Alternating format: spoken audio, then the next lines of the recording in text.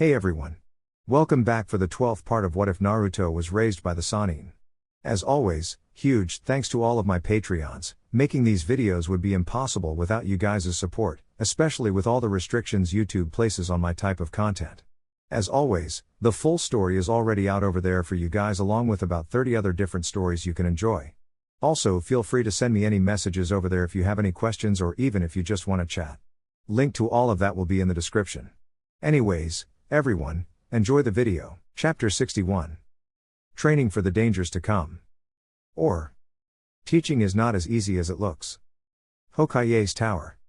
It was early in the morning, and Naruto knew that his father wouldn't have any kind of meeting until at least 2 hours. However, when he arrived at his office, he found through Jiraiya's secretary that it wasn't the case, as somebody was already in the office discussing something with the Hokage. But, who the hell requests a meeting with the Hokage this soon? Naruto asked, a bit frustrated. You did? The secretary, a middle-aged woman with graying brown hair, replied. And if you're wondering, no, I'm not allowed to disclose such information with anybody. Not even with his son. Naruto huffed, and crossed his arms. And how long until Dad's free again? This is kind of important. Everybody who wants to meet the Hokage thinks they have important matters to discuss, the secretary snarked at Naruto. Fortunately, the blonde didn't have to wait much, and in a few minutes, the door to the office opened, and the last person Naruto was expecting his dad would see this soon in the morning walked out. Ino? Naruto asked, confused. Oh, hello, Naruto. Sorry if you wanted to talk with your dad and I made you wait. He's free now, Ino said with a friendly smile. What are you doing here? Naruto asked. He sounded more curious than demanding.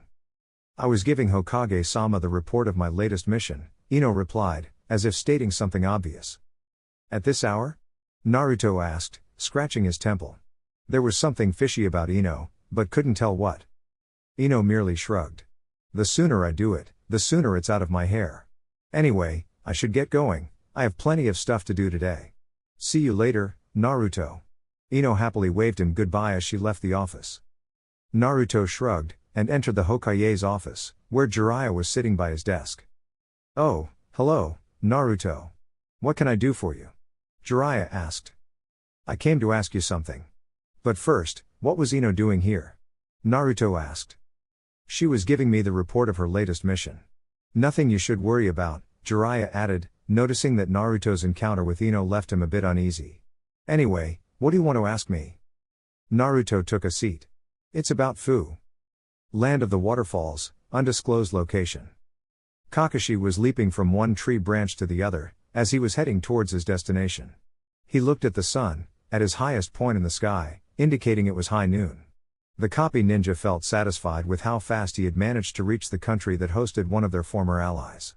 Though with some luck, said alliance should be restored. Okay, Kakashi mumbled, looking around. This is the zone, but I have no idea where I should go. The silver-haired Jonin continued to move forward, expecting to see some patrols or sentries that may direct him to the place he should go. He wondered if he should summon his tracking dogs and have them find the place for him. His thoughts were interrupted when his uncovered eye saw multiple kunai flying at him from higher tree branches. Fast as lightning, Kakashi pulled a kunai of his own, and while jumping backwards, deflected the incoming knives he was unable to dodge. Ah, I was wondering where you guys show up, Kakashi nonchalantly said as he let himself fall to the ground below.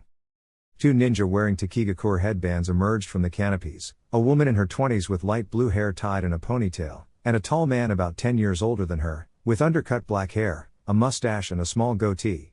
The man started to make hand seals. Water release, syrup shot. The man expelled a stream blue jelly-like liquid from his mouth, which immobilized Kakashi and glued him to the ground when it hit his body. Yakari, now. The man stated. The blue-haired woman nodded as he leapt at Kakashi, doing hand seals before winding her fist back. Fire release, combusting fist. Yakari's fist burst into flames, before punching Kakashi with it, producing a considerable fiery blast. However, when the smoke caused by the explosion dispelled, there was only a charred log behind, much to her shock. Oh, shit. Where is he? The Taki kunoichi asked. Right here, Kakashi said, not dropping his nonchalant tone, as he appeared behind the mustachioed man, and placed a kunai on his throat. Phew, you guys know how to treat a guest, don't you? With such a warm welcome, no wonder Hokage-sama sent me to deliver a mere message. Who are you? What do you want? Yakari angrily asked, as she leapt into a branch close to Kakashi and the male Taki ninja. My name is Kakashi Hatake. I've been sent here by Jiraiya, Hokage of Konoha, in order to inform the Takigakura resistance, which I presume you two are members of, about the incoming attack on your village to drive the Akatsuki out. There was a moment of silence, as if the two ninjas were trying to discern if Kakashi's words were true, or if it was a trick by their enemy. Taishi? Yakari asked her partner. Taishi nodded, making sure not to touch Kakashi's kunai. He's telling the truth. Oh, a censor type, I see, Kakashi said, as he removed the kunai from Taishi's throat. Now that everything's been clarified, can you take me to your base camp? Like I said before, I have a message that I have to deliver to whoever is in charge of the resistance. And no, I can't tell you the message to you too.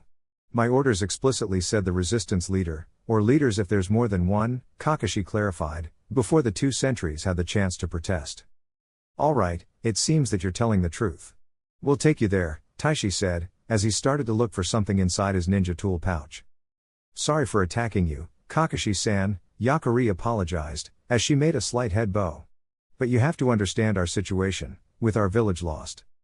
Don't worry, Kakashi said, dismissing her apology with a hand wave. I know what you guys are going through, and I think I wouldn't be too trusting with strangers if I were in your shoes. Before we go, however, you must put this on your head, Taishi said, as he handed Kakashi a black cotton bag. Nothing personal, but all non-Taki ninjas, even allies from other villages, can't know the location of our base. Of course. I can't believe I wasn't expecting it, Kakashi said, as he took the bag and placed it on his head. Guess I won't be able to enjoy the sights this country has to offer while you guys take me there. Pity. Taishi carried the blinded Kakashi piggyback as he and his partner headed towards their base camp. After about 15 minutes, Kakashi was sure they made several detours, so he'd have a harder time remembering the way with his other senses. They arrived the base camp, and the silver-haired Jonin was allowed to see again. Kakashi found himself entering campsite. It was exactly as he imagined, several rows of camping tents, some bigger than others, a few piles of crates containing what he guessed would be supplies of both the battle kind, such as kunai and shuriken, and necessary goods like food or medicine, torches scattered around, all of them unlit, given that it was daytime, and Taki ninjas doing a variety of activities, such as menial tasks, talking, sparring, sharpening their weapons, and so on. The copy ninja saw a small group of Taki ninja walking towards him. Leading them was a square-jawed man with spiky black hair. For some reason, he had the feeling he had seen this man somewhere. Yoro-sama, Yakari began. This is Kakashi Hatake, from Konoha. He brings news from his village. Very well then. Welcome to our camp. This pretty much what the true Takigakura is now, Yoro told Kakashi, as he spread his arms in an enthusiastic manner. Thankfully, things won't stay like this for much longer. Hokage-sama has ensured the cooperation of both Sunagakure and Kirigakure. With 3 great villages joining forces, retaking Takigakura will be child's play, Kakashi explained, as he gave Yoro an eye smile. Yoro smiled in return, letting out a sigh of relief. It's really good to hear that. Morale will improve a lot when our comrades here were going to have such a huge support. Hokage-sama knows the threat of Akatsuki, especially since his oldest son is a Jinchuriki, Kakashi told him. Oh, speaking of which, what happened with Fu? I heard rumors that she managed to escape to Konoha, but we were unable to confirm them. Is that true? Is she in Konoha? Is she alright? Fu is alright, you have nothing to worry about her. We're taking good care of her, Kakashi said in a reassuring manner. Yoro chuckled. Hey, good luck with that. Fu can be quite the real handful, despite her age and rank. She didn't grow up, she just became bigger. Oh, now I remember, Kakashi said in realization. You were one of the 2 ninjas that came with her during the past Chunin exams held in Konoha, right? Yoro laughed awkwardly. I can't believe you still remember that. I thought that Fu would get all the spotlight, given that Kagan and I faked our defeats during the preliminaries. I usually have very good memory for faces, Kakashi stated. I knew that there was something suspicious about you too, but when I heard that you were Jonin. Shibuki-sama was afraid that sending Fu to another village unprotected would be too risky. That's why he sent us with her, Yoro explained. Wait, doesn't Fu had her own teammates or sensei? Why did you have to go through such charade that the Hokage ended up finding out anyway? Kakashi asked. Well, Fu, She doesn't have a squad in the traditional sense of the word, Yoro replied, sounding uneasy. Kakashi raised his only visible eyebrow. Elaborate, please. Fu had some trouble adapting to her squadmates. Between her exuberant and eccentric personality, status as a Jinchuriki, and closeness with our village leader, she always ended up on bad terms with her teammates. She went through 4 different teams before we finally give up and decided to give her personalized tutoring, Yoro explained. I see. It wasn't just one of 2 things, but several elements that gave her a hard time making friends and connecting with others, Kakashi pointed out. Yoro nodded. Which was a pity, since Fu is one of friendliest persons that ever walked this world. We were glad she able to make friends during her short stay in Konoha. If she wasn't a Jinchuriki, I'm sure Shibuki-sama would have let her go there for a visit from time to time. Though it's no coincidence that the people she ended up befriending were the friends and former classmates of Naruto Uzumaki, our village's Jinchuriki. They more than likely were able to see past her status and judge her by the strength of her character. Knowing that she's okay in Konoha will also act as moral booster for our troops. We're the only minor village with a Jinchuriki, and she's like a symbol of pride for all of us, Yoro stated. Soon you'll be proud of her, though not for the beast that hosts inside her body, but by the actions she will take to help liberate the village, Kakashi thought. Training Ground 8. One of the requirements for a proper flight is to create a shield of chakra around your body, but mostly your face, Fu explained. Not only to protect your body from the cold of higher attitudes, but also to stop dirt floating in the air to get into your eyes, as well as not accidentally swallow insects. Unless you like to do that, I'm not one to judge. Albeit Shino-kun isn't going to like if you do such a thing. As Fu's mind drifted into one of her rather usual aimless ramblings, Hinata and Hanabi followed their teacher through the sky. Right now, they were only slowly flying in circles as they learned the basics of proper flight. The Hyuga sisters were rather surprised to learn how many things there were to flying. Fu made it look so easy, but that was only the years of experience showing. The chakra shield was only the tip of the iceberg. They had to learn how to sense wind currents in order to maximize their speed, how to jump from one wind current to the next, choose the proper attitude to fly depending on what speed did you want to go, adapt their stomachs to resist height-induced stomach sickness, and many more things. They would take a lot of time before they could reach Fu's level of expertise. The mint-haired girl interrupted her own ramble when she noticed that Hinata and Hanabi were struggling to keep her pace. She stopped mid-air. Am I going too fast? She asked them. The sisters stopped in front of her. At the very least, they had mastered how to remain in mid-air stationary. Fu guessed it was their lack of a need for wings that allowed her to master rather quickly something she still had trouble with. Flying while keeping the shield active is far more complicated than I would have guessed, Hanabi admitted, her older sister nodding in agreement. It's like those chakra control exercises. Fighting somebody on a wall or on water was hard at first, but you get the hang of it with enough practice, Fu nonchalantly explained, as she shrugged. So, you want to take a rest? Hinata looked at Hanabi, who looked back at her pleadingly. Yes, please. It would be appreciated, Hinata replied. Fu's mouth formed a cheery smile. All right then. And with that, the 3 kunoichi landed on the ground. Fu's wings disappeared into her body. Hinata and Hanabi started to pant, as if they just made some brutal training exercise with Mitogai. My, look at how exhausted you look, Fu said, sounding so bright it was borderline obnoxious. I'm not that strict of a teacher, am I? No, but this is, well, it's way harder than it looks, Hanabi replied between pants. Then, she smiled. But it's really cool. I know, right? Fu replied, just as excited. Those landwalkers will never know the amazing feeling of seeing the world from so high above. That's why, when I met Shino for the first time, I had to share such an experience with him. Occasional screaming aside, I think he enjoyed it. Hey, Nei-chan, maybe you should take Naruto to a flying date. Hanabi happily suggested. Now, that's something I wouldn't mind trying, Hinata said, as her lips formed a smile while her mind imagined the possibilities. Though I don't think I'm strong enough to carry Naruto-kun into the air for long. Oh, don't worry, I have the best solution. Just follow the same training Shibuki gave me, and soon your arms will be as thick as mine. Fu proudly boasted as she flexed her rather impressive biceps. That's tempting, but I think I'm going to pass, Hinata replied, trying to sound as polite as possible. For the time being, let's stick to the flight, okay? Fu shrugged. Your loss. Hey! A new voice called.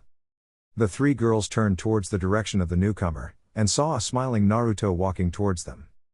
Naruto-kun, Hinata said, as she ran at him with renewed forces. She wrapped her arms around his neck and greeted him with a kiss on his lips. "Hello, Haim," Naruto happily replied. "So, how's the training going?" "Slow, but we're progressing," Hinata replied. "Did you come here to see us train?"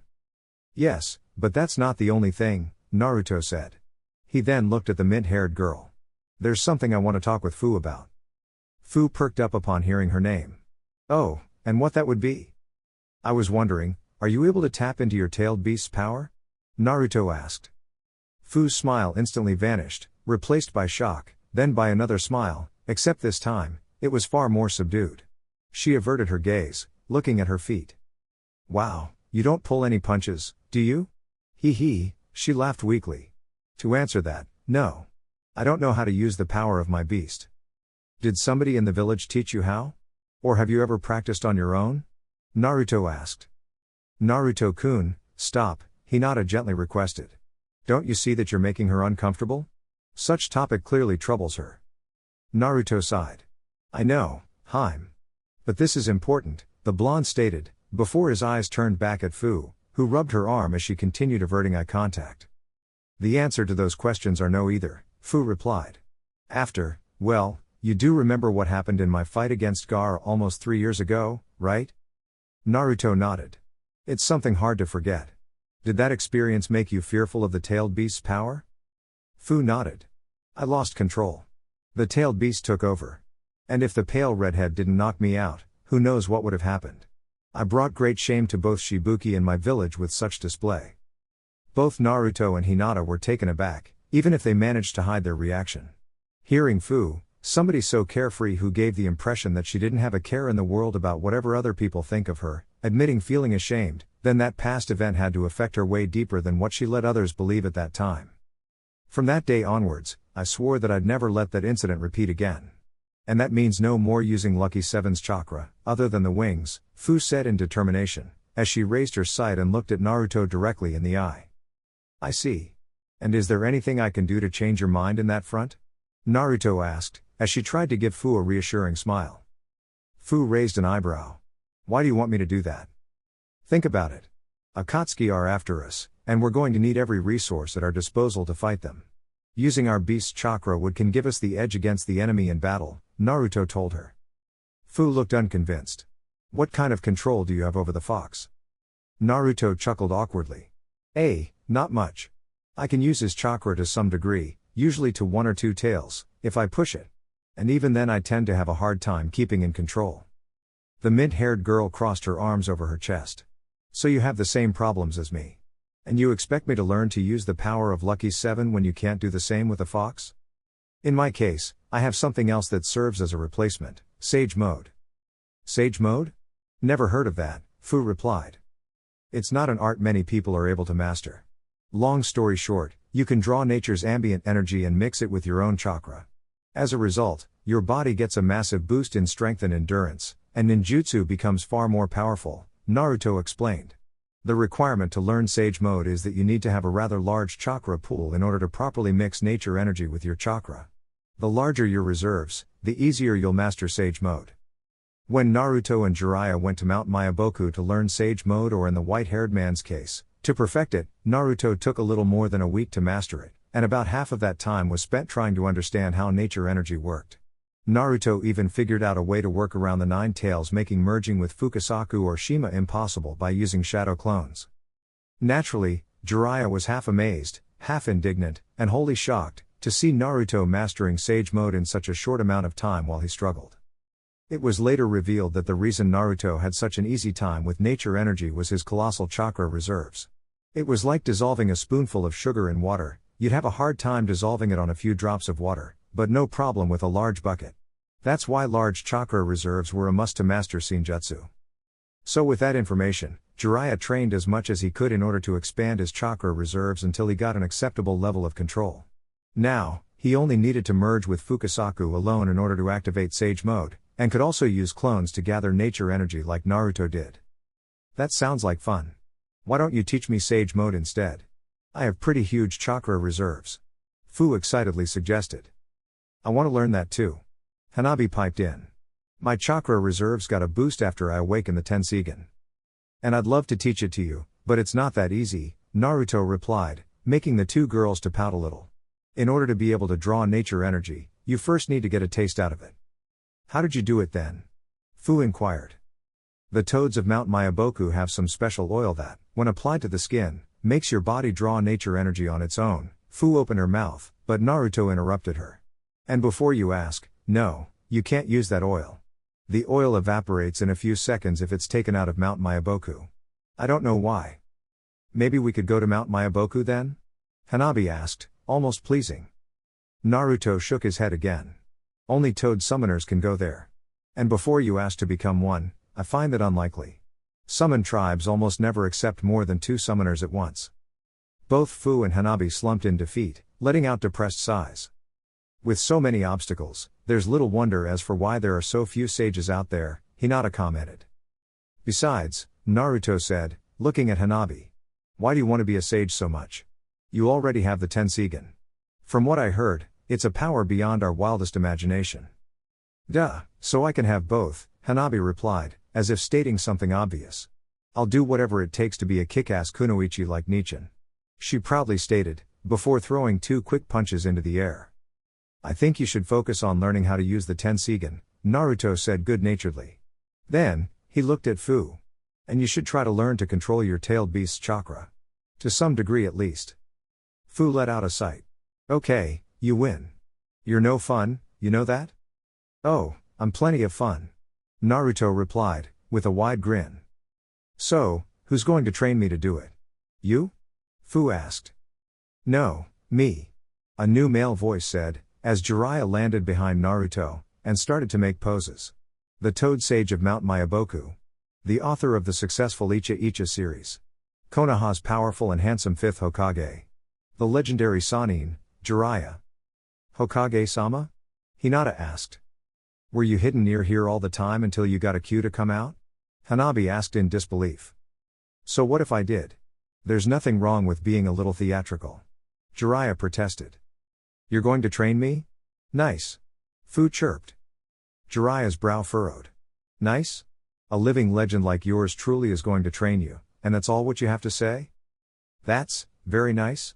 Fu asked, looking as if she trying really hard to think something else. Is that better? With all due respect Hokage-sama, I know it might not be my place to ask, but aren't you supposed to be working right now? Hinata asked, trying to sound as deferential as possible. And I am. I'm a shadow clone reinforced with Fuinjutsu for increased durability, Jiraiya explained. Anyway, let's get to the training already. You too, Naruto. It's been a while since we last trained you on the Nine Tails chakra. Training Ground 3. After Hinata and Hanabi went home, Jiraiya took Naruto and Fu to another training field so he could start their specialized training. Okay, we'll invade Takigakura in a few days, so we'll only have time to teach you some basic stuff, Jiraiya's clone began. First of all, tell me what do you know about your tailed beast? Fu raised an eyebrow, looking a bit lost. Not much, honestly. Is it important? It is, it was Naruto who answered. The more you know about your tailed beast, the better you'll be able to use its power.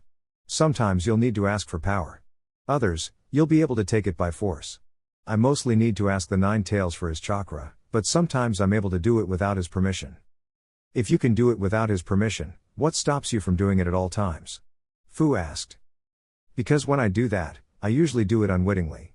If I'm overwhelmed by an intense emotion, like anger, I'm able to draw the Nine Tails chakra. But I'm at risk of losing myself to the rage when doing it, Naruto explained. Fu's eyes saddened. Like what happened to me when I drank the hero water. Indeed. The water allowed you to tap into your beast's chakra freely, but it also allowed it to influence you to a greater degree, Jiraiya interjected. In my experience, when it's the beast the one who allows you to use their chakra, it's when there's the least risk in using it, Naruto added. Because you're in a calmer state of mind? Fu guessed. Exactly, Naruto told her. Fu smiled and clapped childishly upon guessing it right. That's why the first step is to try to create a bond with your tailed beast so they'll be willing to lend you their chakra. Fu started to grow uneasy, as she started to rub her arm. Do you think that's a good idea? Don't worry, I'm here if things go out of control. I have a set of sealing tags able to suppress tailed beast chakra, Jiraiya assured her. Well, we can try but. Fu began, leaving the sentence unfinished. But? Naruto asked. But after the Chunin exams, I kinda rebuffed all of Lucky Seven's attempts to talk with me. I don't think she'll be very eager to let it go. Naruto was going to point out that it was thanks to her tailed beast that she was able to call for help and evade Akatsuki. But then again, it could also be the beast saving her own skin. After all, he used a similar trick with the 9 tails in order to get his chakra. Okay, now, let's try to make contact with your tailed beast. Given that we have 2 Jinchuriki, I'd like to try something that I have been thinking. First of all, sit in front of each other with your legs crossed. Jiraiya instructed. Naruto and Fu did so. Okay, now hold your hands. This time, the 2 teens weren't as obedient. Both of them started to feel a bit uneasy. Jiraiya just rolled his eyes and groaned. Come on, I know you two have a significant other, but I'm only asking you to hold hands, not to kiss. An exasperated Jiraiya snapped. Naruto and Fu quickly obeyed the Hokage. Okay, now close your eyes, and try to synchronize your chakra with each other. As you do, think in your tailed beast, and let your chakra drag you to them. Jiraiya's voice started to sound more and more distant, as if the Sannin was slowly walking away. Naruto was already aware of what was going on, but it was something new to the green-haired girl. Hokage-sama? What do we do now? Fu asked, but got no response. Hokage-sama? He's no longer with us. At least not in this place. Open your eyes, Naruto instructed. Fu did so, and gasped. She was no longer on the grassy training field, but she was unable to find the word that properly described the place. It was some kind of large chamber made of a nondescript light brown material. Several torches on the walls provided some dim light to the place. Where are we? Fu asked. Since you're a Jinchuriki, a pocket dimension exists within you where your tailed beast is sealed. I presume this is such place, Naruto explained. But much to the blonde's confusion, Fu shook her head. No, I already talked to Lucky Seven before, and this place looks nowhere like where she's sealed, Fu replied. Maybe this is your seal? It's both, and it's neither, a new voice said, a voice that was foreign to Fu but familiar to Naruto. 9 tails? The Konoha ninja asked. Wordlessly, Naruto and Fu started to walk towards the place the voice came from. Much to their surprise, when they reached one of the chamber's end, they saw 2 gigantic cell gates. The 9 tails was in the one to the left, while the 7 tails was in the rightmost one. Whoa! What the? Since you synchronized your chakra, the dimensions where we're sealed have been temporarily merged, the 7 tails explained. Not that it's too big of a change for us, as you can see, the fox dryly said as he flicked one of the heavy bars with one of his fingers. Hey, at least we now have each other to make us company, the giant beetle chimed in. I take that back. It's changed for the worse, the 9 tails grumbled. Aw, don't be like that brother, the 7 tails whined. You must feel all lonely on that cage. I certainly do. I am. But then I think that it could be sealed with you or the rest of our dim-witted siblings, the 9 tails fired back. Enough you two, Naruto shouted. We didn't come here to see you squabble. The 9 tails scoffed. I couldn't care less about what you two came to do here. I do. What did you come here? The giant beetle asked excitedly. Wow, this beast is almost as overexcitable as Fu. You'd think they would get along just fine, Naruto wondered. We came here to try to fix things up between you two. I know that the fox is a lost cause, but from what I see of you, there might still be hope. There is. The 7 tails happily chirped. Fu crossed her arms and looked away. It was obvious that the memory of the Chunin exams was still in her mind despite being almost 3 years ago. I'm willing to help her, but she doesn't want to. Not even when that Akatsuki guy almost got us. You already proved to me you can't be trusted. If that pale redhead wasn't as strong as he was, we could have killed him. Fu protested. Oh come on, the boy had Shukaku with him, there's no way we could have made any permanent damage, the giant beetle feebly protested. Besides, it was the first moment in a long time that I had some semblance of freedom, so I got a bit carried away. Fu, however, continued to give her tailed beast the cold shoulder. You should at least listen to her, she's willing to cooperate with you, Naruto advised Fu. The 9 tails only threatens to kill me and everyone I love at every opportunity. Yes, and you better remember those words, you puny human. The 9 tails growled, but Naruto ignored him. See? He told Fu, as he rolled his eyes. Fu still looked unconvinced, but decided to listen to her fellow Jinchuriki. I guess I could give her another chance, since these Akatsuki guys are a rather big threat and I'm going to need more power. Fu weakly conceded. See? That's the spirit. The next time we face that guy, use my power and tables will turn. The Seven Tails happily claimed. I still have the feeling that you only want to have a chance to escape your seal. Fu grumbled. Can you blame me? The Seven Tails replied. But don't worry, I have my priorities straight. It's not that I could keep a low profile in my true form, but anyway. If you don't trust me, just try using a little of my power. Enough to make a difference, but still not enough to let me influence you. Deal? Fu remained silent, but visibly conflicted. After she silently pondered her options, she reluctantly nodded in agreement. All right. But the moment you step out of your bounds, Fu threatened, as she pointed an accusatory index finger at the caged beast. I get it, girl. You won't have to worry, promise. The Seven Tails said, raising all 6 arms defensively. Okay then, let's get started. Wait, you want to give me your power right now? The green-haired girl asked. Why not? That way you can get a taste after such long time.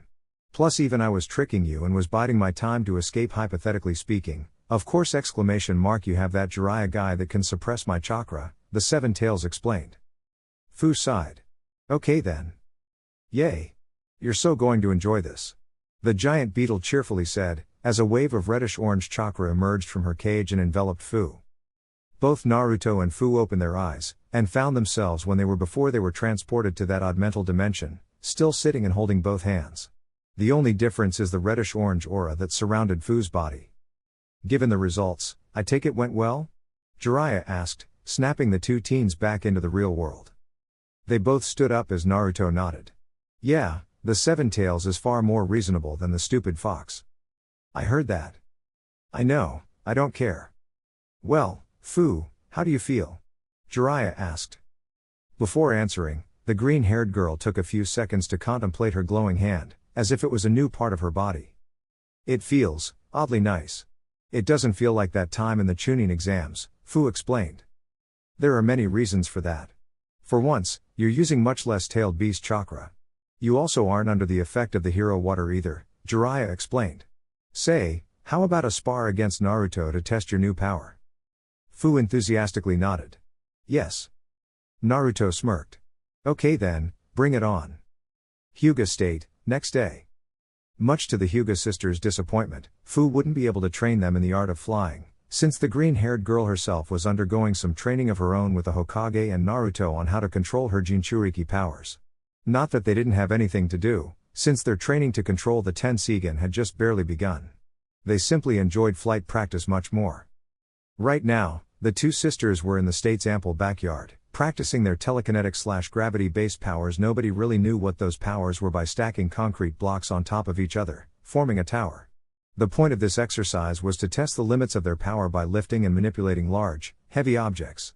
Another similar exercise was to use lots of tiny bits of wood, which helped them refine their control by handling multiple small objects. Watching over their training was Takuya, the high priest of the acolytes. Despite not having a Tensigen, not even a Byakugan, the man proved himself to be a competent teacher. I've read the scrolls and books detailing the powers of the Tensigen many times during my life. If I had one, I'm confident that I'd be able to master its powers with reasonable aptitude, the old man had replied when Hanabi pointed such thing out. Can I read those scrolls too? I'd prefer to choose what I get to train on, Hanabi said, as she lazily placed a block on the top of the tower, which briefly threatened to fall. Hanabi-sama, training can't be done in the order we wish. I know these exercises must be tedious, but the Tensigen is no ordinary ability, and great skill honed through practice is needed in order to fully master it, Takuya patiently explained. There has to be a better way to learn this, Hanabi said as she stomped towards the small pile of books and scrolls that were resting on a bench, which Takuya was using for their training. The young, impatient Hyuga skimmed over the texts, until she found something worth her interest. Aha! This sounds pretty exciting. Why don't you teach us how to do this? Takuya walked towards Hanabi, picked up the scroll the young girl was holding, and read it. A disapproving expression appeared on his face. The truth-seeking ball? I think this is far too advanced for somebody who had just begun her training, Takuya said, shaking his head. Can I see what this truth-seeking ball is? Hinata asked, walking towards her teacher. Takuya nodded and wordlessly handed the Hyuga leader the scroll. Truth-seeking ball. Also called truth-seeker orbs, this jutsu is the ultimate elemental combination, as they're composed of all 5 basic elements, as well as yin and yang. Across history, very few individuals manage to acquire this power, as it is not something a normal human being can attain, regardless of their strength, skill or determination. While she found such description fascinating, there was something about it that made little sense. "Wait a minute," Hinata said, as she stopped reading. "In order to combine 2 elements, one need to have affinity to said elements, and I know it's neither the case with Hanabi nor me. We had our elemental affinities tested. I'm just lightning, and she's just fire." This seemed to amuse Takuya. "But you tested your affinities before awakening the Tenseigan, right?" "Yes, but awakening it didn't change our affinities," Hinata replied. Seeing Takuya's expression, her confidence in her words faltered. "Right? Why do you have to take my word for it? I'm sure you can see it for yourselves if I'm right or not," Takuya told them. Hinata wordlessly left the backyard. She returned a couple minutes later with 2 pieces of chakra litmus paper, and handed one to Hanabi. "Okay, let's see," Hinata said, as she and Hanabi channeled their chakra into the paper. Whoa! Much to the sisters' shock, the paper quickly crumbled while turning wet, was sliced into multiple bits that turned almost immediately into dust, which ignited into small explosions as if it were gunpowder. What?" Hinata dumbly stammered. "So, do you believe me now, Hinata-sama?" Takuya asked, savoring the moment of validation. Hinata silently nodded. This is so cool." Hanabi loudly cheered, as she threw both fists into the air. "All 5 elements. Just wait until I tell Kaida. She's going to be so jealous." While Hanabi continued cheering and planning all the cool things she'll do with all 5 elements at her disposal, Hinata continued to read the scroll. Once again, she stopped reading when she reached something that left her a bit puzzled. Before any attempt to produce truth-seeking balls can be made, the user must have a certain level of mastery over the Tenseigan chakra cloak. Tenseigan chakra cloak? What is that? Hinata asked. The Tenseigan chakra cloak is a state that brings to the surface the power of the Tenseigan. You need to awaken it in order to have access to most of its abilities, Takuya explained. Wait, but we are already using Tenseigan abilities without that mode. Hanabi pointed out. Your kinetic abilities are nothing but a scratch in the surface. Or did you think moving objects from afar with your chakra was all the eyes of the Sage of the Moon had to offer? Takuya asked. Then why aren't we learning how to use this mode, instead of working with concrete blocks? Hanabi asked, her exasperation growing with each second. We're doing exactly that. Takuya replied, who was also becoming a bit heated. 6 paths chakra is hard to control, and these exercises will help you in that regard. Takuya-san, maybe my little sister expressed it in a rash and impatient form, but I agree with her in this regard. Our chakra control is already good enough, Hinata softly said, trying to sound reasonable. I was wondering if you could speed up our training. We're going to face powerful enemies in the near future, and we can't take a lot of time trying to master this new power. Takuya crossed his arms over his chest, and pondered the Hyuga's words.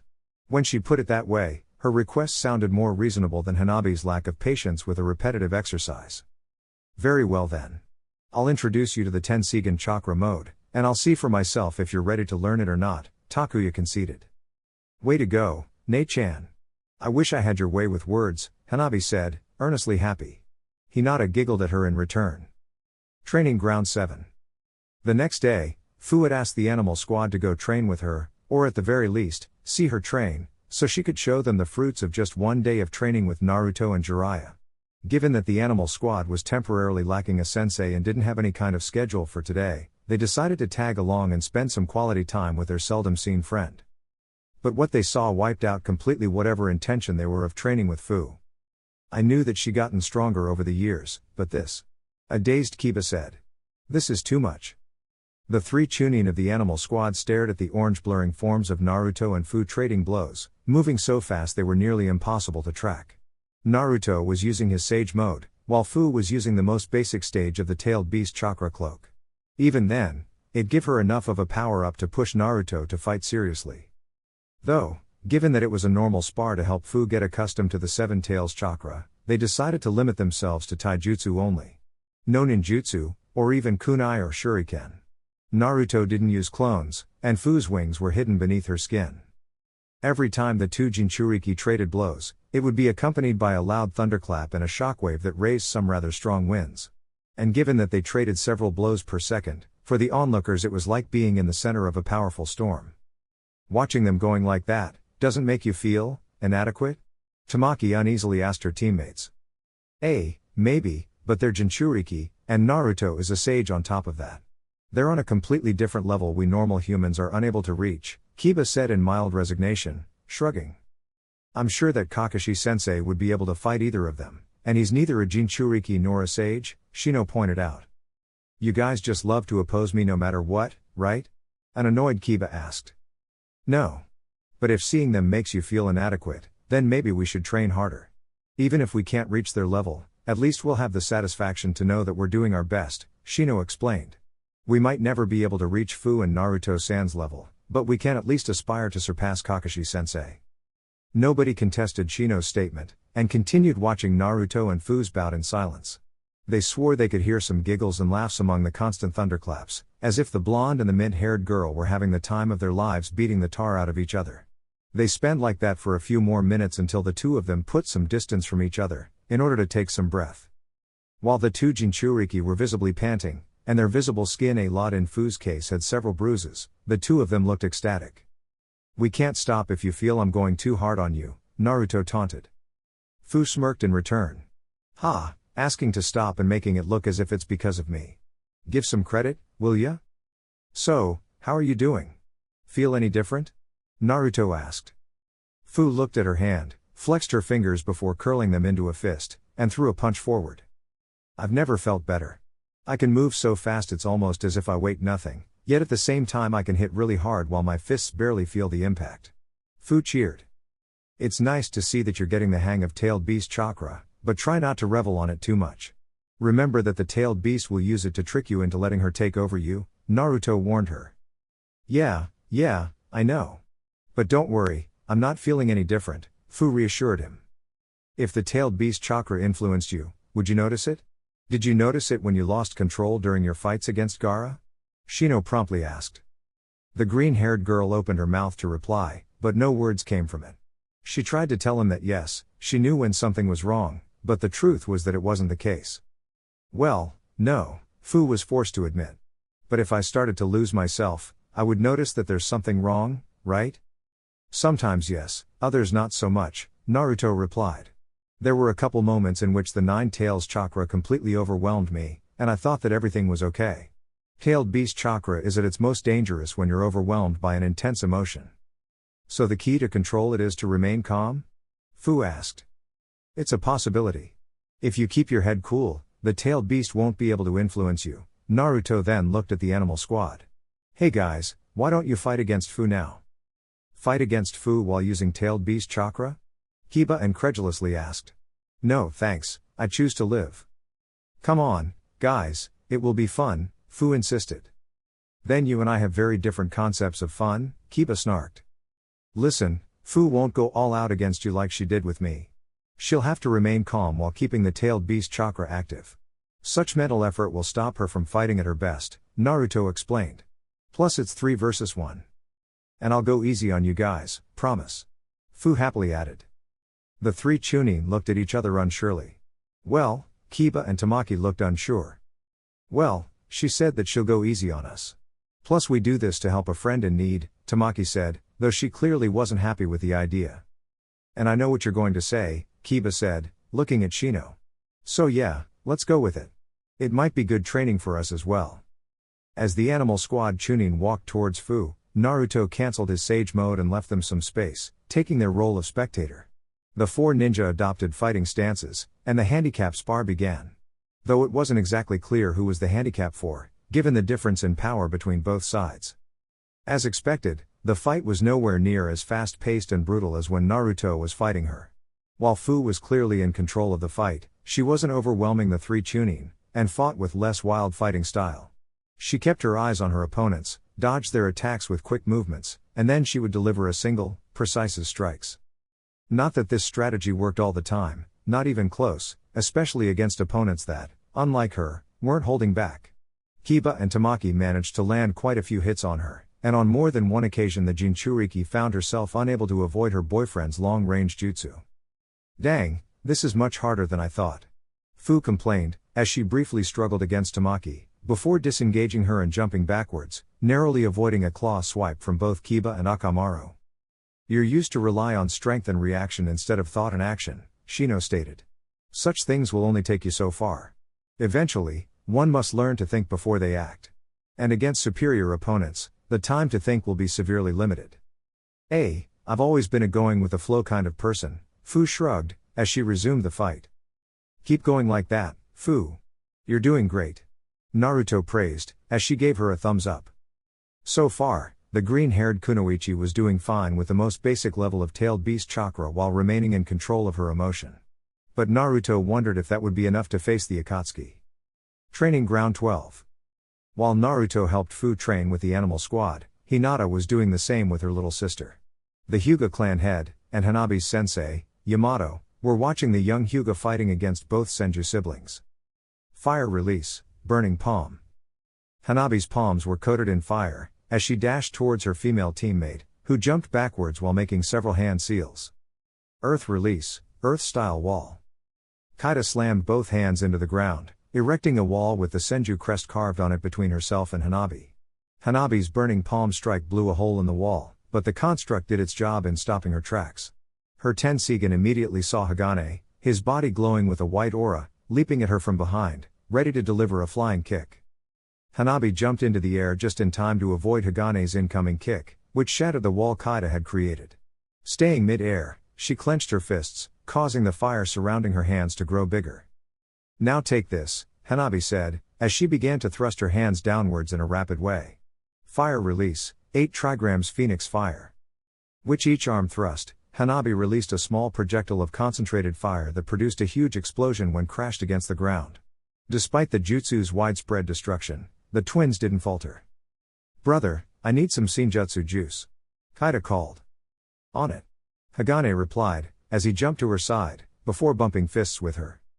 Hagane's white aura spread to Kaida. From above, Hanabi could see how some of Hagane's nature energy was being passed to his twin sister, and the two of them started to make hand seals. Water release, wild water wave. Wind release, cyclone vortex. Kaida's cheeks puffed, before releasing a massive stream upwards, while a tornado came from Hagane's hands.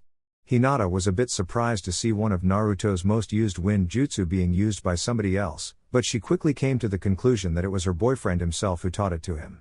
The two attacks merged into a massive, spiraling water vortex that engulfed and contained the explosions of Hanabi's jutsu, as it continued upwards, threatening to swallow the younger Hyuga. Seeing no other options, Hanabi descended in order to avoid the twins' combined jutsu, which flew above her head, spraying everything below it. Wood release, deep forest emergence. Hanabi had been so preoccupied with avoiding the combined elemental blast that she hadn't noticed the white-haired girl preparing her next move. Thick wooden vines emerged around her, and launched themselves at the young Hyuga. "Ha, got you. Where's your six paths chakra now?" Kaida taunted. A fiery aura surrounded Hanabi as she started to spin. "I don't need six paths chakra to avoid such an attack." Fire release, heavenly firestorm. Hanabi turned into an spiraling column of flames that instantly burned all the emerging vines, while releasing several firebolts in every direction.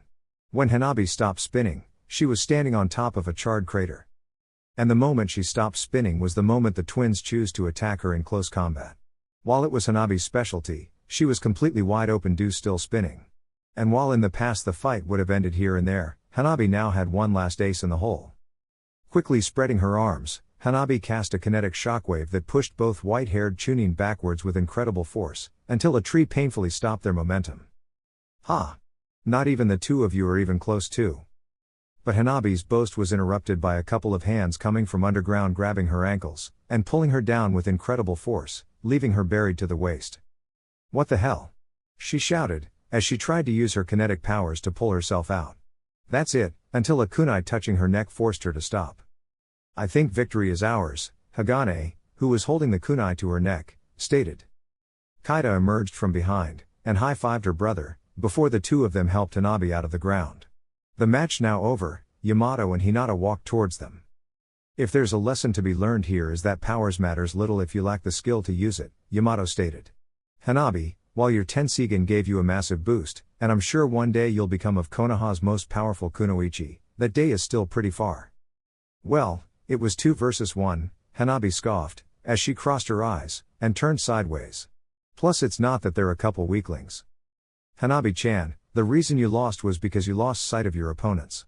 With your Tenseigan you should have seen that Kaida had created wood clones to distract you while she went underground, Hinata stated, sounding chastising, but not demeaning. You need to take care of those kind of details now that you're a Chunin.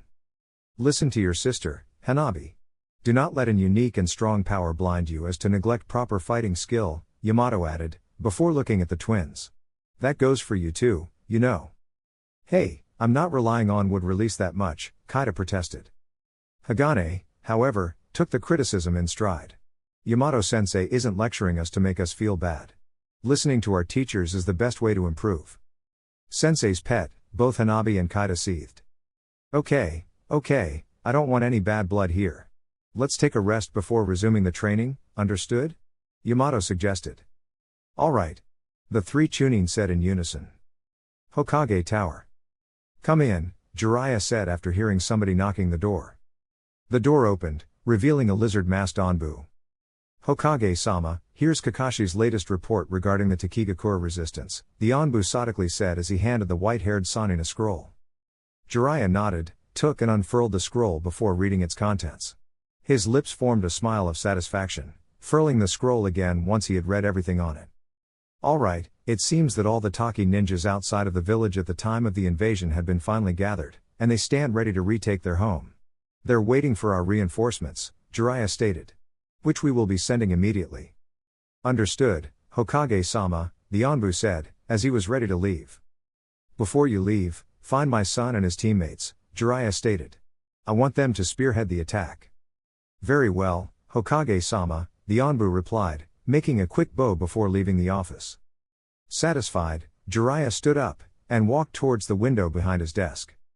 Alright, Akatsuki, you thought you can do whatever you want with no one able to stop you, Jiraiya said to no one, as his gaze drifted to the village before his eyes. We're about to prove you wrong. Chapter 62. The Battle for Taki. Or. You catch more foo with honey than vinegar. It's a pity we have to abandon this village, Hidan said, sounding a little saddened. I couldn't even get started on the construction of the Jashin Temple. I thought there was already a Jashin Temple in the Land of Springs. Wasn't there where you were trained? Kakuzu asked. Well, yes, but the temple was in the middle of fucking nowhere. Jashin-sama would be mostly pleased if I build a temple to him in the heart of a ninja village. Oh well, guess that another slaughter will have to do, Hidan said, with his usual sadistic glee. Do as you wish, Kakuzu apathetically replied, as from their vantage point, they watched the activity going on in the village below them. A messenger had arrived with the news that the Taki resistance, alongside reinforcements from Konoha and Suna, were heading towards the village. Kakuzu and Hidan, pretending they cared about keeping the village, had ordered everybody to put a defense and repel the invaders, even if they did know that the village was already lost and those poor idiots would die for nothing. Well, not for nothing. Maybe if they managed to kill some enemy ninjas before going down, their lives would weaken Akatsuki's enemies even if just a little. Even if he would never admit it, Kakuzu felt it was a pity he couldn't keep the village for longer. It was a place that he hated like no other, and having it under his control would have been his ultimate revenge. Anyway, I'll better get everything ready. You stay here and keep them busy. Try to kill some of them if you can, Kakuzu told him as he turned around, and walked away. How are you so sure the Jinchuriki will come to us? Hidan asked. I know how she thinks, Kakuzu confidently said, before body flickering away. I know how she thinks, Hidan mockingly repeated. I'm Kakuzu and I'm a fucking smartass that knows everything, yet doesn't worship Jashin-sama. Oh well, at least he gave me the fun part of the mission. Meanwhile, not far away from there, said group of ninjas, about 500 strong, were leaping from one tree branch to another, getting closer to Takigakure. The Konoha and Suna ninja would expect traps or an ambush the more they got closer, but the Taki ninjas told them that the Akatsuki wouldn't bother with that. The secret entrances to Takigakure were pretty much bottlenecks, and the defenders would use that to their advantage. That's why they decided to send their strongest asset to deal with such situation first, Naruto Uzumaki. The blonde Jinchuriki would infiltrate Takigakure on his own, create some ruckus with his clones and summons, and thus allowing the bulk of their forces to enter the village unimpeded. Right now, he was being led by a Takigakure Jonin, a blonde-haired man he remembered from the Chunin exams as one of Fu's teammates. Kagan was his name. They stopped when they reached a small waterfall that fed into a lagoon. "Here we are," Kagan announced. "So, where's this secret entrance? Behind that waterfall?" Naruto guessed. "It is," the Taki Jonin confirmed. "That's kind of cliché," Naruto pointed out, crossing his arms over his chest. "It's not a direct way into the village," Kagan replied, a little annoyed. "Behind this waterfall there's a grotto. Said grotto is pretty much a maze where you will get lost unless you know where to go." The blonde Taki man handed Naruto a small scroll. "Follow the indications on this scroll, and you'll be able to reach an entrance at the edge of the lake." Naruto nodded as he took the scroll. "Understood," he replied, as he gave Kagan a thumbs up. "Make sure you're quick, because the moment I return to the others and tell them you're inside, we'll wait only 10 minutes to attack. Will you be able to clear a zone big enough for our forces to enter unimpeded in such little time?" Naruto smirked confidently. "I'll only need 5 minutes. For the sake of our village, hope you can back those words up," Kagan replied. "Anyway, now you'll be on your own. Good luck." And with that, Kagan leapt away, leaving Naruto to his mission. Despite his initial impression, he had to admit that the secret entrance wasn't as lame as he thought. Without the scroll telling him where to go, he would have gotten lost in no time. Or maybe I could summon an army of clones and have them move around until one of them found the exit, Naruto thought, pleased with his idea. The blonde Jinchuriki exited from a small hole in the ground that was hidden by several strategically placed bushes. From that point, he could see the village of Takigakure.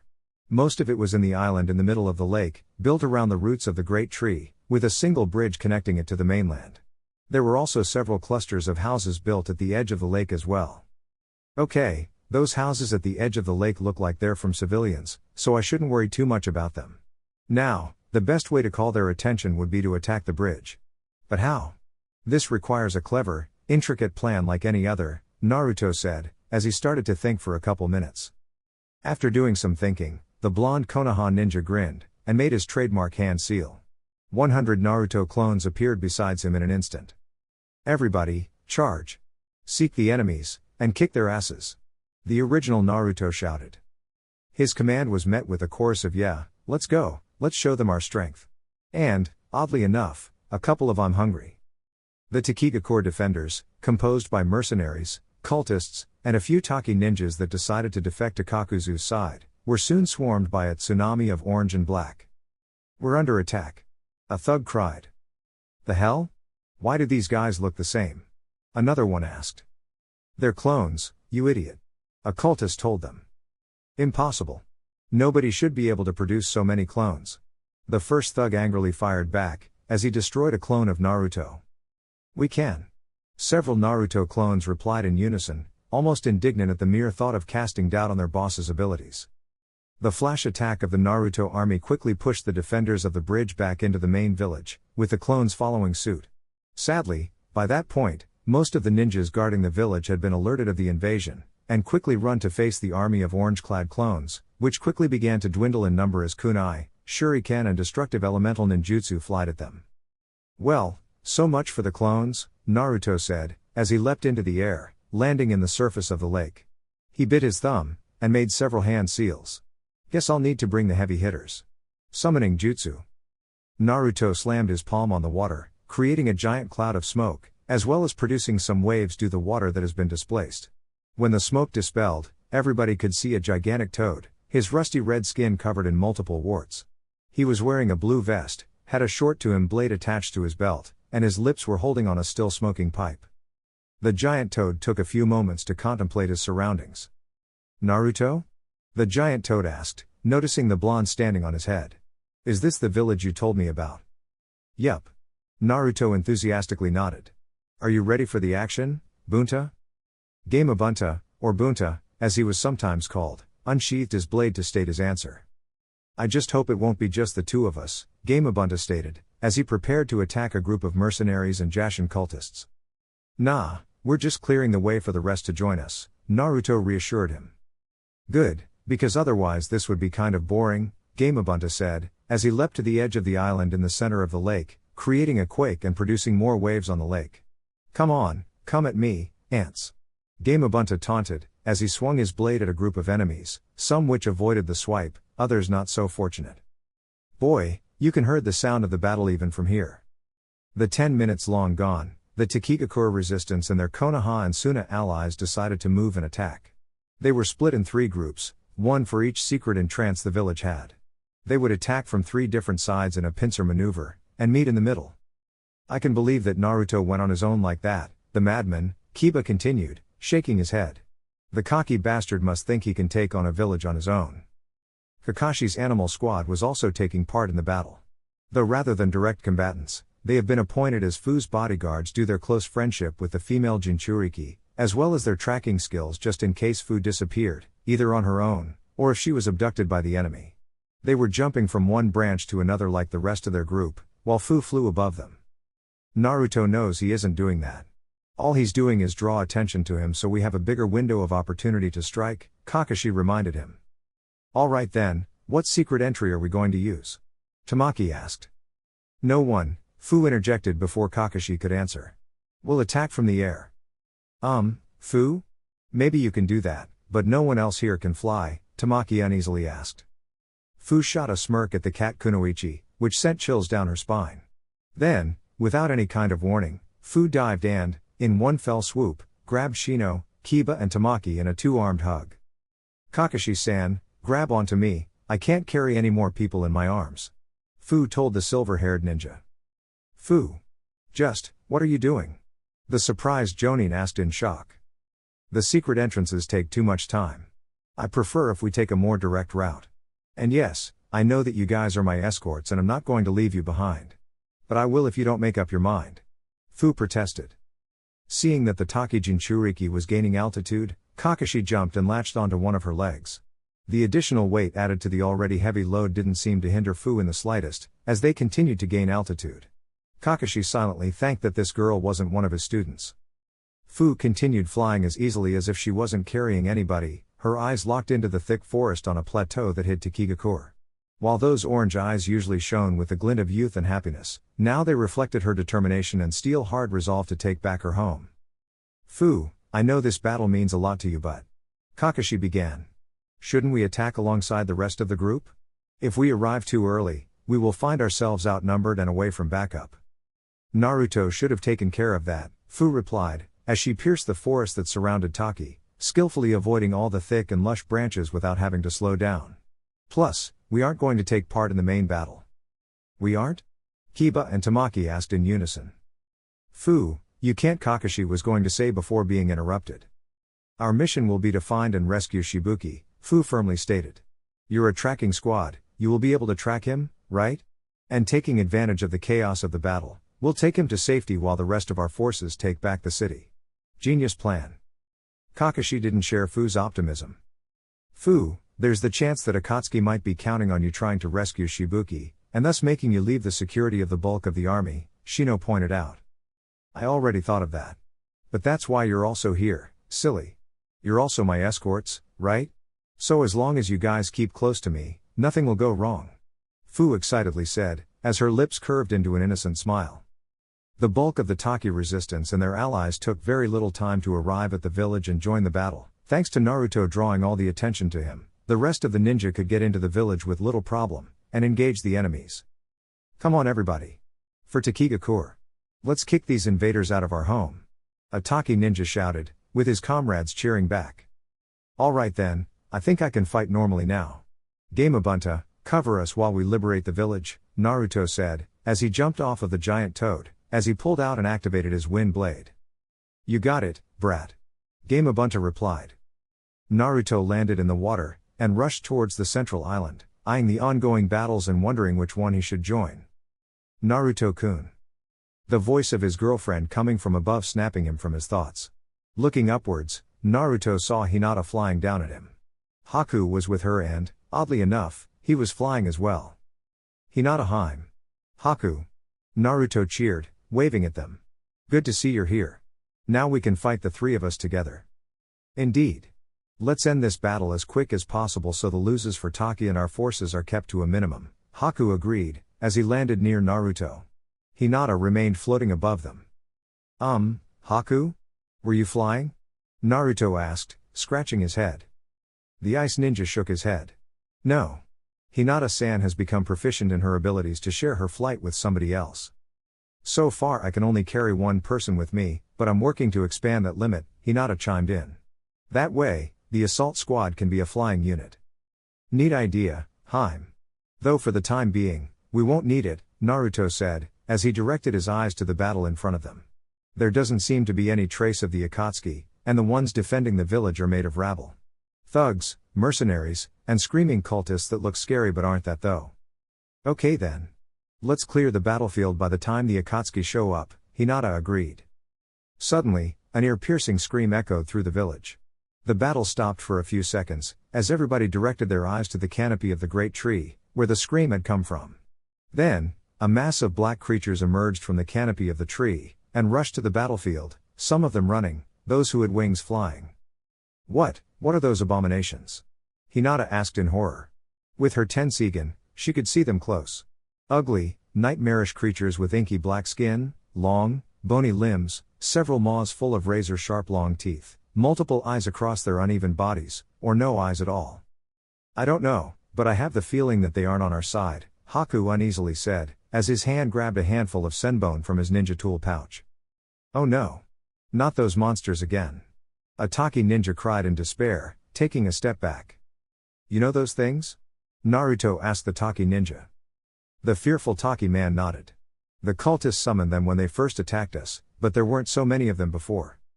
Of course, it would be naive on our part to think that this would be easy and that Akatsuki wouldn't have a nasty surprise in stock for us, Naruto said, sounding a bit annoyed, but he quickly lightened up. But if there's no challenge, there's no fun. Hinata, Haku, let's focus on those creatures while the rest of our forces deal with the human opponents. Alright. The two of them chorused in unison, as they followed Naruto towards the incoming charge of demonic creatures. Meanwhile, not far away from there, but far enough from the main battle, Fu and Kakashi's animal squad had located the Akatsuki, and were heading towards their alleged location, with Shino leading the group. Given the threat Kakuzu made, Fu guessed that Shibuki wouldn't be far away from them. How do you know where they are? Kakashi asked his quiet student. During our brief confrontation, I had a Kikai beetle latched onto the Akatsuki that was chasing Fu. Said beetle is now releasing a pheromone only my hive of Kikai can smell, Shino explained. Good one, Shino. I'll have to give you a really big reward for being so efficient. Fu cheerfully said, winking at her boyfriend. Shino blushed for a few seconds. That's very nice of you, but let's leave the celebrations for the moment the Akatsuki is defeated and Taki is again free of its grasp. Akamaru then barked. Guys, Akamaru can smell him as well, Kiba stated. He says that he remembers the foul scent of his chakra. Wherever they go, they won't evade our senses. Alright then, everybody, prepare for an imminent fight. And Fu, stay close to us. I know what you must be feeling right now, but don't stray away, that's what Akatsuki wants. Kakashi sternly stated, looking at Fu with his one visible eye. Don't worry, I won't let those bastards capture me so easily, Fu replied. We're heading out of the village, Tamaki mentioned. And indeed, the others noticed that they were heading towards the forests west of Taki. I think they're moving, Kiba added. My guess is that they know we're coming, and are taking us to a trap. Or they just simply want to isolate us from the rest of our allies, Kakashi stated. Probably both. All of them tensed up the moment they left the village and entered the forest. Now, they would be alone. Whatever Akatsuki had prepared, it wouldn't be pretty. Fu, do you know if there's something around here? Something the Akatsuki could use against us? Tamaki asked the green-haired girl.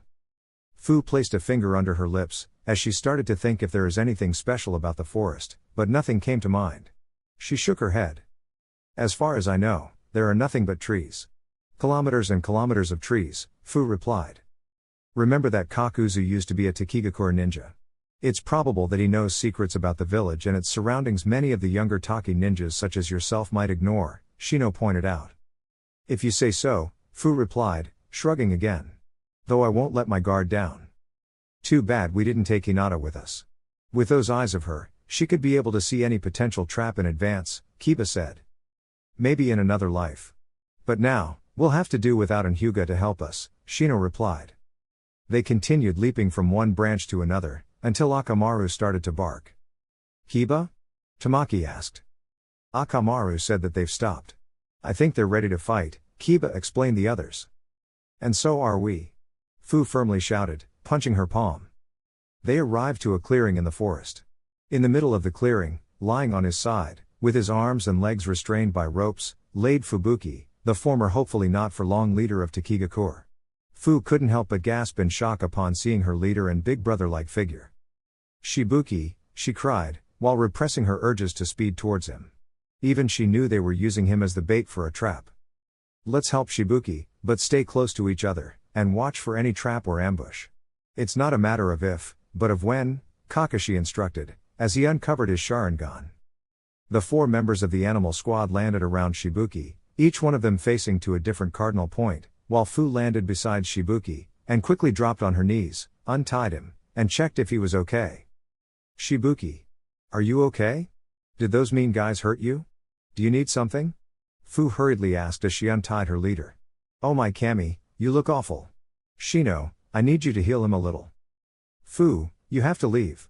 They used me to lure you out of the village. The Akatsuki are here." A panicked Shibuki stammered. "We're already aware of that, Shibuki-san," Kakashi told him, without dropping his fighting stance. "By the way, do you think you can fight? We're going to need all the possible help." As Fu helped him to sit up, Shibuki shook his head. "On top of the daily beatings I got from the guards, those bastards barely fed me. I can barely stand on my feet." "Shino, go and heal Shibuki. I believe you have a spare soldier pill, right? Give one to Shibuki," Kakashi ordered. "With that, you should be able to provide us some assistance. Assistance that, in the end, will fail to make a difference," a new, raspy voice grumbled. Everybody saw how Kakuzu and Hidan landed in front of them. They immediately turned towards their direction, but without leaving their backs uncovered. Who knows how many allies the Akatsuki still had. "Hee, you were right. Those retards fell right into our trap, despite being so fucking obvious what it was," Hidan laughed. "What is your trap, may I ask?" Shino asked. "You lured us to this clearing, but you didn't even ambush us. You blew the element of surprise by announcing your arrival. If this is a trap, it's a very poor one. Didn't your sensei teach you that a ninja must learn to see through deception, or, as more commonly said, appearances can be deceiving?" Kakuzu asked in a somewhat mocking tone, as his hands formed hand seals, before slapping Hidan's bare chest. 5 Purple Ray Barrier. Suddenly, Hidan started to glow with a purple light, and a purple-colored beam of chakra fired from his body into the sky. 4 other beams fired from different parts around their position. The 4 peripheric rays started to curve towards the central one, until the 5 rays converged, creating a dome-shaped purple chakra barrier around the area. "And now, the trap is complete," Kakuzu continued. "The 5 Purple Ray Barrier is a secret jutsu of Takigakure they used back in my day to protect the village, but not anymore since I stole it. It's a powerful barrier that uses a human being as focal point and it slowly feeds into their life force. Once the focal point dies, the barrier will go down." "Why are you telling us this?" Tamaki demanded. She was getting some really bad vibes from Kakuzu's overconfidence. "Because I'm immortal, you dumb bitch. There's no way that barrier will go down until Kakuzu or myself decides to take it down," Hidan shouted, laughing maniacally. "Meaning that you're now trapped here with us, with no reinforcements, and no chance to escape. And if by some miracle you're able to kill Hidan," Kakuzu said, as he briefly eyed his partner, "you will have my eternal gratitude." "Yeah." Hidan cheered, before Kakuzu's words registered in his brain, and shoot his partner an indignant look. "Wait, what?" "Enough chit-chat, we have a job to do," Kakuzu said, as he started to make hand seals. "Earth release, Earth Dragon bullets." A giant dragon head made of mud formed in front of Kakuzu. It opened its jaws, and fired a volley of mud bullets at the group of 6, which jumped away in different directions, while Fu deployed her wings and took off to the sky. "Let the slaughter begin," Hidan hollered, as he leapt towards Tamaki, ready to strike her down with his scythe. "Shit." Tamaki cursed as she parried the powerful blow with her bladed gauntlets. Still, Hidan was undeterred, and in his mad frenzy continued to deliver a flurry of furious swipes at the cat Kunoichi, who could do nothing but defend while the demented cultist pushed her back with each swipe. "Come on, little girl, put on a better show. Make your death worth something." Hidan cackled as he continued to attack. Suddenly, he heard a loud buzz, and looked upwards as a shadow was cast over the two of them. Much to his surprise, he saw a massive swarm of beetles angrily buzzing and flying at him. "What the fuck? Bugs? Like, fucking seriously?" the pissed Akatsuki shouted, as the swarm of insects forced him to disengage Tamaki and jump back. Fang passing fang. Suddenly, Hidan saw two drilling tornadoes flying towards him. The cultist was barely able to dodge them, shredding part of his Akatsuki cloak. When the tornadoes stopped spinning, they revealed to be Kiba and Akamaru, who landed between Tamaki and Shino. One with bugs, the other with a dog. Just what kind of ninjas are you? Hidan asked, almost indignant. The ones who are going to kick your sorry ass. Tamaki replied, as her hands flew through hand seals. Fire release, blistering firecat. Tamaki breathed a stream of fire, which quickly took the shape of a giant cat, rushing on all fours towards Hidan. And I guess that you use cats, right? Fucking flea-ridden pests, Hidan said, making no effort in dodging the attack. The fire cat crashed against him, and he was soon engulfed by a fiery torrent of flames. Yes. Direct hit. Well done, Tamaki. Kiba congratulated his teammate, who smiled proudly in return. However, when the fires dispelled, Hidan was still there, completely unscathed. So, that was all? Hidan mockingly asked. Tamaki and Kiba stared at the Akatsuki in shock, their mouths wide agape. It seems he may be an immortal after all. Shino observed. Meanwhile, a few meters from the clash against Hidan, Kakashi, Fu and Shibuki engaged Kakuzu.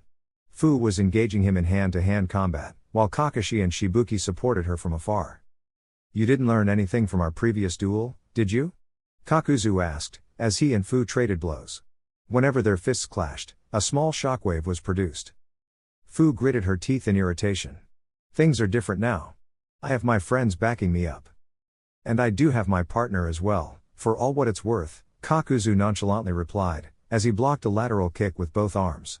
But even if I was alone, the result would be the same. You only saw a smidge of my power. Show me your full power, then. Fu challenged him. Before Kakuzu could answer, the sound of 1,000 birds chirping could be heard. The Taki Akatsuki disengaged Fu and jumped upwards, barely avoiding Kakashi's lightning blade coming from the side, before the copy ninja could skewer him. Word of advice, Kakashi Hatake, Kakuzu stated as his feet touched the ground again.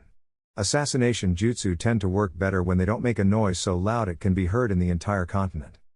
Kakashi remained silent as the blue electricity coating his hand flickered away, and merely glared at the masked Akatsuki with anger-filled eyes. Kakuzu ignored Kakashi and directed his stare back at Fu. If you want to skip the warm-up and go directly into the heat of the battle, I'm more than happy to comply, Kakuzu replied, in an oddly satisfied tone. Hidan. The scythe-wielding Akatsuki was busy fighting the 3 Chunin of the animal squad. The fuck you want, Kakuzu? Don't you see I'm busy murdering some brats? Hidan hollered at him. The Jinchuriki asked us to go all out on her, Kakuzu said, as he removed his cloak, and tossed it away, revealing a body full of Stitch's scars. I'm going to do it. Hidan's anger instantly evaporated, and a sadistic grin appeared in his face.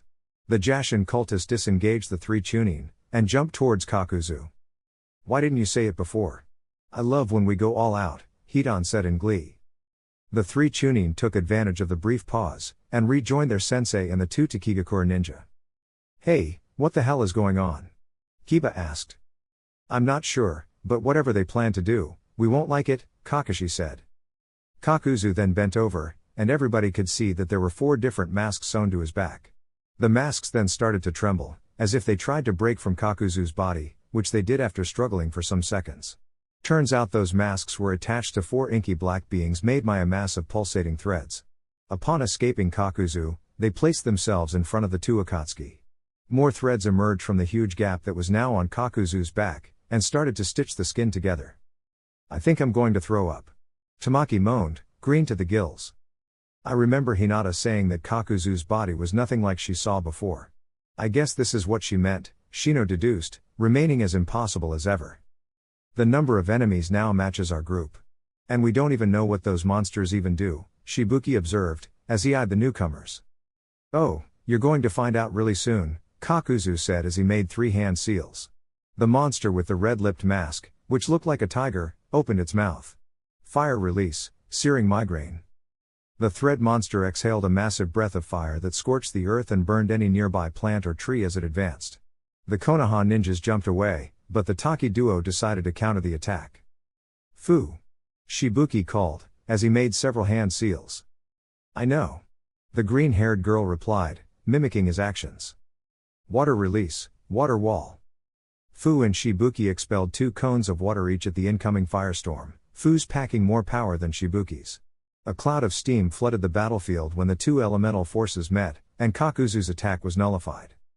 "Guys, are you okay?" Fu called. "Yes. That was close, good one, Fu," Tamaki said from above, perched on a tree branch. "I thought that man was an earth release user. An attack of such scale would have only been possible if the Akatsuki had a fire affinity," Shino noted. "Double affinity then? Remember Sakura," Kiba pointed out. "Your conjectures couldn't be any wronger," Kakuzu said, as he made the ram seal. The monster with the bird-faced mask opened its beak. "Wind release, pressure damage." "Wind too? He can't have 3 affinities." Tamaki protested. The bird-masked monster released a monstrously powerful gale that instantly dispelled the steam, teared apart tree branches and small plants, and naturally, blew away all the opposing ninjas, Fu included. With just those 2 attacks, Kakuzu had already doubled the expanse of the forest clearing. "Ugh!" Kiba groaned, as he removed several branches from his body, as he tiredly stood up. "Just what's with this?" "Kiba, look out!" Tamaki screamed. "Die, you infidel!" Before he had time to react, Kiba saw Hidan leaping towards him, ready to cut him open with that 3-bladed scythe. Kiba managed to pull 2 kunai from his ninja tool pouch, and parried the hit. Like with Tamaki before, Hidan continued to deliver vicious swings. Kiba managed to defend himself, but Hidan's blows carried a lot of power, and his weapon had a greater range. "Akamaru," Kiba shouted.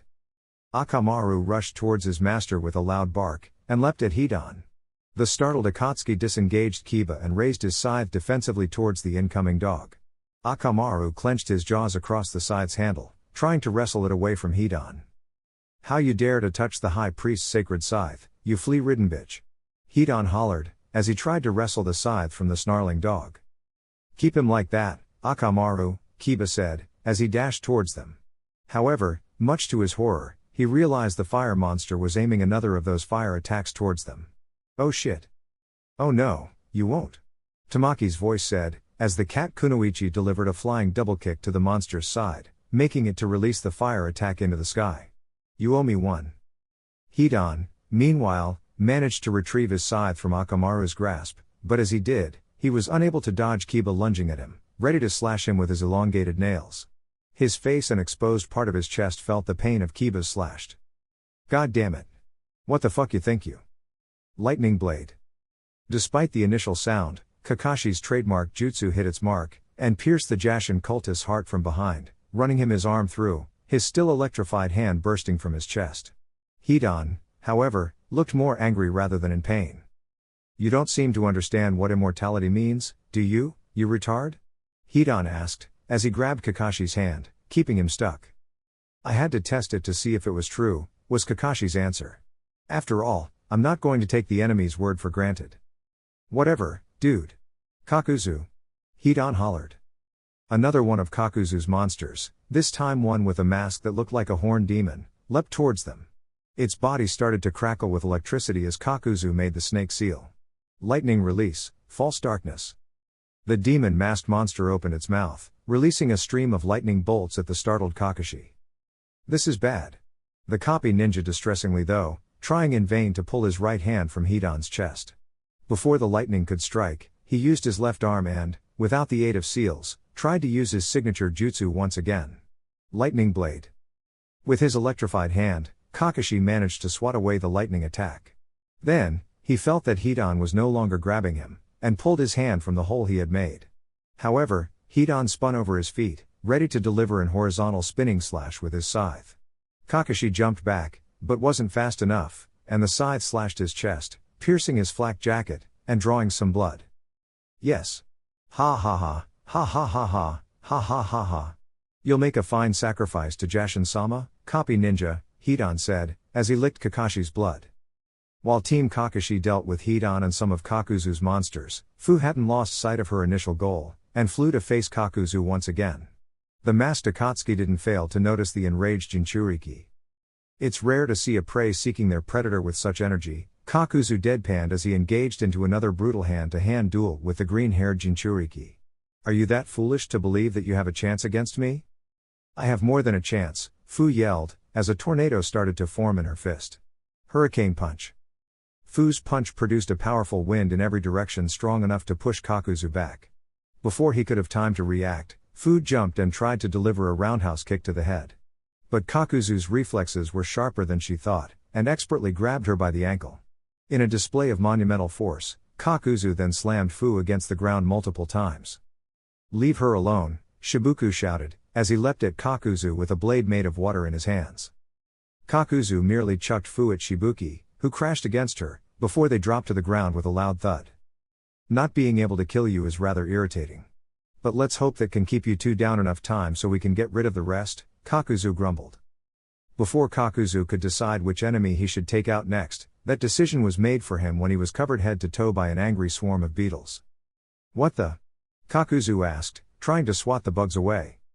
"You won't lay a finger on Fu while I'm here and I can fight," Shino said in cold anger, as with a hand motion, commanded his swarm to drain Kakuzu dry of chakra.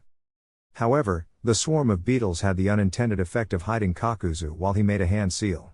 One of the thread monsters, the one with the turtle mask, leapt at them. Water release, roaring waterfall. The turtle-masked monster opened its jaws, expelling a massive cone of water wide enough to hit both Kakuzu and Shino with immense force. Shino jumped, as he recalled the swarm attacking Kakuzu, who made no effort to move and was engulfed by the incoming torrent. "He didn't care about hitting himself with his own jutsu in order to get rid of my Kikai swarm," Shino noted, as his brain tried to formulate a strategy. "Elemental blasts of such scale will wipe my swarm away in an instant. I didn't think I'd have to resort to this jutsu so soon, but guess that the quality of the enemy demands it." "You are an Aburame, aren't you? Very few clans use insects to attack enemies," Kakuzu noted. "If you were 5 years older, I could cash a nice bounty for your head. Such a pity, but I can't let you live. Please don't make it harder than it should be. I'm sure you already noticed that your set of skills will be of little use against me, so let's not drag this out. Time is gold, as they usually say." "Trust me, the feeling is mutual," Shino coldly replied, as he made a singular hand seal. Aburame secret art, giant beetle growth. Several bursts of smoke exploded around Shino, creating 8 beetles as large as Akamaru. Kakuzu, however, was unimpressed. "That changes nothing. No matter what you do, you won't be able to land a hit on me," Kakuzu confidently said. "Maybe," with a hand motion, Shino directed the enlarged beetles at the Akatsuki adopted a fighting stance. Then, much to his surprise, the beetles deviated their trajectory in the last second, flying to the sides. "But I'm sure she can." Kakuzu noticed a shadow looming over him. Looking up, he saw an enraged Fu descending upon him, her fist ready to crush him into pulp. While her body was battered and had numerous bruises, she didn't look as she was unable to keep fighting. How did she recover so soon? Kakuzu thought in frustration, as he instinctively raised his arms to protect himself. "Too late to dodge, I need to harden my skin." "Take this!" Fu screamed, as her fist hit Kakuzu's crossed arms, unleashing all her anger into that blow. Fu felt like her fist was hitting solid rock rather than soft flesh, but she didn't mind. If Kakuzu turned into stone, she'll shatter him to bits. The force of the impact caused a powerful shockwave, while it also sank Kakuzu to his knees into the ground, cracks in the ground spreading from the penetration point. Fu continued punching Kakuzu both arms, sinking him a little more with each hit. Sensing its master cornered, one of the monsters quickly rushed to his aid. The bird, masked creature opened his beak as it charged a devastating wind release against the Jinchuriki. "No, you won't," Shino said coolly. If it weren't for the group of giant beetles slamming against the monster, latching onto him, and devouring its chakra as well. The monster didn't scream, it seemed it was unable to, but tried to struggle against its predators by wildly shooting wind bullets in random directions, failing to hit any of the enlarged insects, who wisely positioned themselves to avoid being hit. "What?" Kakuzu asked in shock. The first creature failing its task, and being already defeated, it was the turtle-masked monster who attacked Fu with a powerful stream of water, forcing the mint-haired girl to fly away, and allowing Kakuzu to get out of the hole Fu had sunken him into. Inconceivable. How did I lose one of my hearts so soon, to these children? Kakuzu thought in frustration. My greater experience should give me enough advantage to deal with these kids easily. "Fu, Shibuki-san, are you okay?" Shino asked, as both he and Fu converged with Shibuki. "I'm fine, but Shibuki doesn't look that hot," Fu said, before turning towards Kakuzu, and raising her fists in front of her face. "I'll keep the Akatsuki busy while you heal Shibuki, okay?" "You need healing too," Shino protested. Not as much as Shibuki. Now heal him already. Fu ordered. Shino decided not to oppose his girlfriend anymore, as he started to heal Shibuki while Fu went back to engage Kakuzu. Takigakur. Lightning release, thunder arrows. Flying above the battle that was taking place in the village, Hinata fired several arrow-shaped lightning bolts with her chakra bow at some of the sons of Jashin. That's how the cultists called those horrible creatures that entered her range. The arrows exploded in a splash of electricity, hitting every enemy in a small radius. Had she used her lightning release jutsu from such distance, she could have hit her allies, who were fighting very close to the enemies. But with this weapon, I can shot accurate attacks at the enemy without being afraid of hitting my allies, Hinata thought, as she floated over the battlefield. Haku-kun, too, coming from behind. Hinata warned him. Haku wordlessly nodded, and made several hand seals, before slamming his foot on the ground. Ice started to grow on the ground around him, suddenly generating multiple ice spikes that impaled the sons of Jashin that tried to ambush him. Thank you, Hinata, Haku replied, as he weaved hand signs to pelt with ice blades a group of mercenaries and Jashin cultists in front of him. Hey, do you guys know where is Fu? Naruto asked, as he sliced more sons of Jashin with his wind blade. I can't see him anywhere. Hinata Heim? Hinata nodded, and extended the range of her Tensigen to cover the whole village.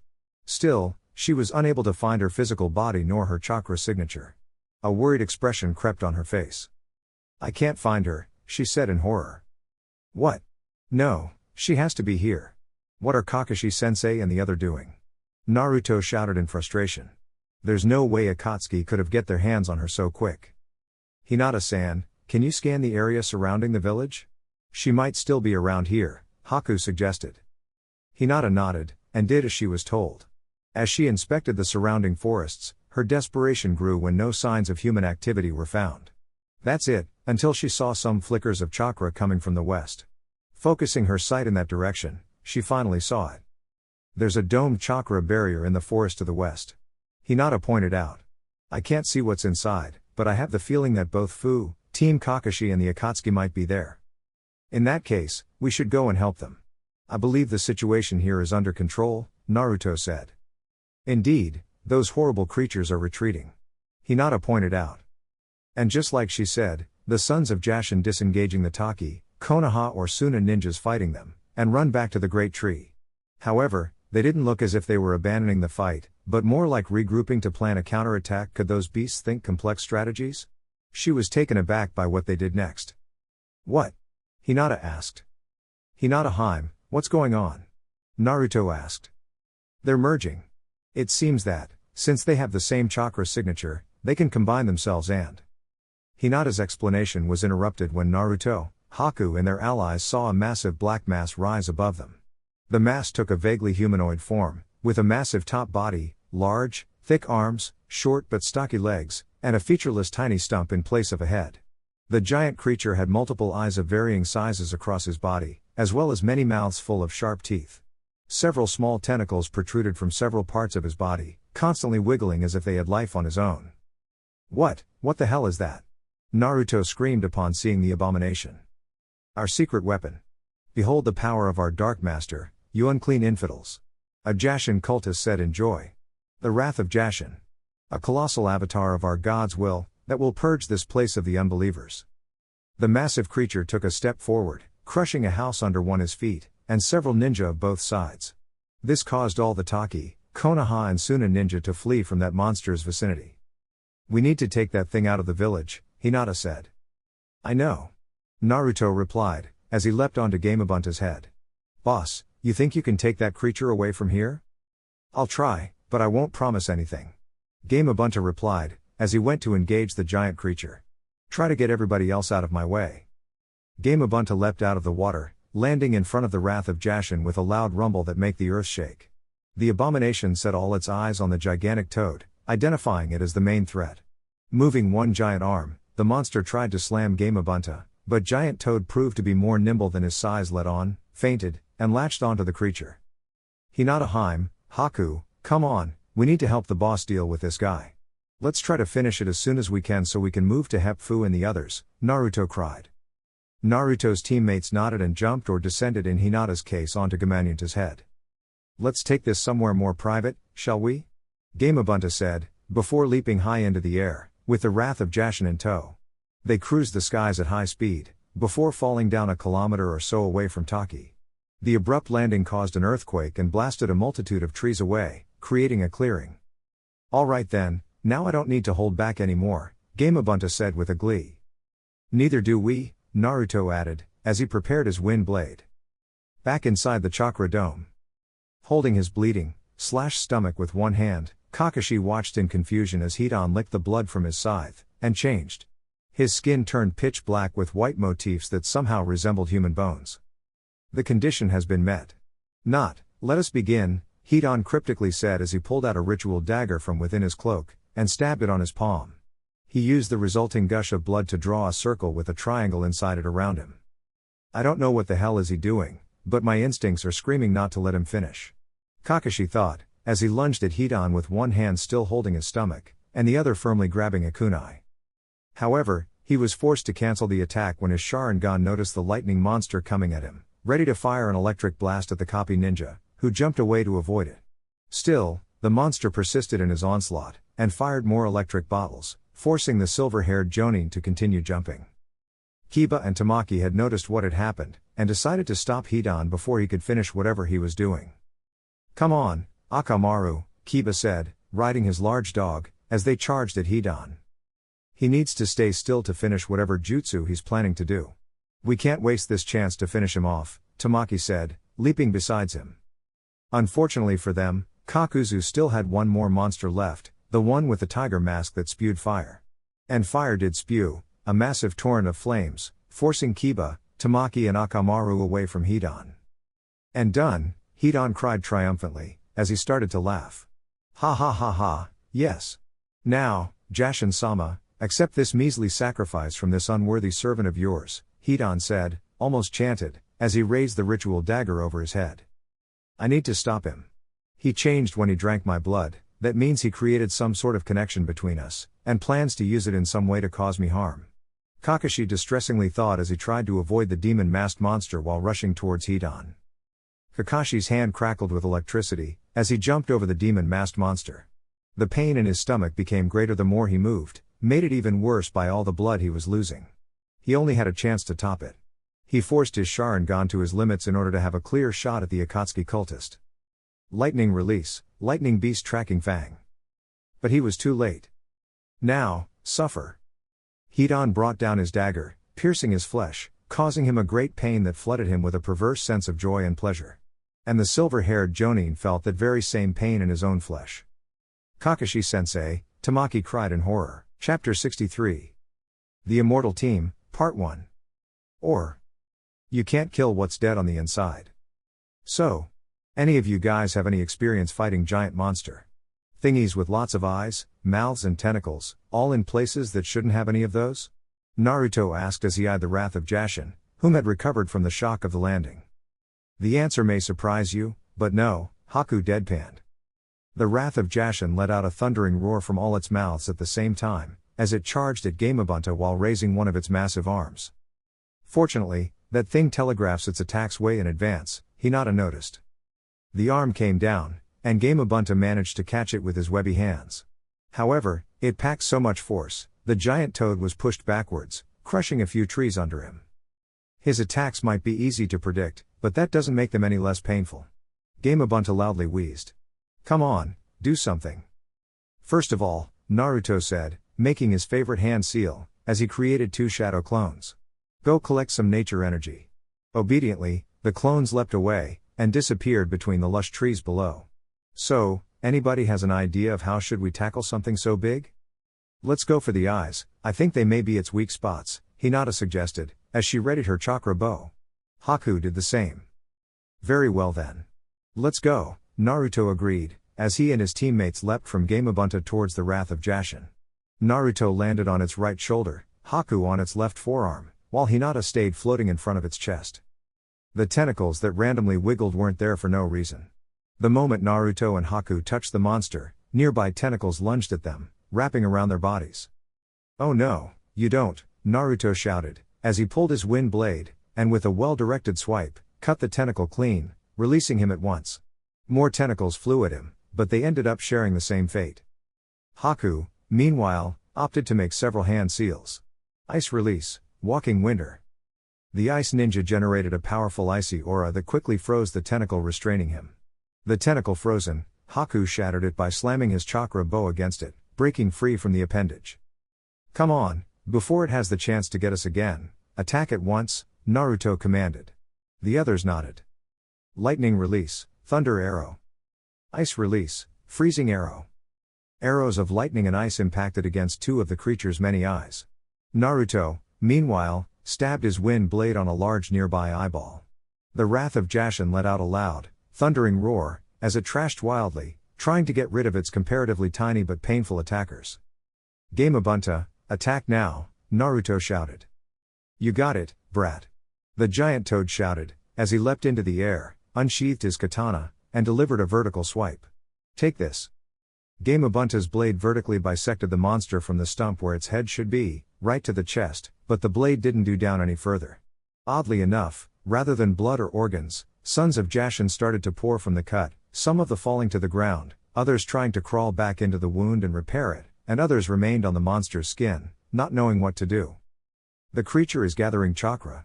Watch out, it prepares to attack. Hinata warned. And just as the Hyuga clan head said, the wrath of Jashin opened all its mouths at once, releasing streams of blue fire.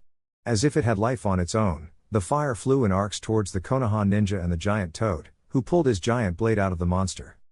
Ouch! Hot! Hot! Hot! Gamabunta shouted, as the flames made him jump back. My skin is not made to withstand fire. Naruto, Hinata and Haku tried to dodge it as best as they could. They noticed that, even if the flames they dodged crashed against the monster, its skin wasn't burnt, and the creature didn't appear to feel any pain. God damn it, is this creature fireproof? Naruto complained. I believe this is not normal fire, Haku conjectured, as he made several hand seals. Water release, water wall. Haku expelled a stream of water from his mouth to an incoming blaze of blue fire, which did nothing to stop it other than slow it down a little. Haku was forced to dodge once again. Indeed. The chakra of the flames doesn't look like normal fire chakra should. It is shaped like fire, but it's not fire, Hinata observed. But it still burns like fire. Gamabunta loudly complained. Maybe the skin is fire resistant, but maybe the eyes are not. Let's try to direct the flames there. Naruto suggested. Haku and Hinata nodded, and the moment the next homing streams of blue fire came, they tricked them into hitting their eyes. Grrr!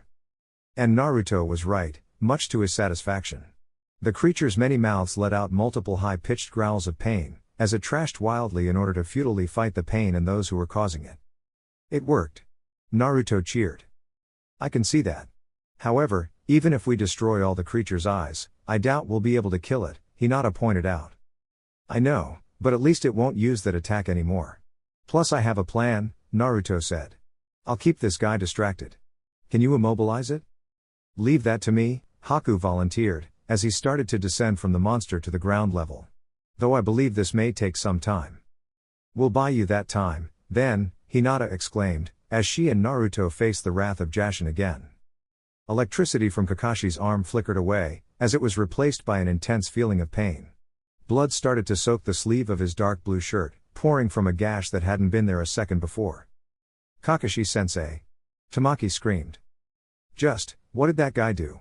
A confused Kiba asked.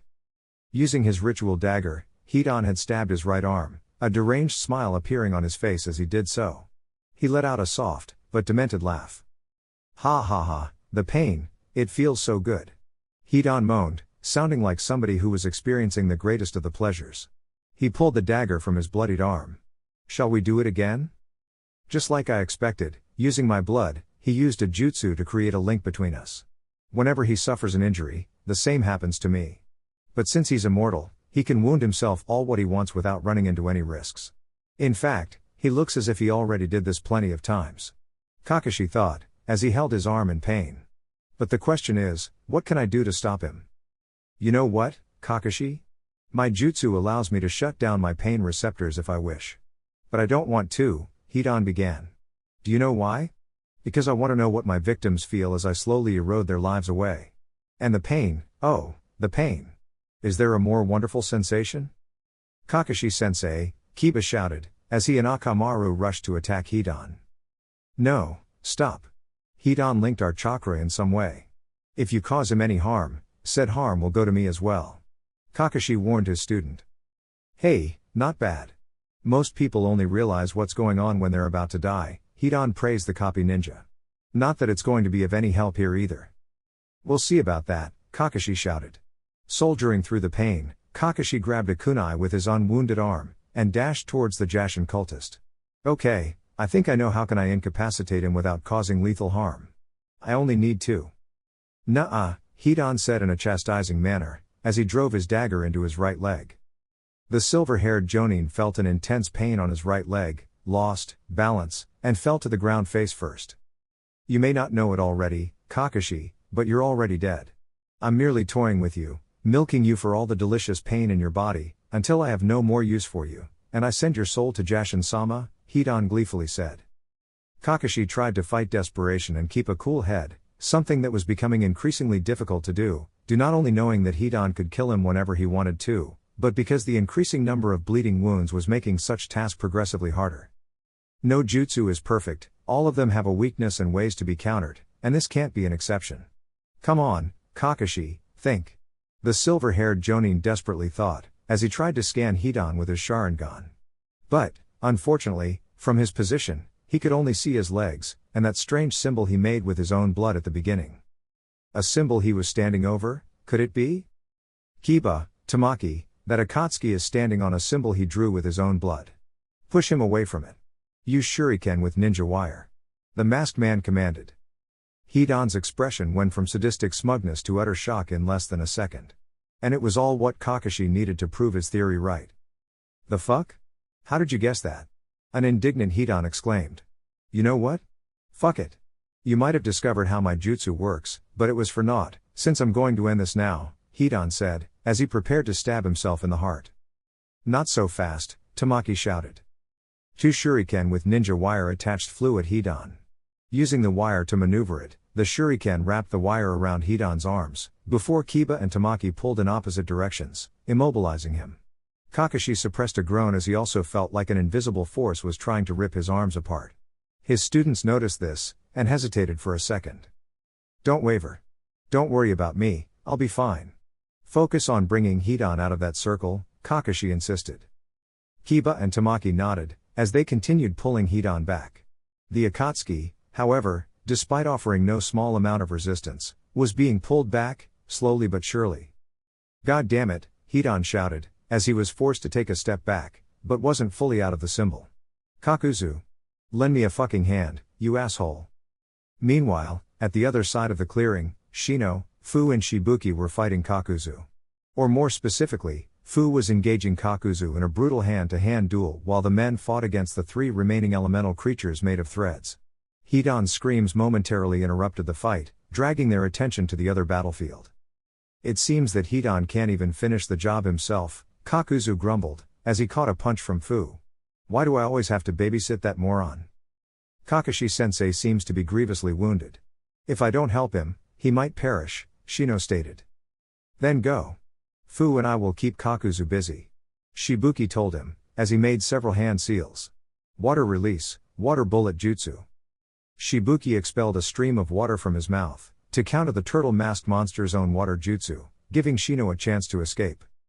Wordlessly, Kakuzu disengaged Fu, and rushed to intercept Shino, but the green-haired girl wouldn't let him. I am your opponent, Fu shouted, as she appeared in front of the rogue Taki ninja, blocking his way. Don't even dare to ignore me. Realizing that he had no way to go past the Jinchuriki, Kakuzu commanded his masked monsters to aid Hidan in any way they could. While the help arrived, Hidan continued to struggle against the two Konoha Chunin. You fucking brats. You won't interrupt the Jashin's scared sacrifice. Hidan protested, as he struggled to remain within the symbol of blood. Akamaru, now, Kiba commanded. With a bark of agreement, the large white dog dashed at Hidan, and bashed him in the chest with his head. Added to the force pulling him back, the immortal Akatsuki fumbled out of the symbol, before he finally fell on his back. Alright then, just to be sure, let's check if my theory is correct, Kakashi said, as he pulled out a single shuriken from his ninja tool pouch, and tossed it at the downed Hidan. The shuriken stabbed on his chest. No such wound appeared on Kakashi's. Theory confirmed.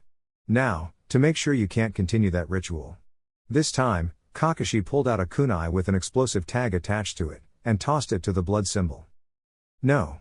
Hidan screamed. Kiba, Tamaki and Akamaru jumped away in time before Kakashi detonated the explosive note, destroying the blood symbol, and leaving a crater in its place. At that moment, Shino landed beside Kakashi, and started to heal all his wounds. I hope the time of my arrival wasn't too late, Shino stated. You couldn't have arrived in a better moment, a thankful Kakashi said. Then, his eyes grew wide upon seeing what was coming. Guys, watch out.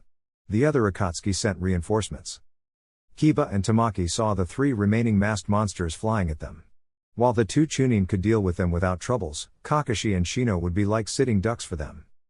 Kiba, we need to protect Kakashi-sensei and Shino from those things, as well as the Akatsuki, Tamaki urged, as she adopted a fighting stance. Agreed. I think that this is a good moment to use the new jutsu I've been working on for the past weeks. Shadow clone jutsu, Kiba said, and a clone appeared beside him. Tamaki was unimpressed. A shadow clone? That's your new jutsu? That's just the first part. Akamaru. Kiba called his dog, who rushed to his side. Both Kiba and his clone rode on Akamaru's back. The additional weight was apparent on the dog's struggling expression, before making the tiger seal. Inuzuka's secret art, human-beast mixture transformation 3-headed wolf. Kiba, his clone and Akamaru disappeared in a cloud of smoke, revealing a large, white-furried, 3-headed wolf in its place. The 3 heads let out each a bark in unison. Tamaki was still unimpressed. So, your giant wolf transformation has 3 heads instead of 2. Guess that's an improvement, she said, shrugging a little. The 3 heads shot her an annoyed stare. Okay, here they come, Tamaki said, as the masked monsters hovered over them, readying their attacks. Meanwhile, back to the forest surrounding Takigakure, the battle against the wrath of Jashin continued. Haku had descended all the way down to the ground, and from his point of view, he could now truly appreciate how massive the colossal aberration was. The ice ninja rummaged through his ninja tool pouch, until he found a soldier pill, and popped it into his mouth. Even with the pill, I might not have enough chakra to completely immobilize it, but I have to try it nevertheless. Haku wondered aloud, as his hands flew through hand seals. Here goes nothing, ice release, encompassing mantle of the Yuki-on. The temperature abruptly dropped to sub-zero levels, as the green grass and brown soil of the ground started to crystallize, soon becoming white and light blue ice. The ice quickly spread all around Haku, the trees, the rocks, and most importantly, the wrath of Jashin's legs. Though Haku was directing all his chakra towards the latter point. The giant monster seemingly realized what was going on, and tried to move one of its legs to crush Haku. However, he was too late, and both legs were frozen solid. But the monster didn't give up, and using his massive strength, tried to free its lower limbs. The ice started to crack. Oh no, you don't, Haku said, making a hand seal, intensifying the cold of his jutsu, which repaired the cracks in the ice. Naruto-kun. Hinata-san. I'll try to hold it down as much as possible, but whatever you plan to do it already, Haku yelled from below. Many meters above, Naruto was already in position, firmly on the handle of Gamabunta's weapon. His eyes were now yellow with orange eyeshadow, signaling that Sage Mode was now active. Okay Bunta, now, before it attacks. Hack it to pieces, Naruto said. Haku, get out of the way. You got it. Gamabunta replied, as he began to wind his sword back. The monster is gathering chakra again. Watch out. Hinata warned. Pieces of flesh from the wrath of Jashin's chest started to slip back, revealing a massive orange eye below. The eye started to glow with a crimson light for a few seconds, before it fired a chakra blast of the same color at Naruto and Gamabunta. Oh shit. Naruto cursed. However, Hinata got in the way between the crimson missile and its target, and using her telekinetic powers. It held it in place, slowing it down as much as she could. Naruto-kun, I'm trying to, Hinata said, as she poured every ounce of her power into stopping that attack. Got it, no time to waste. Gamabunta, let's do it now. Naruto called. Alright, Gamabunta agreed, as he jumped in the air, and readied his sword for a downward slice. Here it goes, Naruto said, as he started channeling all his chakra into the giant toad's katana. The blade started to glow with a blue and white fire that swirled around it. Sage Art, Majestic Destroyer Sword. This time, Gamabunta's katana sliced through the monster as easily as if it was made of butter. With 2 precise blows, the monster was split into 3 parts, which fell apart instantly, while at the same time releasing multiple sons of Jashin, that tried to reform again. Naruto-kun, the monster will reform in a few minutes. Please tell me that your plan didn't end there. Hinata pleaded. Of course it didn't, Naruto shouted, as he jumped from Gamabunta's sword, and landed on the toad's head, and started making hand seals. I'm gonna need some oil. Alright. Gamabunta replied, as his dewlap swelled up, before releasing a stream of oil, covering the reforming monster under the sticky substance. Fire release, flame toad bullet. Naruto breathed a single fireball into the oil, igniting it, which instantly produced a massive blaze that consumed not only the wrath of Jashin and all the smaller demons that formed it, but many trees around the area as well. It's chakra, it's receding. I think that attack destroyed it completely, Hinata informed, as he scanned the creature with her Tensegan. Alright then. Tell me when it's completely dead, and Gamabunta will put that fire out before it goes out of control, Naruto stated. While Fu and the others might need our help, we can't leave this place with a forest fire waiting to happen. Hinata nodded in agreement. These wounds are very deep, Shino noticed, as he healed Kakashi's gash on his right arm. Meaning that you will take some time to mend them, I know, Kakashi replied. No, I mean you're lucky to be alive. If the Akatsuki decided to forego toying with you and went for a vital spot, there would be nothing neither me nor any medic could have done to save you, Shino pointed out. Guess we must be thankful Hidan is so unhinged. His partner doesn't seem to be the kind of fooling around, Kakashi commented, before his eyes opened wide. Shino, get out of here. Shino turned around, and saw one of the masked monsters looming above them. It opened its maws, and started to charge a fireball. However, before it could fire and turn Kakashi and Shino to ashes, the 3-headed wolf Kiba and Akamaru fused into blasted it with a sonic roar, making it to shoot the fireball in another direction where, thankfully, nobody was standing. The wolf then placed himself in front of Shino and Kakashi as if to protect them from further attacks, and gnarled menacingly. The fire monster got back on its feet, and insisted on its attack. Opening its maws, it released a massive wave of fire at the same spot. The wolf took a deep breath, and countered it with a continuous sonic roar. The sound waves and the fire pushed back and forth, with none of them gaining ground over the other. Not far away from there, Tamaki was engaging Hidan, while Shibuki dealt with the lightning and water monsters. Though in Tamaki's case, she was mostly trying to dodge Hidan's side swings. Stop moving, you dumb bitch, Hidan shouted, as he tried to skewer Tamaki. Fat chance. I know what happens if you manage to get a drop of my blood, Tamaki replied. It's going to happen sooner or later. I'm immortal, you're not. I can fight for as long as I want, while you will get tired, and when you do, you'll become my sacrifice. And then that silver-haired bastard of a sensei of yours will go next. Hidan screamed, before delivering a vertical slash. Tamaki nimbly dodged it with a backflip, and the 3 blades stuck themselves into the ground. Hidan pulled, but the scythe didn't come out. Come on, this has to be a fucking joke. Hidan loudly complained, as he struggled to pull the scythe from the ground. This is my chance. Tamaki jumped backwards, retracted her claws, and made several hand seals. Fire release, blistering firecat. The cat Kunoichi breathed a massive wave of fire, which took the shape of a large cat, and dashed towards the Akatsuki. Eh? Hidan said, noticing the incoming fire cat, before chuckling. You really have a hard time understanding what immortal means, don't you? Hidan laughed, before letting go of the scythe, and spreading his arms. Your jutsu won't have any effect. The fire cat clashed against Hidan, exploding into a torrent of flames. And while such jutsu would have cooked any normal being alive, once the flames receded, Hidan could see that he didn't have a single burn in his body. Ha! What did I told you? Hidan gloated, before realizing that Tamaki was nowhere to be seen. Huh? Where did you go, you cat bitch? Meanwhile, Kiba and Akamaru were still trying to hold the fire monster off, but his continued sonic roar was starting to strain the 3-headed wolf, and the fire was slowly pushing the sound waves back. Shino, leave me. I don't think Kiba will be able to hold that thing for much longer, Kakashi warned his student. Not until I'm able to heal you, Shino insisted. Shino, this is no time for drill claw. Suddenly, a human tornado appeared out of nowhere, descending from above towards the masked monster still breathing a wave of fire. Noticing the threat too late, the fire monster was unable to move away, and the human tornado shredded the strange creature to black thread strings, and, oddly enough, blood and gore. And in the middle of all that mess, Tamaki stood, covered in some thread and blood. She smiled confidently. "Another one down," she said with a satisfied grin. "And you guys are welcome." The three-headed wolf grinned in return as well. Kakashi sighed in relief. Shino didn't say anything, and continued healing the copy ninja. Of course, the destruction of a second masked monster didn't go unnoticed to Kakuzu, who was still engaging Fu. "What? Another one of my hearts down? Just how some brats offer such an incredible resistance?" the old Akatsuki thought, as he gave his two remaining monsters a mental command.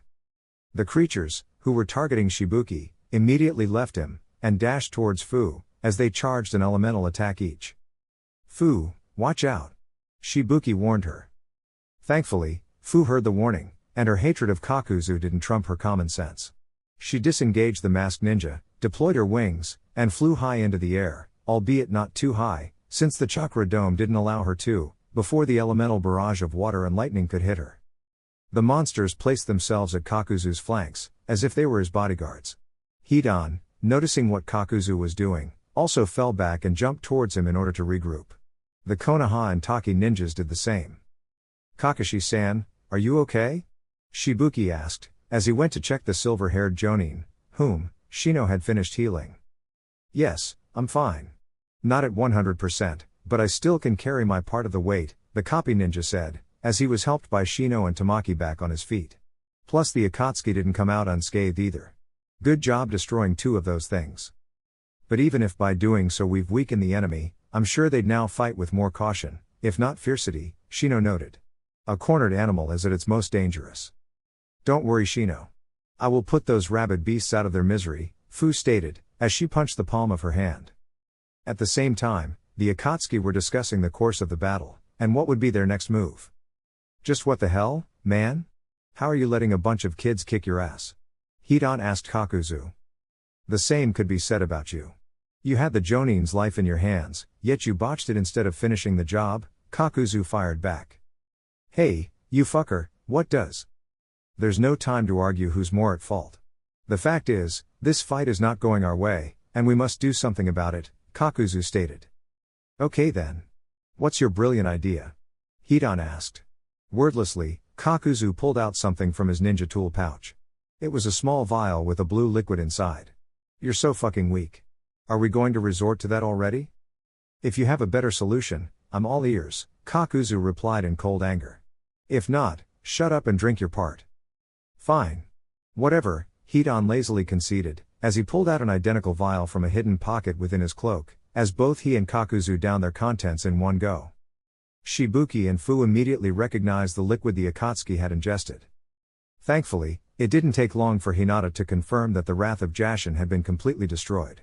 After that, Gamabunta put out the fires with a powerful water jutsu, before bidding Naruto farewell. After that, the members of the assault squad headed towards the chakra dome as fast as they could. Right now, it was only a matter of destroying the only barrier that prevented them from helping their friends. Lightning release, Thunderbolt. Hinata released a myriad of lightning bolts from her fingers, and crashed against the bright purple barrier. Multiple small blasts were produced when the electric attack clashed against the barrier. But when the smoke dispelled, the barrier was still there. "No damage," Hinata pointed out. "Maybe we can dig a tunnel that goes under the barrier?" Naruto suggested. Hinata shook her head. "The barrier goes all the way underground, forming a perfect sphere. This is no normal chakra barrier. Whoever did this, they made a very good job. I could generate a demonic ice mirror to the other side of the force field, but I'm afraid I have no way of letting you pass," Haku pointed out. The ice ninja then looked at Naruto. "Naruto-kun, do you think you could use a seal to dispel the barrier?" Naruto grunted, placing a hand under his chin, as he started to think of all the seals he knew, which one could be of help. "Sadly, I don't think there is a seal specifically created to destroy a barrier, but..." The blonde then pulled out a small book that, according to its cover, was about Fuinjutsu and started to furiously flip through the pages, as if looking for something. "What is it, Naruto-kun?" Hinata asked. "This." Naruto replied, showing a certain page of the book to both his teammates. "A chakra dampening seal?" Haku asked, reading the headline of the page. "Yes. The seal is used to reduce, or even suppress completely, the amount of chakra a ninja can mold and release. It's normally used on cuffs to stop criminals from using chakra, Naruto explained. And how is that going to help? Haku asked. I'll create a sealing tag with this seal, and use it on the barrier. The amount of chakra will consume it immediately, but it will significantly weaken the area I place the seal on, which would make said area vulnerable to our attacks. Though it will only last a few seconds before the barrier reforms, so we must be quick, Naruto told them. That won't be a problem. How long do you think you'll take in making that sealing tag?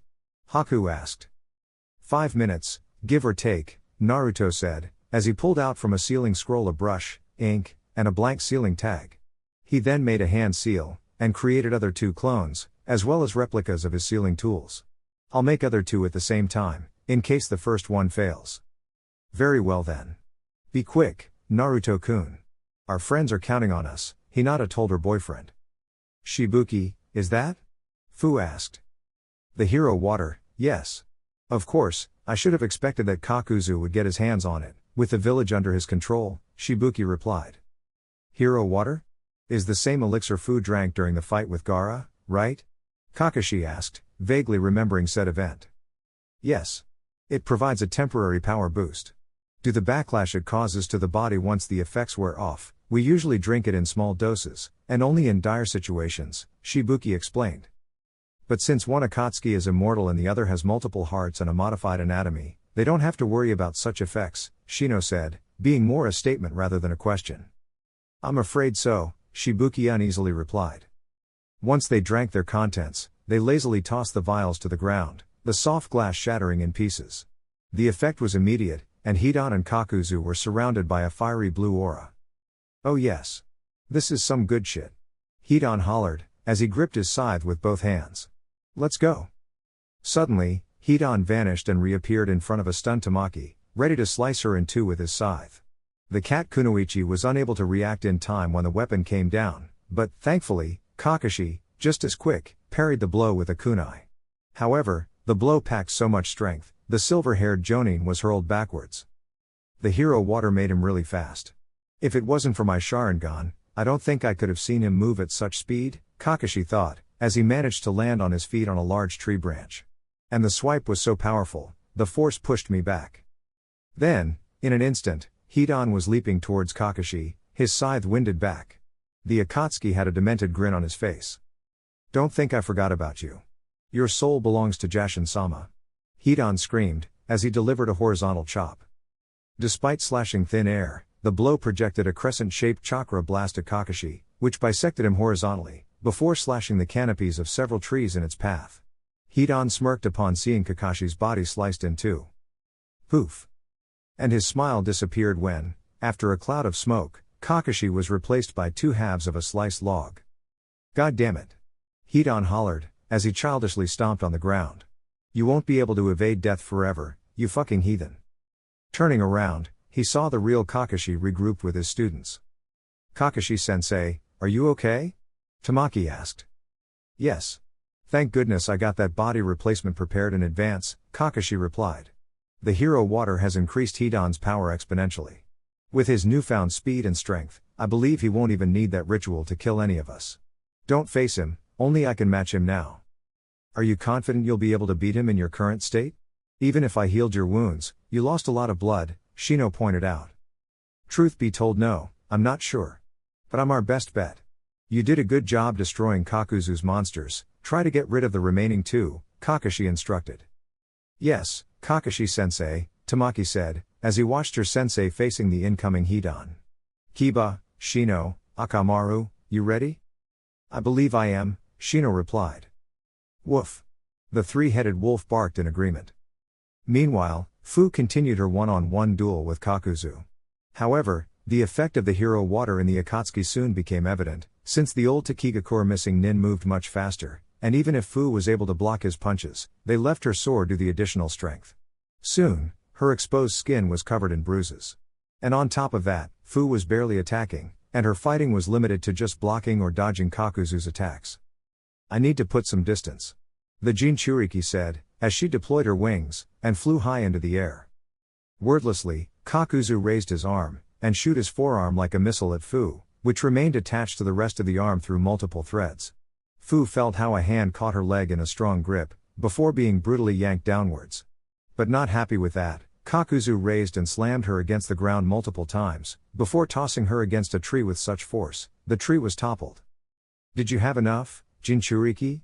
Kakuzu asked, as he walked towards the downed green-haired girl. "You're lucky I need you alive, or else you should would been dead already." Groaning, Fu pushed the tree branches away, as she tried to shook off the pain and got back on her feet. "Damn it, this doesn't look so good," Fu lamented. "Hey Fu, I think it's time to use my power, don't you think?" the Nanabi asked.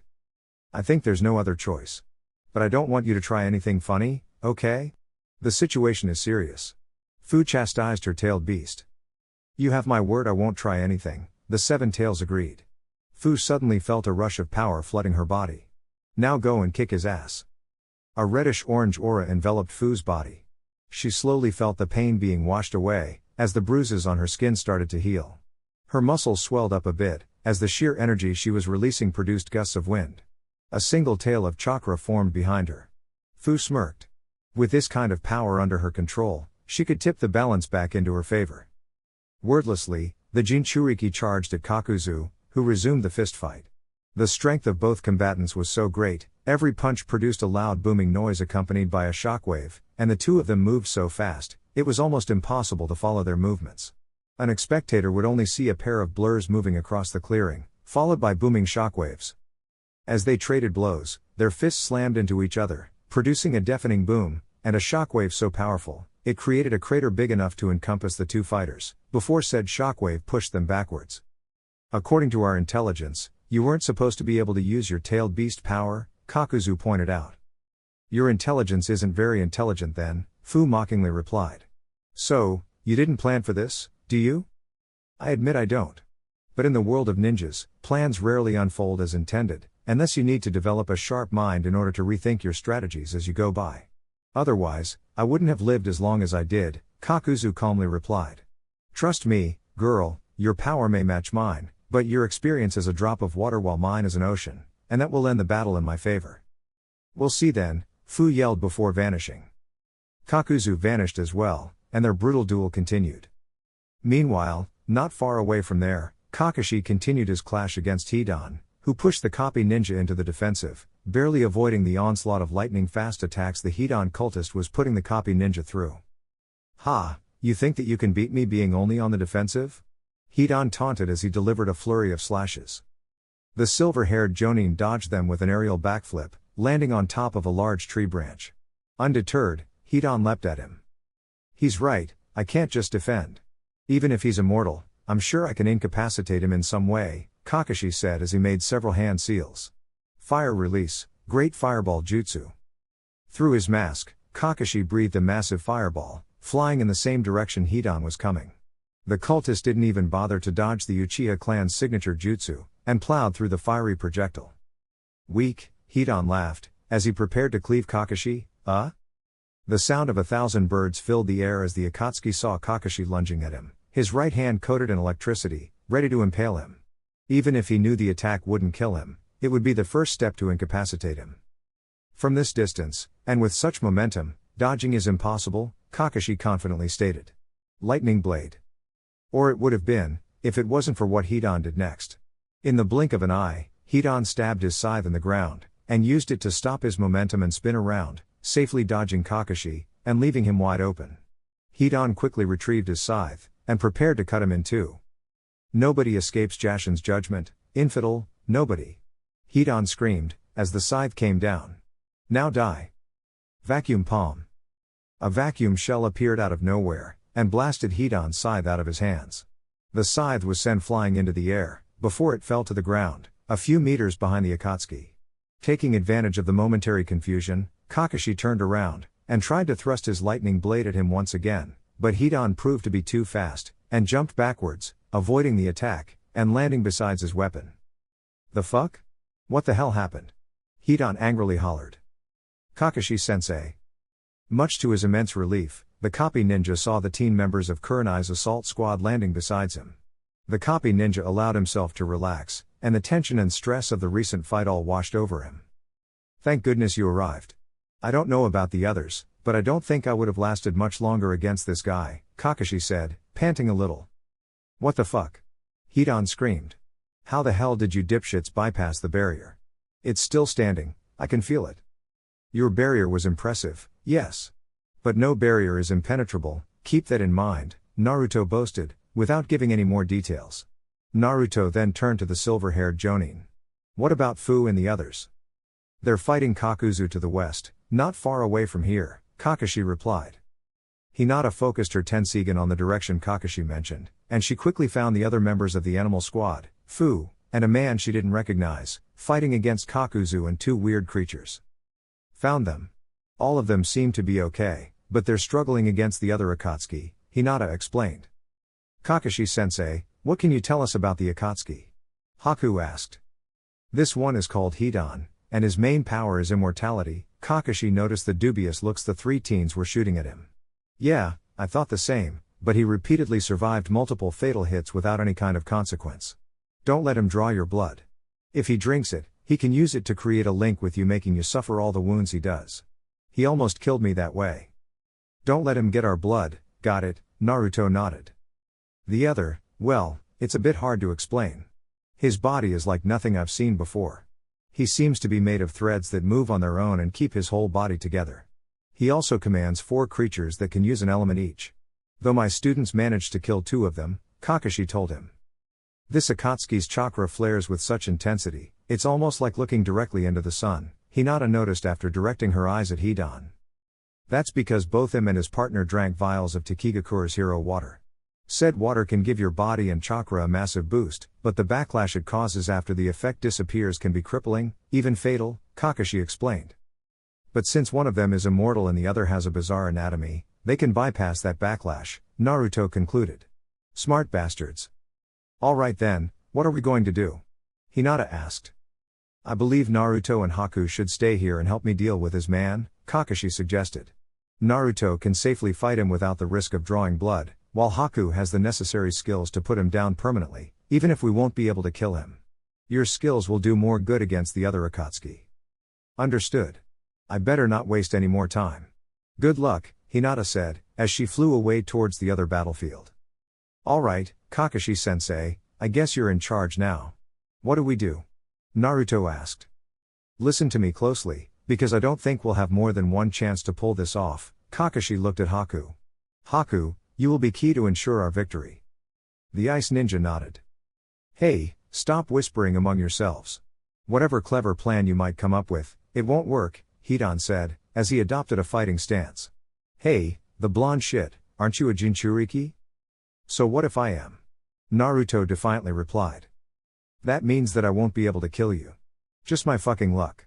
Oh well, guess that torturing you to the point of begging me to kill you will have to do then. Hidan happily said, as he charged towards the trio. Thanks to her ability to fly, it didn't take Hinata long to reach the other battlefield. A quick scan over the and she saw Fu fighting against Kakuzu, the two of them moving at an almost imperceptible speed, while Shino, Tamaki, Kiba and Akamaru, fused into a giant, 3-headed wolf, and a young Taki ninja she was unable to identify, were holding against 2 of Kakuzu's monsters. Hinata focused her sight on the masked creatures. They were mostly made of some kind of weird thread, but they also had organs and blood vessels, even if arranged in a way that had nothing to do with the human body. And of course, they had chakra. Though she didn't need the Tensigen to realize of that when one of the creatures opened its mouth, and released a torrent of water towards the Konoha and Taki ninjas, which were forced to jump backwards in order to dodge. Should I help Fu-san, or Kakashi-sensei's students? Hinata internally wondered. Those monsters seem to be connected to him in some way. Meaning that if the Akatsuki is defeated, they'll go down with him. After all, it was a similar situation that the battle against Sasori. Kill the mastermind, and the minions won't be a threat. Even if pained her not to be able to help her fellow Konoha comrades, the Hyuga clan head flew straight for the brawl between Fu and Kakuzu. Her hands flew through several hand seals.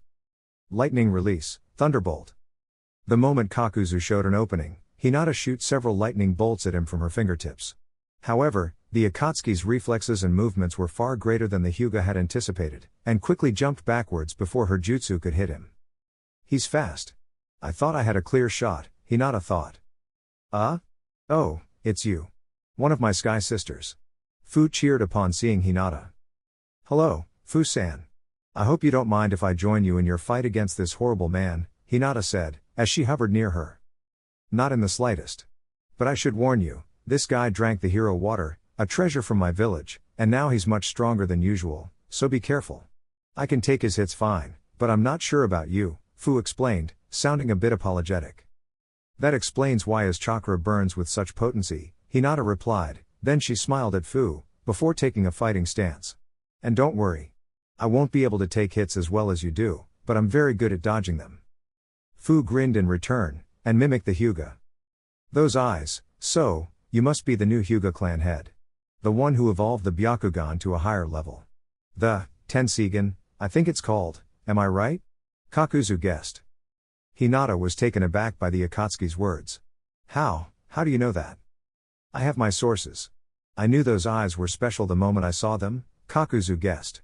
"So far, you don't have much of a reputation to have a bounty on your head yet, but I'm positive I can get quite an obscene amount of money from those eyes in the black market. Many were those seduced by greed or power who wanted to get their hands on my eyes. And as you can tell, none of them were successful. You won't be any different," Hinata stated. "I bet none of them had my vast experience. While I admit that the two of you are powerful, deep down you're nothing but children that only play to be ninja, and have no idea what life is like," Kakuzu said as his hands rushed to form hand seals. Earth release, crushing avalanche. Several shadows loomed over the two kunoichi. Looking up, they saw in horror massive boulders falling towards them, prompting them to jump out of the way. But while they were doing so, Kakuzu fired his hands, which latched onto the girls' throats. The hands' skin blackened as they hardened into a stone-like substance, before the Akatsuki pulled his hands back, slowly dragging them through the ground. However, before Kakuzu could bring them closer, Hinata's body crackled with electricity, before her body released a powerful electric discharge, shocking both Kakuzu and Fu, but forcing the former to release both of them. "Sorry for that, Fu-san," Hinata said, coughing a bit, as she started healing her neck. Fu said nothing, but gave her a thumbs up to indicate that it was okay, as she rubbed her sore throat. "A lightning release user. Without my other hearts, that gives you something of an advantage over me," Kakuzu noted, but didn't sound overly worried. "Oh well, guess I'll have to fight a bit more carefully. This should be enough." Suddenly, a multitude of threads started to burst from the scars of Kakuzu's body, wiggling as if they had life on their own. Kakuzu's hands once again flew through hand seals. Earth release, Earth clone jutsu. 6 molds of earth formed around Kakuzu, growing and eventually taking the shape of perfect replicas of the Akatsuki. Without any word from the original, the clones charged forward. "You'll need something better than that to defeat us," Fu shouted, as she launched herself against the incoming attackers. "Fu-san, wait. Don't rush in," Hinata called her. "This is not good. It seems like the tailed beast's chakra is affecting her mind, albeit in a subtle way that doesn't make her realize of it. I better stick close to her."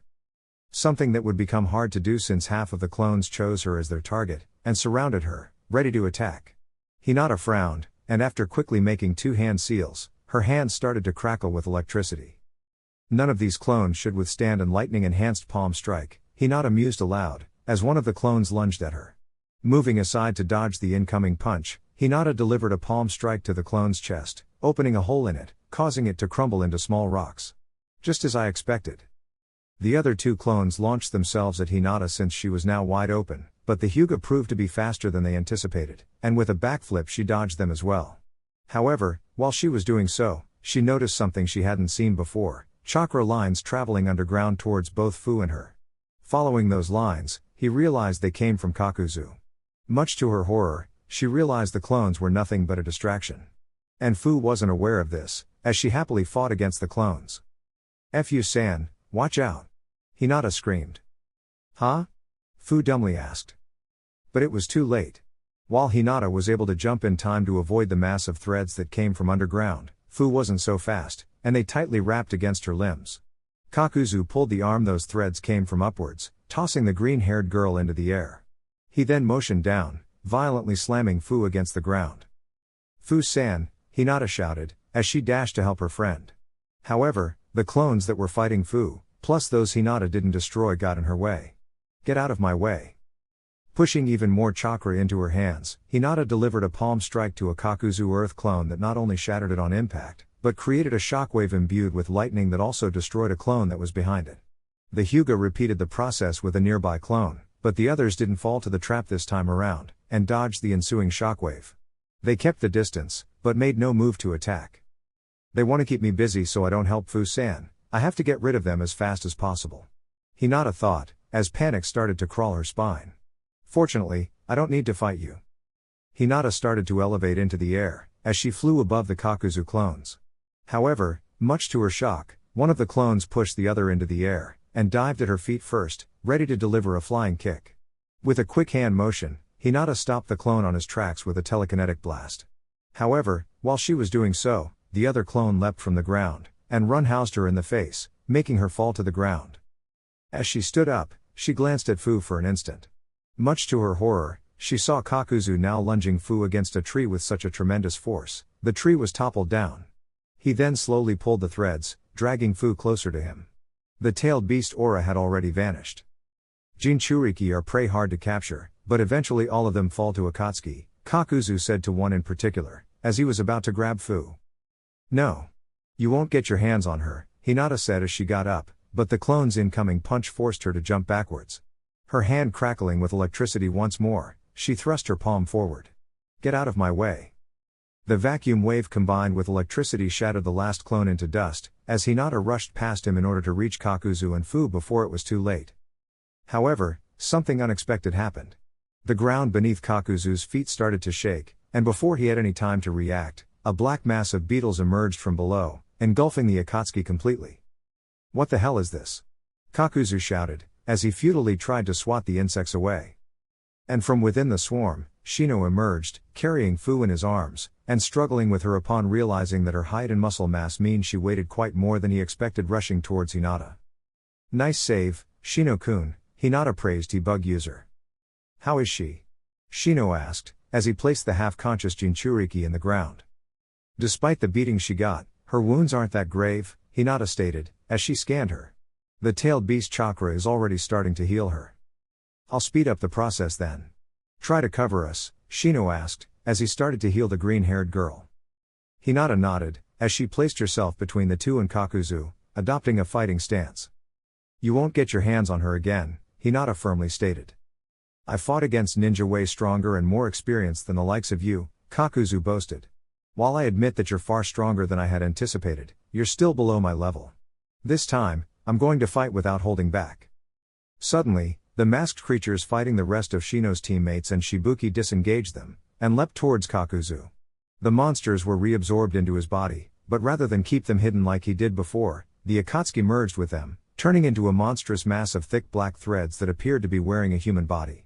Two masses of threads sprouted from Kakuzu's back, as if they were grotesque wings. The two masks appeared on each one of the wings. Let's see how well you do against this, Kakuzu said. Chapter 64. The Immortal Team, Part 2.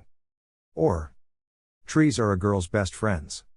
Shibuki, Tamaki, and the three-headed wolf all landed near Hinata, Fu, and Shino, facing Kakuzu's new form. The Akatsuki looked at the Konoha and Taki ninjas, and shot them an unnerving grin.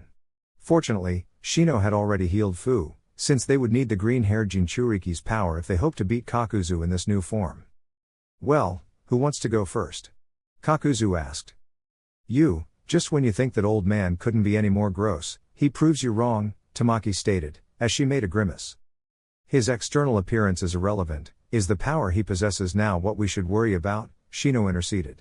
Why? Because if Kakuzu and his creatures were formidable opponents when fighting on their own, their power became even greater by joining forces. That's right, kid. The whole is greater than the sum of its parts. There are moments in which a numerical advantage is necessary, but given that you have destroyed two of my hearts, this form is the best approach, Kakuzu agreed. Not just that.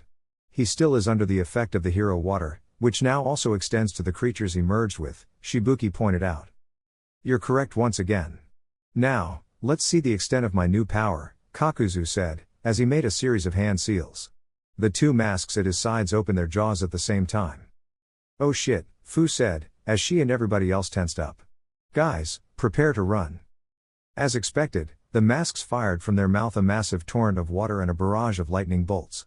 Everybody jumped aside in different directions, lest them be obliterated by the empowered elemental attack, which not only was stronger, but had a longer reach and wider radius of effect, doubling as a good means of defense. Fu. Let's go into the air. He won't be able to attack both us and the others in the ground. Hinata suggested. Fu nodded, deployed her wings, and joined Hinata several meters above the ground. You think yourself so smart, don't you? Kakuzu mockingly asked, as he directed the stream of water and barrage of lightning towards the flying kunoichi. He must think we're the biggest threat, and thus wants to take us out first, Hinata realized, as she thrust her palm forward, releasing a telekinetic pulse forward. Fu, meanwhile, formed seals at great speed. Wind release, breakthrough. Fu blew a gust of wind from her mouth that, combined with Hinata's telekinetic blast, was able to stop Kakuzu's water and lightning attack, locking into a stalemate as both attacks pushed back and forth. Now that they're keeping him busy, let's strike, Tamaki shouted, as she, Kiba and Akamaru, and Shibuki charged forward. Your naivety is almost adorable, Kakuzu stated. Suddenly, dozens of black threads emerged from underground, as they tried to wrap the charging ninja, which were forced to jump back. Let's try ranged attacks. Shibuki suggested, as he and Tamaki started making hand seals. Water release, water bullet jutsu. Fire release, blistering firecat. Shibuki expelled a stream of water from his mouth much smaller than those used by Kakuzu, while Tamaki breathed a wave of fire that took the shape of a cat which rushed at Kakuzu, leaving a trail of embers behind. The three-headed wolf that was Kiba and Akamaru merged, took a deep breath, and let out a powerful sonic roar. This time, Kakuzu couldn't afford to treat the ground ninja as mere inconveniences, and was forced to redirect the stream of water towards their incoming attacks in order to cancel them out. However, that left only the lightning bolts to deal with Fu's wind and Hinata's telekinesis, which was unable to hold them back on its own, and was pushed back. Much to his annoyance, Kakuzu was forced to jump back in order to dodge. Well done, guys. If we attack all at once from different directions, one of us will end up nailing him. Fu cheered from above. Kakuzu, however, frowned at the muscular girl's confidence. Let me show you how little that strategy is going to help, Kakuzu snarled. Displaying frightening speed, Kakuzu dashed towards a startled Shibuki, who generated a water sword to defend himself. Tamaki and the three-headed wolf charged from the flank. You're wide open. The cat kunoichi said, as she was about to sink her metal claws into the Akatsuki's flesh. Am I? Kakuzu mockingly asked. The masks at his sides turned at Tamaki and the three-headed wolf, and blasted the former with lighting and the latter with a powerful stream of water, pushing both of them backward several meters. Kiba. Tamaki-chan. Fu screamed, as she dived at Kakuzu while making hand seals. Fu, wait. That's what he wants, Hinata said, trying to reach Fu, but she wasn't fast enough. So predictable, Kakuzu said in the same mocking tone, as several tendrils of threads shoot at Fu. Wind release, breakthrough. Once again, Fu expelled a gust of wind from her mouth, but her target wasn't Kakuzu, but the ground. Using the wind jutsu to alter her trajectory, Fu moved above the Akatsuki in an arc, safely dodging the tendrils, before winding her fist back, which started to swirl with chakra. Take this. Hurricane punch. Fu slammed her right fist into Kakuzu's head with such force, not only sinking the Akatsuki into a crater, but producing a shockwave and a gust of wind that expanded outwards. Kakuzu's mass of threads that sprouted from his back started to wiggle. Foolish, he said. The mass of threads shaped into several tentacles that quickly coiled themselves around the Jinchuriki. However, before he could catch his prey, Fu was yanked backwards by an unseen force, and the thread tentacles only grasped thin air. The green-haired girl found herself at Hinata's side once again. Phew, nice catch. That was pretty close, Fu told Hinata, chuckling a little. His chakra seems to fluctuate before using those strange threads, Hinata explained. It may be the key to read his movements. If we can do that a few more times, I'll only need a few more hits to put him down for good, Fu confidently stated. While that may work, I believe we'll need a more effective strategy.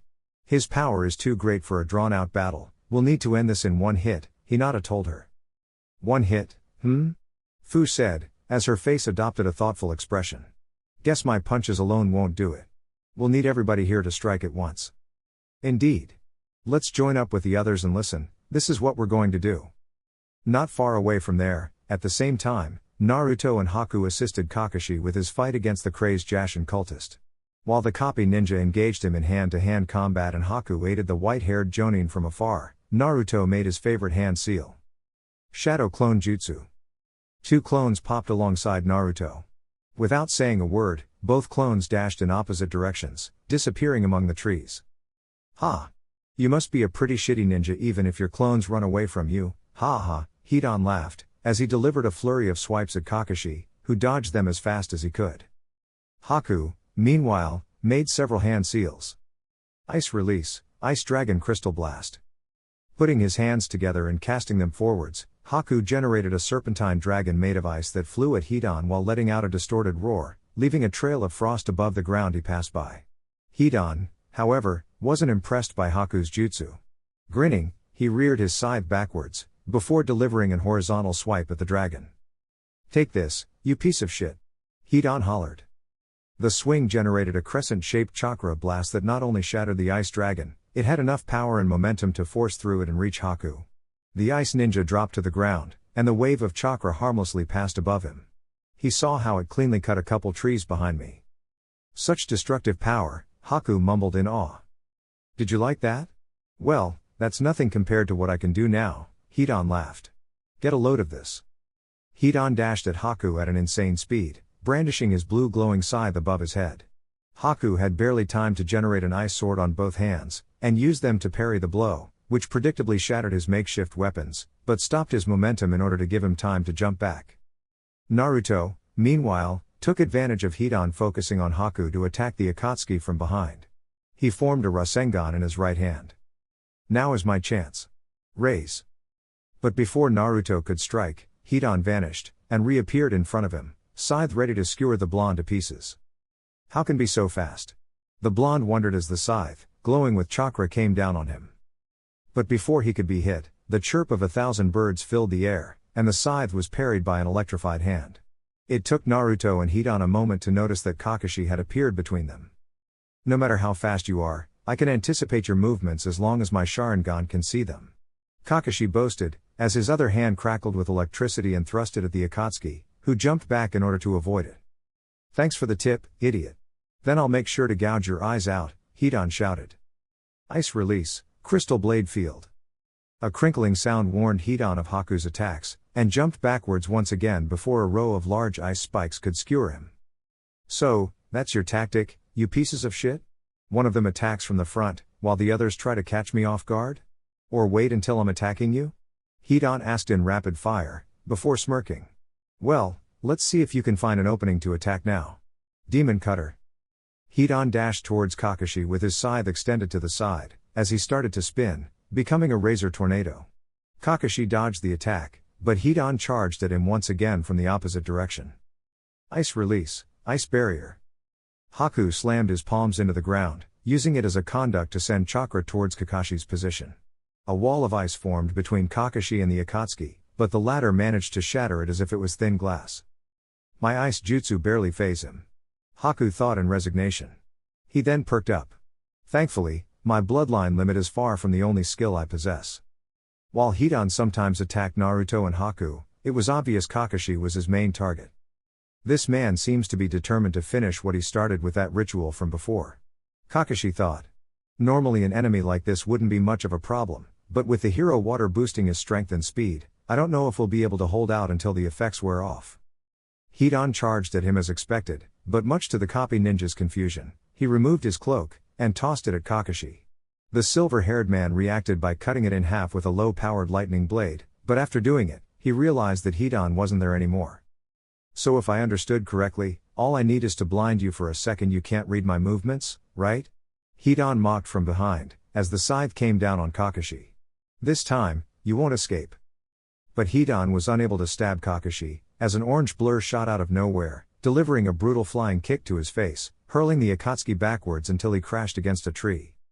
"What the fuck?" The Jashin cultist groaned, as he pulled himself together. Even if he was immortal, the pain of that attack was very real. "Sage mode completed," Naruto stated, as he placed himself in front of Kakashi. "Leave this to me, Kakashi-sensei. My Sage mode will tip the balance back in our favor." "Sage mode?" Hidan asked, and noticed that Naruto's eyes were yellow with orange pigmentation around them. "Oh, So that's the sage mode that made that wimp Datara to run away like the little bitch he is. Well, you'll find out that I'm nowhere near as cowardly. Don't mistake common sense with cowardice. Soon you're going to realize why your friend decided to flee when he saw me, Naruto boasted. Hey, that fucker and I aren't friends, we're just co-workers. Hidan protested. And didn't you hear that I'm immortal? No matter how much power you get, you won't be able to kill me. We'll see about that, Naruto said, making a hand seal. A clone popped into existence. Naruto started to form a Rasengan, while the clone infused it with wind chakra. A whirring sound could be heard, faint at first, but growing progressively louder as the jutsu started to take form. Even then, I'm not stupid enough as to take the brunt of your attack, Hidan said, as he prepared to move, but much to his shock, his body didn't move. What the fuck? Hidan started to feel very cold. Suddenly, ice started to grow all over his body, and in a few seconds, his entire body minus the head was encased in a block of ice. Thanks for lowering your guard, Haku said, as he kept his hands forming a hand seal. Ha! You think this little ice can stop me? I only need to break it with the force my chakra. Hidan boasted, as he started to release chakra in hopes of breaking the ice. What the hell? You remind me of somebody who tried the same tactic against that, and predictably, it didn't work, Haku replied. He then turned at his teammate. Naruto, go ahead. He won't move. The jutsu is ready, Naruto said, as he reared the arm holding the wind shuriken back. What the hell is going on? How can this ice be so hard? Hidan said as he futilely tried to overpower the ice with his chakra, but it felt like pushing into nothing. Wait, if this is ninjutsu, how is that I can't feel the chakra in the ice? Oh shit, don't tell me this is a jinj. Wind release, Rasen Shuriken. Naruto threw his most powerful jutsu just as Hidan realized that the ice wasn't really there, and the ice ninja was just playing with his mind. He sent a controlled burst of chakra through his body, and the ice disappeared, but he had no time to avoid the incoming chakra shuriken. The Akatsuki's curse was cut short by a massive explosion that created a dome of powerful, razor-sharp winds that would have shredded the body of a normal man to little bits. Even then, the pain was excruciating. And Hidan only enjoyed the pain when it was caused by his demonic ritual.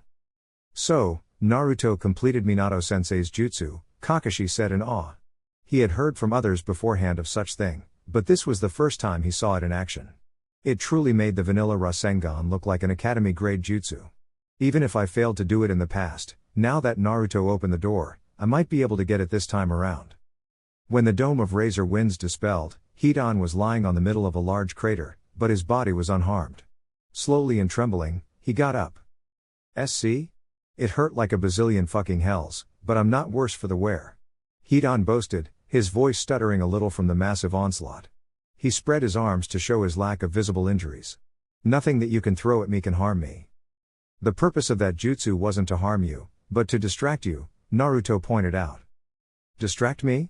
From what Hidan was interrupted mid-question as ice started to creep all over his body, slowly encasing him in an ice block. Oh, I see. Another fucking genjutsu.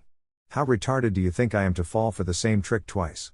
Hidan asked in a mocking tone, as he made a hand seal, and sent a burst of chakra through his body. But much to his surprise, the genjutsu didn't disappear. He tried again, but the result was the same. What the fuck? In no time, Hidan was completely encased inside a block of ice. A realization dawned upon him. This is not a genjutsu, this is a real ice jutsu. Damn it, I need to break free. Hidan distressingly thought as he began to release his chakra from his whole body in explosive bursts. Cracks started to appear in the block of ice, but Haku made a hand seal, and those cracks disappeared. Naruto-kun, Kakashi-sensei, now's the chance. Go before he breaks free. Naruto and Kakashi nodded, rushed at the frozen Akatsuki, and started to slap several sealing tags across the block of ice. Once they judged they had placed enough, they jumped back as they made the same hand seal at the same time. Sealing trap, activate. The seal started to glow, and chains of symbols appeared from the paper tags, spreading around the block of ice, forming a net. The seals, combined with the ice, put Hidan in a state of stasis. And done. Naruto cheered. Did we incapacitate him? Kakashi asked, a bit unsure. He was still under the effect of the hero water, so it's possible that the sealing didn't take. He's no longer trying to break the ice, Haku helpfully added. So I'd said we've won this round. Naruto walked towards the frozen Akatsuki, and sneered. What about that? Just because you're immortal doesn't mean that you're invincible. Naruto, he can't hear you, you know, Kakashi pointed out. Don't take away my right to boast after a well-earned victory, Kakashi-sensei, Naruto grumbled at the silver-haired Jonin, as he crossed his arms over his chest. Suddenly, despite none of them being sensors, the trio felt a massive chakra disturbance. Looking up, they saw the purple-colored chakra dome that covered that part of the forest slowly breaking apart and vanishing. Hey, look at that, it seems that he was the one keeping that chakra dome active, Naruto pointed out. Unexpected. I never imagined this deranged Akatsuki would be skilled in barrier jutsu so complex and powerful, Haku pointed out. Skilled or not, that doesn't matter anymore. Naruto, leave a few clones here to watch over the Akatsuki, then let's go help my students, Kakashi asked. Naruto nodded, and did as he was asked. He and Haku then followed Kakashi to where the other battle was taking place, hoping that they could reach in time to help their friends. Shortly before Hidan's defeat, Fu, Hinata and Kakashi's students were still fighting against his partner. Kakuzu was still on the offensive, since doing otherwise would be a waste of the boost provided by the hero water, but his moves were more calculated than before, in order to stop his enemies from getting any more hits and ending the fight as soon as possible. Lightning release, false darkness. Kakuzu's demon-looking mask released a barrage of thunderbolts at the ground of Konoha and Taki ninja. Hinata stepped forward in order to take the brunt of the attack. Lightning release, thunder palm. Hinata's hands started to crackle with electricity, before she started to move quickly them forward in a pushing manner. Protection of the 8 trigrams, 64 palms. As Hinata's arms became blurs due to the speed she was moving them, she was able to deflect Kakuzu's electric attack, giving the others a chance to counterattack.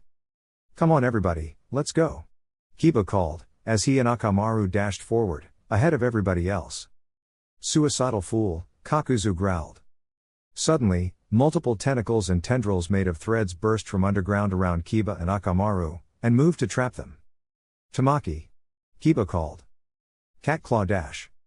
A red and brown blur appeared out of nowhere, and slashed the emerging threads before they had the chance to tangle their prey, giving Kiba a chance to continue forward. Thank you, Kiba said, not looking back, with Tamaki following him. Kakuzu decided to intercept them mid-charge, and dashed towards them as well. But when Kiba and Tamaki prepared to attack, Kakuzu nimbly jumped above them, avoiding their onslaught, and dashing towards a mildly stupefied Shino. Shit, Shino isn't that good in hand-to-hand combat. Kiba angrily thought as he and Tamaki spun over their heels to pursue the Akatsuki. Noticing what was happening, Shino jumped back several times to stop the gap between himself and the Akatsuki from getting any wider. He bit his thumb as he made several hand seals as quickly as his hands allowed him, before slamming his hands into the ground. Summoning Jutsu. Kakuzu stopped in his tracks, moving aside to also dodge Kiba and Tamaki coming from behind as he waited expectantly to see what kind of creature the Aburame had summoned. And when the initial cloud of smoke dispelled after a few seconds, revealing nothing. Kakuzu snorted. You Konoha ninjas grow more incompetent with reach generation, he mocked, before making a hand seal. Now die. Kakuzu shot multiple tendrils made of threads in every direction, trying to either catch or skewer the Konoha tuning around him. They tried to jump away, but they were too close to him when he launched the attack, and the mass of threads penetrated their bodies, before they were pinned to the ground. You cost me 2 of my hearts already, Kakuzu menacingly said as he dug his threads deeper into their bodies. So it's only fair that I take your hearts to replace them, don't you think so? No. Fu screamed. Guys, attack now, Kiba shouted, after coughing a bit, as he tried to stop the threads invading his body from ripping his heart out. At that moment, Hinata, Fu and Shibuki lunged at Kakuzu from different directions. Kakuzu smirked under his mask. So, acting as decoys in order to force me to stay still. You must be so proud of such basic strategy, Kakuzu deadpanned. He then made a couple of hand seals.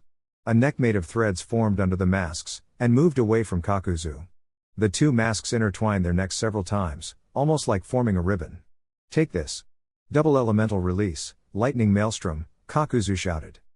The masks then untangled at the same time they released bolts of lightning and a stream of water, forming a spiraling barrier of electrified water that stopped the other 3 ninjas in their tracks, and hurled them backwards. Like I said before, even if you have power and potential, your experience is pitiable compared to mine. Once I'm done with you 3, catching the Jinchuriki will be considerably easier, Kakuzu said in delight. You might have much more experience than us, but that also makes you underestimate your opponents, Shino asked, while he grabbed on the tendrils of threads and tried to pull them out of his body. Suddenly, the ground started to shake, a little at first, but much stronger later. Then, without any warning, a gigantic rhinoceros beetle emerged from underground, hurling Kakuzu high into the air, while snapping the threads that connected him to the 3 Konoha Chunin. Now I believe it's your time to attack, Shino told the others. Shibuki made several hand seals. Water release, water shuriken. The young Takigakure leader created several water stars which flew at the Akatsuki. Hinata, meanwhile, unfolded her collapsible chakra bow, and fired several electric arrows at the flying Akatsuki. Being unable to maneuver while he was mid-air, Kakuzu could only wrap the mass of threads around himself in order to form an improvised protective cocoon to shield himself from the incoming projectiles, before finally falling to the ground with a loud thud. When he undid the makeshift cocoon, he saw that Hinata had somehow crossed the distance that separated them, and slipped into a fighting stance. You're within my field of divination. 8 trigrams, 64 palms. Before the Akatsuki could react, Hinata moved to deliver Kakuzu a series of soft-put painful finger strikes. Even with all his body modifications, he still has a chakra network, and thus he still has tenketsu. They might be arranged in a different way than a normal human, but as long as I can see them, it doesn't matter. Kakuzu, meanwhile, tried to defend himself from the Hyuga's onslaught, but was finding to control both his chakra and the threads that made up most of his body increasingly difficult. He tried to move in order to block the hits, but Hinata's fierce attacks disrupted his motor coordination, and was unable to. This is bad. If she seals all my tenketsu, I won't be able to. 64 palms, Hinata shouted, as she finished her combo with a palm strike to the chest, pushing Kakuzu backward several meters. Breathing heavily, Kakuzu tried to stand on his feet. The effect of the hero water had vanished, unable to resist Hinata's onslaught. He tried to gather some chakra, but was unable to. Panic started to set as he realized he was defenseless against the Konoha and Taki ninjas. I need to reopen my tenketsu, Kakuzu realized, as he focused on a few of his sealed chakra points and tried to force them open. If I can gather some chakra. Quickly, attack now, Hinata commanded. Before Kakuzu realized, 2 human tornadoes flew at him from opposite directions. Instinctively, he aimed his masks at each of them, ready to blast them with water and electricity. But when the masks opened their mouths, nothing came out of them, realizing a second too late that he had no chakra, and a second too late to change course of action and dodge. Passing Fang. Drill Claw. The 2 human tornadoes known as Kiba and Tamaki slammed against the masks flanking Kakuzu, shattering them, as well as shredding the external shell of interlocked threads, destroying vital organs, and a heart each. And before the Akatsuki could time to reflect on losing 2 hearts at once, a shadow loomed over him. Forcing himself to look up, he saw Shino riding the giant beetle he had summoned earlier, diving at him. The Akatsuki was able to react in time and grab the beetle's horn before it could skewer him alive, but the force of the charge pushed him backward several meters. Shino then commanded his beetle to go back into the sky. Kakuzu thought that he was getting ready for another charge, but what saw next told him otherwise. The green-haired Jinchuriki was charging at him, holding a rather large tree. One of those toppled during the fight with both arms, resting against her shoulder as if it was normal weapon. It was easy to guess what she planned to do with it. I'd say something witty now, but I'm way too angry for that, so just die already, Fu shouted as he swung the tree as if it was a mere club against Kakuzu. The Akatsuki was hit with such force, it was launched high into the air, until it slammed against the force field he and his friend had erected either. The gravity did the rest, and Kakuzu's barely alive body fell to the ground.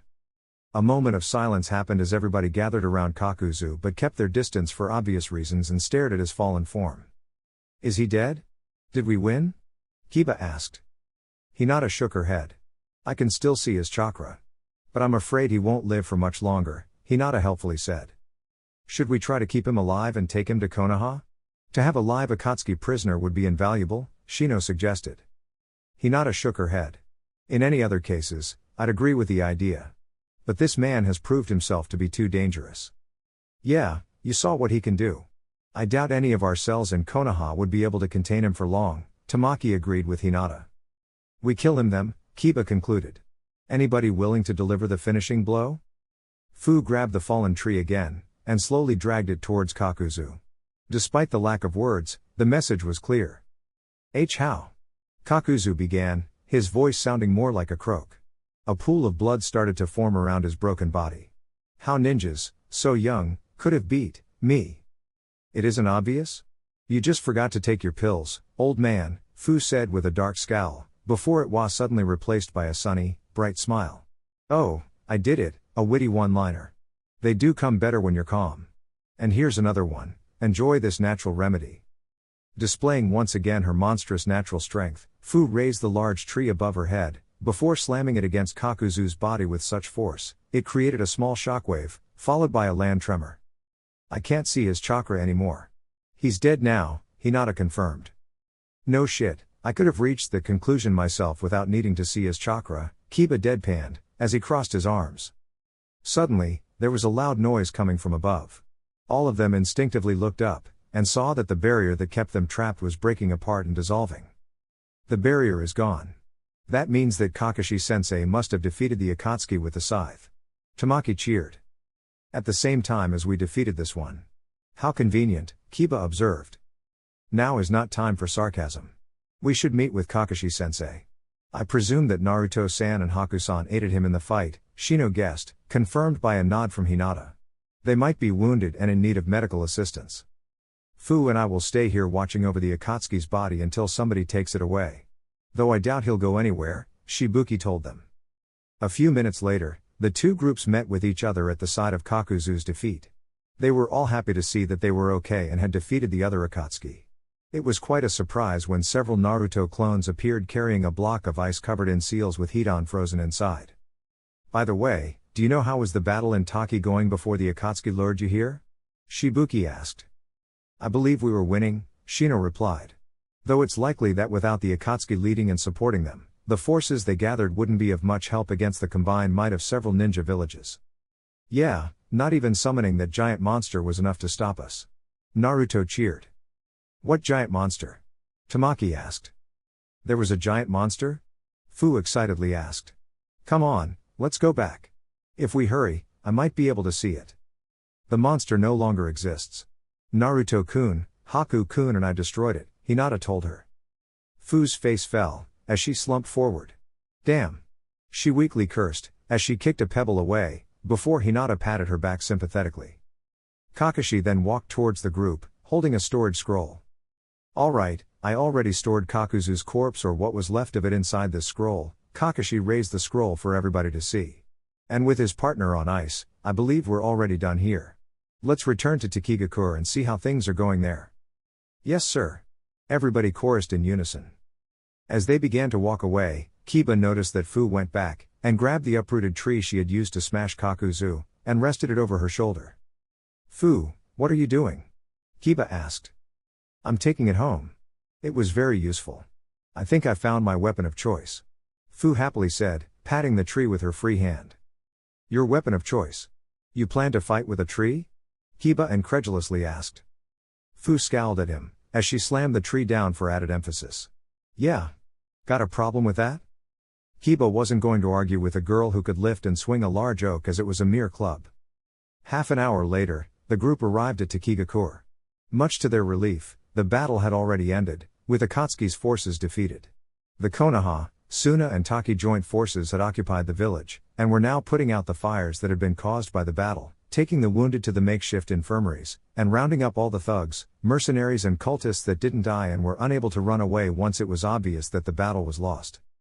However, even if they had won, Shibuki and Fu couldn't help but feel a pang of sadness upon seeing how their once beautiful village was so ravaged, with damaged or completely destroyed buildings everywhere, craters and burn marks splashing the streets, and dust and debris everywhere.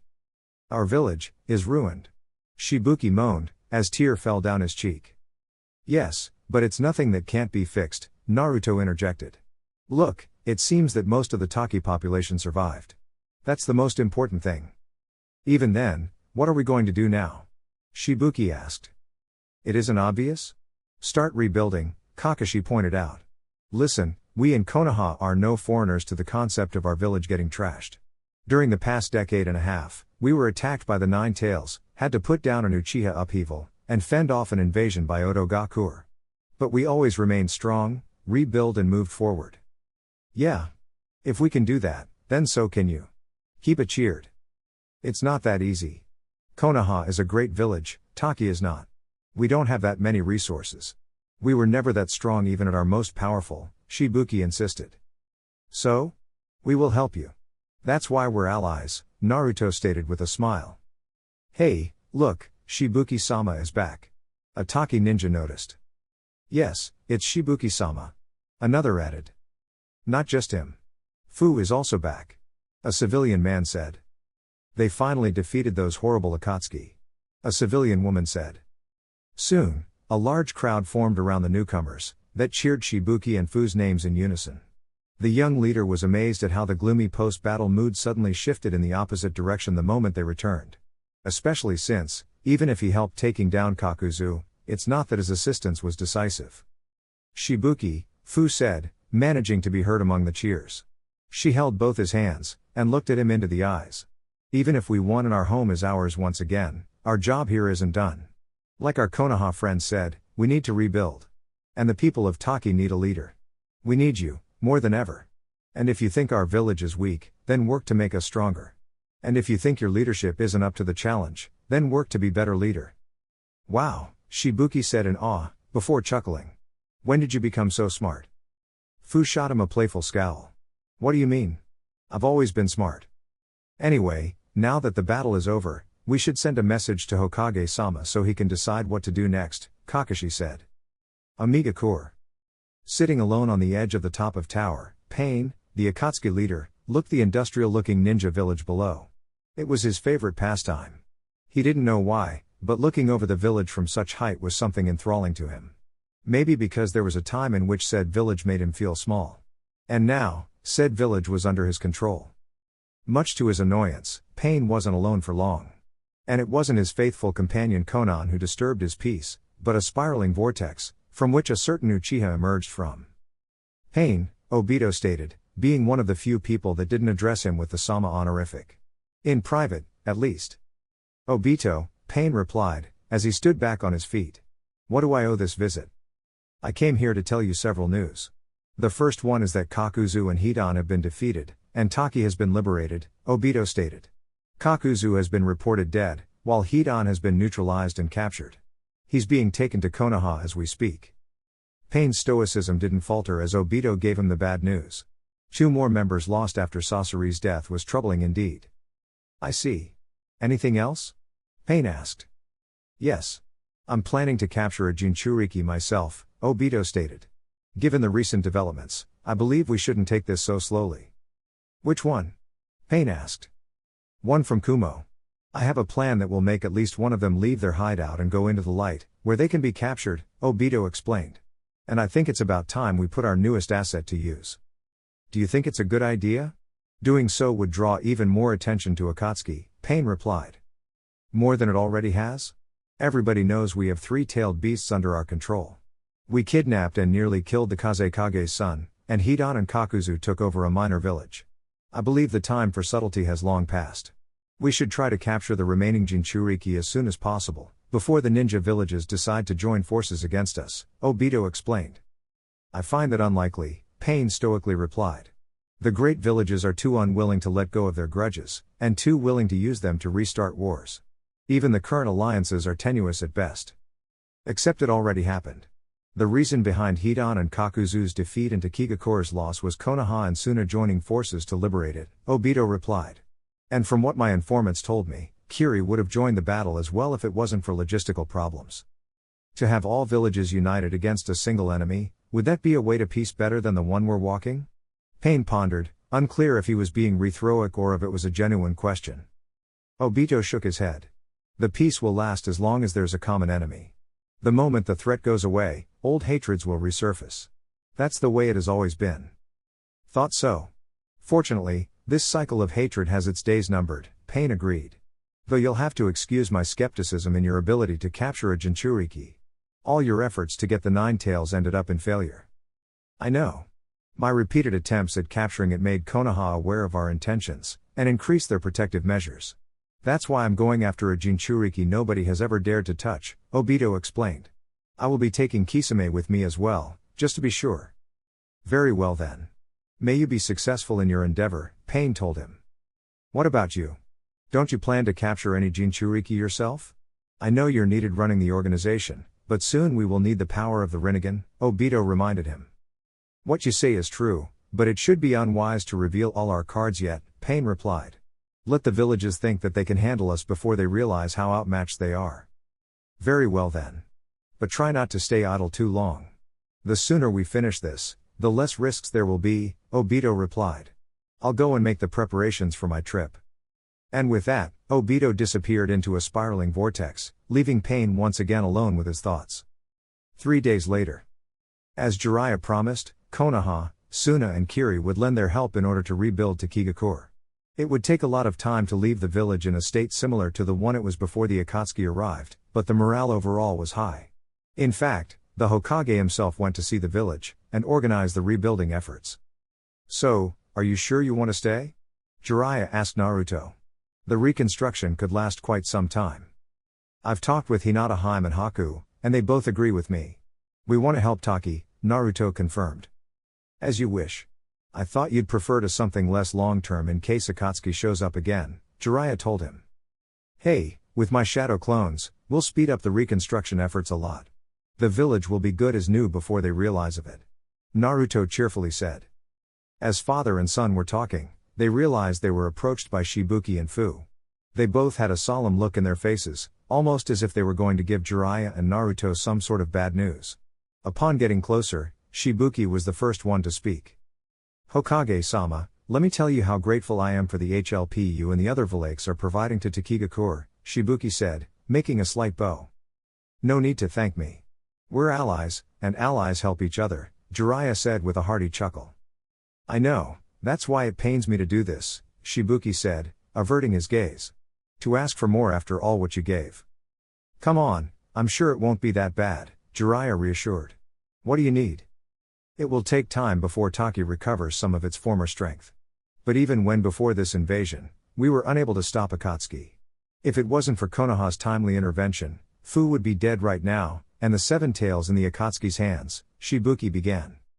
Jiraiya and to a lesser extent, Naruto, started to see where this was going. What I want to ask you is, would you mind letting Fu stay in Konoha until this crisis passes? I'm afraid that she won't be safe here anymore, Shibuki asked, almost in a pleading tone. Yes, I know I'm asking you a lot. You already have a Jinchuriki, and another one would be like placing an even bigger target on your village. But honestly, I don't know what to do, and you're the only ones I can trust with this. I don't think there would be any problem. Keeping Jinchuriki safe is of everyone's interest, Jiraiya admitted. What about you, Fu? Are you okay with leaving your home?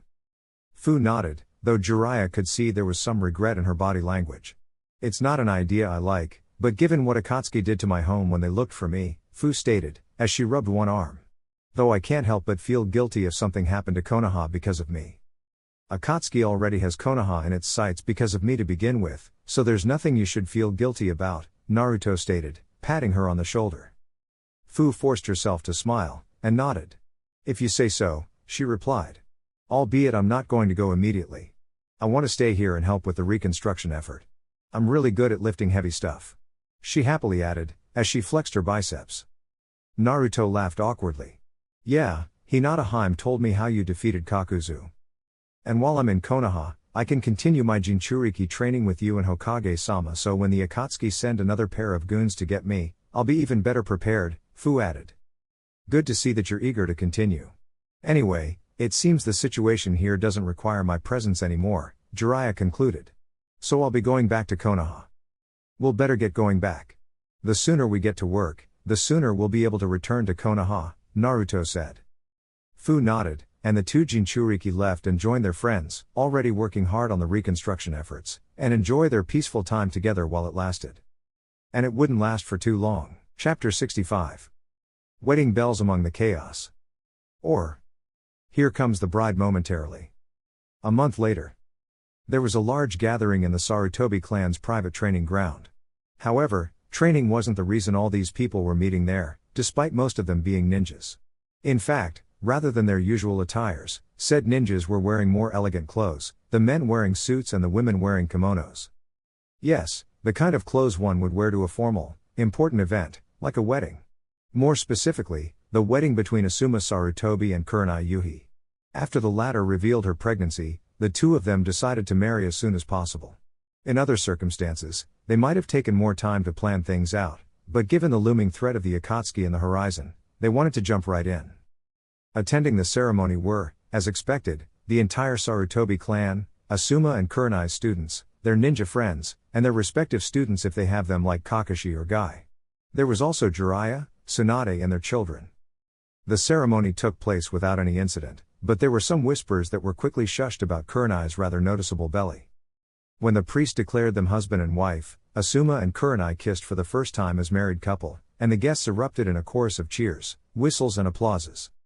After the ceremony, they moved to the reception, which also took place in the Sarutobi training ground, inside several large sunshade tents that the clan had rented for the occasion.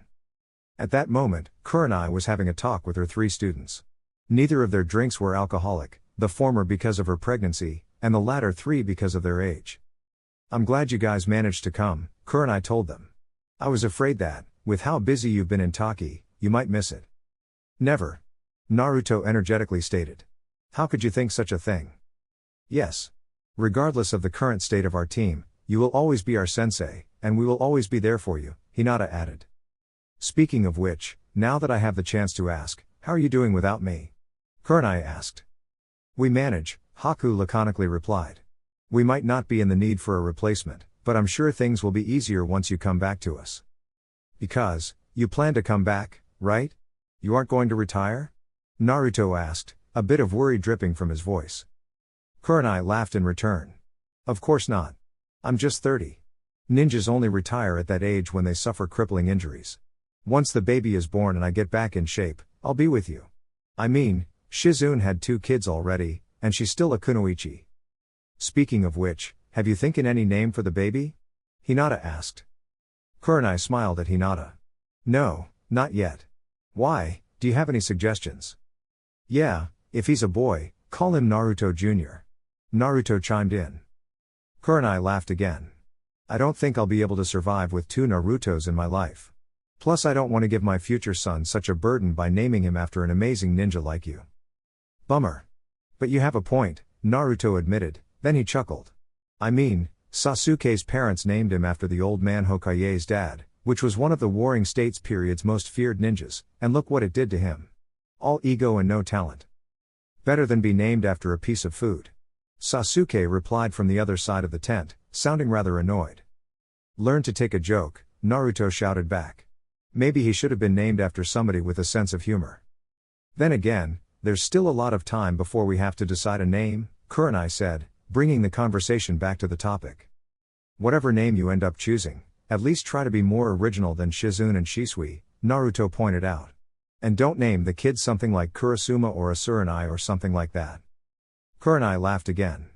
"Don't worry, above all things, I plan to give my kid a name with personality." "What about the honeymoon? Do you know where you want to go?" Hinata asked. "I'd always like to visit the land of the moon. I heard is a really beautiful place ideal for such things," Kurenai said, before her face fell a little. "Sadly, with the current situation, we can't afford going that far away, so in the end we decided to go to the land of the hot springs. Not as exotic, but it has a very nice resort, and it's close to the land of fire. My parents also went there for their honeymoon. They said it was a pretty nice place, so I'm sure both you and Asuma-sensei will have a nice time," Naruto said with a smile.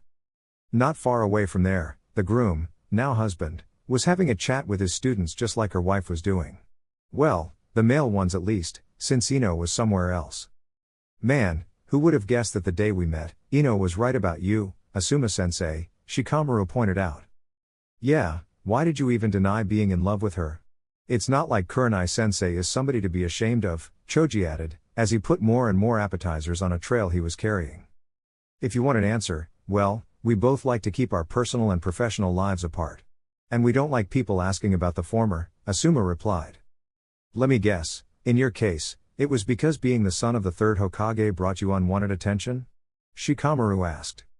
"You could said that," Asuma agreed with a shrug. "Hey there." A new female voice chimed in. "What are you talking about?" The men of the tactical squad turned around to see their only female member walking towards them, smiling happily. She had her arm wrapped around the arm of a pale, black-haired boy in a suit with an uncannily neutral expression. On the other hand, the boy was holding a folder. Oh, hey, Ino. I had lost sight of you for a moment. I thought you left already, Asuma pointed out. Please, like I would ever leave a wedding so soon, especially the one from somebody so close to me, Ino replied with a hand wave.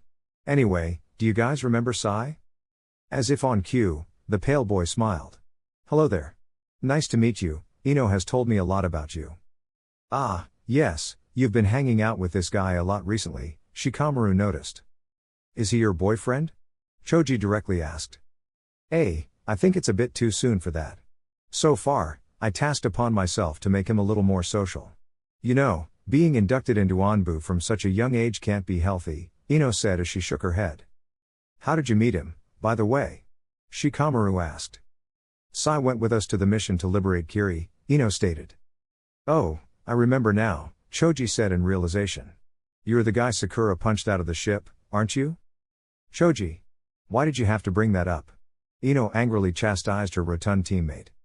Sorry, but it was the only thing I remember from him, Choji said, shrugging. It's okay, I already put it past me. Ino told me that Sakura can have quite the temper, and my way with words wasn't as good back then, Sai softly said, widening his smile at the end. Oh, by the way, I came here to bring you my wedding gift, since Ino told me as a custom to give a gift to the newlyweds. I don't have much money, so I decided to do something myself. Sai then handed the folder to Asuma. The bearded Jonin opened it, and much to his surprise, he saw a picture of both him and Kurenai the moment they were saying the I do during the wedding. Despite being only a pencil sketch, it was amazingly realistic and lifelike, almost looking like a black and white photograph. It looks really impressive, boy. Thanks a lot, Asuma praised, as he closed the folder and placed it under his arm. But, if it's a picture of the wedding, when did you do it? During the wedding. It was the only time I could have been able to capture the moment, Sai explained. I had to miss part of the ceremony to do it, but sometimes you have to sacrifice something in order to obtain the better results. It's okay, kid. Your gift was really thoughtful and tasteful, Asuma praised. Thanks, but part of the credit goes to Ino. She was the one who suggested it, Sai stated. And with a good reason. If I didn't say anything, you would have bought him that booklet about how to cope when you stop smoking, Ino said, mildly angry. What? You said that your sensei was going to stop smoking, so something like that would have been useful, Sai replied. Or it's something that's just functional, not a proper wedding gift? See? I still have a lot of work to do with this guy, Ino said, shaking her head. She then smiled brightly again, and turned at Asuma. But I'm so proud that you finally decided to drop such an ugly and unhealthy habit. Especially now that you're going to be a dad. Asuma chuckled, as he sheepishly rubbed the back of his neck. Ha, yes. Kurenai said that I either stopped smoking, or that she wouldn't marry me. Guessed that the choice was obvious. Like I said before, you sometimes need to sacrifice something in order to obtain something even better, Sai added with a smile. The way you talk, it seems like you're speaking from experience, kid, Asuma noted. All ninjas end up sacrificing something during their careers, sooner or later, Sai replied with his unwavering smile. Yeah, I know that too well, Asuma replied, as he briefly reflected on how Hiruzen being the Hokage strained their relationship. Come on Sai, this is a wedding, let's talk about something less depressing and a bit more fitting with the situation, okay? Ino asked, as he nudged him a bit. Alright, Sai agreed. He then turned at Choji and Shikamaru. I see that most people came with a date, but you two seem to be on your own. Do girls find your appearances too ugly or your personalities too disgusting for staying with you? Asuma raised an eyebrow, and repressed a chuckle. The sound of Ino's hand slapping her face echoed through the whole village. While I don't need to justify myself on such issue, I do have a girlfriend. She's just from Suna, and she isn't here, Shikamaru pointed out. And yes, I know that's something a lot of single people say in order to boast, but in my case is true. Ask anybody here. And while I don't have a girlfriend, I've been in touch from a girl from Kumo I met during the Chunin exams. Though sadly I don't get to see her as often as Shikamaru sees Tamari, Choji replied. Which isn't that much, Shikamaru pointed out. You know what? I take back what I said. You're no longer ready to interact with other people on a casual level, Ino stated, as he grabbed Sai's arm and dragged him away. It was nice to meet you, Sai stated, as he was pulled away by the embarrassed blonde. While some people have been watching with some amusement how Sai embarrassed Ino in front of her teammates with his sheer lack of tact, certain two people have been paying more attention to the exchange than most others. Your friend certainly spends a lot of time with that guy, don't you think so? Sasuke pointed out. Indeed. I don't know why. Ino surely can do much better than him, Sakura replied. She said sighs pretty nice deep down, but not even she herself seems to be sure of it. Are you worried about her? Sasuke asked, noticing Sakura's tone. The pinkette nodded. There's something odd about that guy. Something I can't put my finger on. And that's not counting on how little we know about his past. I'm afraid he might be using Ino for whatever purpose. The idea alone makes me shiver, and that's not even getting into what he might do once he no longer needs her. Vapid as she can be, Ino isn't a stupid girl. She might have a reason for spending so much time with that guy, Sasuke pointed out. If the guy tries something, I'm sure she will see it coming. You seem to have quite a lot of trust in Ino, Sakura pointed out. She's a ninja, just like you and me. I don't think the Hokage gave her the Chunin rank for her pretty face, Sasuke pointed out. Plus she can read minds. Even then, I think it would be good if we kept an eye on them, Sakura stated. Though I think there may be another reason as for why you seem to dislike so much Ino getting close with that guy, Sasuke pointed out. Sakura placed her hands on her hips, and frowned a little. And that would be? Sasuke shot her an uncharacteristic smirk. You're jealous that Ino is getting a boyfriend before you. What? An indignant Sakura replied, a little louder than she wanted. Here I am worrying about her well-being, and you bring up such nonsense. It wouldn't be that weird. Ino and you have always been rivals. You always competed in everything, romance included. It's only natural that you'll feel that way, Sasuke told her. Well, what about you and Naruto? You've always been rivals as well, and he got a girlfriend for way longer than you, Sakura said in a mildly accusatory manner, which Sasuke found worth a chuckle. Naruto and I may compete, but not in such topics. Besides, if I really wanted a girlfriend just to rub him in, I could have asked you or Karen at least before she started dating Neji out, and I'm sure you would have said yes, Sasuke confidently said. You know, this is one of those times in which your confidence in yourself comes out as more obnoxious than charming, Sakura replied, crossing her arms.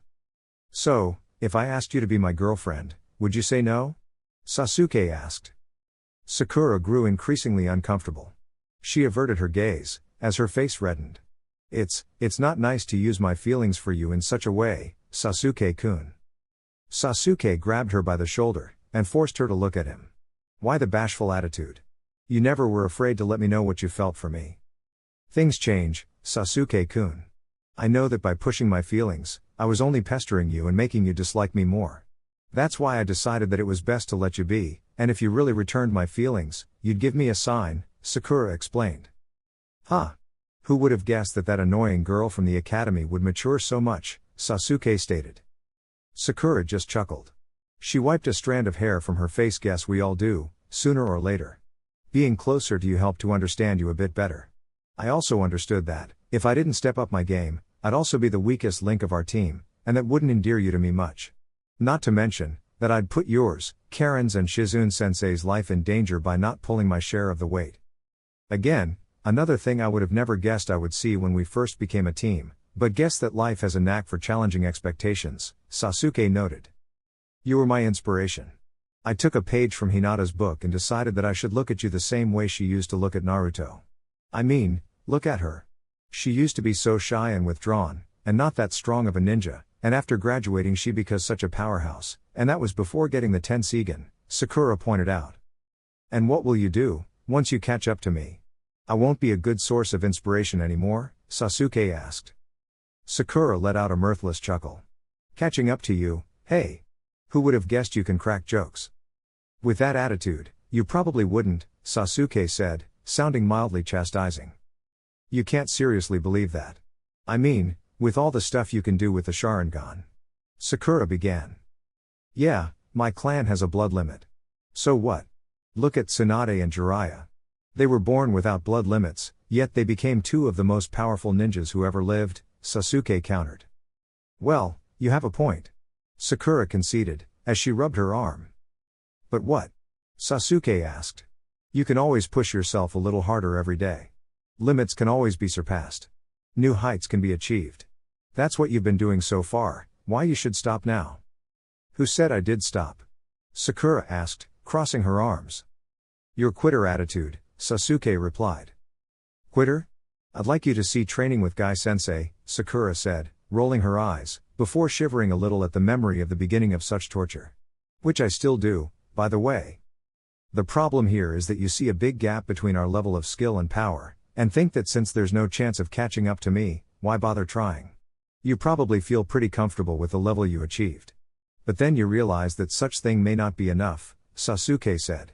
It's good that you see me as an inspiration, but you shouldn't mistake it for a goal. You sound like you talk from experience, Sakura noted. And I do. Remember that even before the clan's downfall, Itachi and Shisui were the two strongest Uchihas the clan ever produced. And I felt very frustrated when I was unable to catch up to them, no matter how hard I trained. And in my case, it was justified since unlike you and me, they didn't have anything I did not, Sasuke explained. Until I realized that I was looking at it the wrong way. I still look at Itachi and Shisui for strength, but I want to improve for my own sake, regardless if I catch up with them or not. Try to surpass yourself with each passing day, and you'll see real progress. And before you realize it, the gap between our power and skill level will be much smaller than you realize. Wow, that was really inspirational, Sakura said in awe. Sasuke smirked. To be completely honest, I'm only paraphrasing what Itachi and Shisui told me once. That's really good advice. You're lucky to have them, Sakura sincerely said. Lucky indeed. Even after losing most of my clan, I still feel grateful for having them. I don't know what I would have done if I lost them as well, Sasuke wondered. Sakura blushed a little, as she started to rub her arm. Well, I know it's not the same since I'm not part of your clan, but as long as I'm here, you'll never be alone. I know. But that doesn't mean it can change in the future, Sasuke said. Wait, what? What do you? Sakura's words died in her mouth as the realization hit her like a sledgehammer to the gut. Her eyes were open wide, as her blush intensified. Sasuke-kun. Are you telling me? Listen, I have a responsibility to the Uchiha clan, Sasuke interrupted her. A few years ago we used to be more than 100, now, even with Shisui's brats, our numbers are still in the single digits. I can't let Itachi and Shisui do everything, I have to get married and produce children as well. And I can't marry anybody, the mother of my children must be a strong kunoichi, somebody worthy of the Uchiha name. However, that's not the only thing I'm looking for. I want my future wife to be somebody I can love, somebody who makes my life whole. And somebody I can make happy as well in return. Sasuke-kun, that's... Sakura was at loss for words upon hearing the Uchiha's speech. And I think that you can be that woman, Sasuke finished. I'm not asking you to marry me on the spot. But I want to see if I'm right and you're that special somebody. Sasuke then sighed. Sorry, I think I'm being too theatrical. I'm not good at this. What I want to ask you is, do you want to become a couple, and see what fate has for us? A star flashed in each of Sakura's eyes, as her brain processed the words coming out of Sasuke's mouth. You mean it? Sakura asked, coming close to him. I wouldn't have asked if I didn't, Sasuke replied, rolling his eyes a little. Oh my god. Yes. Yes. A million times yes. Sakura screamed, as she wrapped her arms around the Uchiha's neck.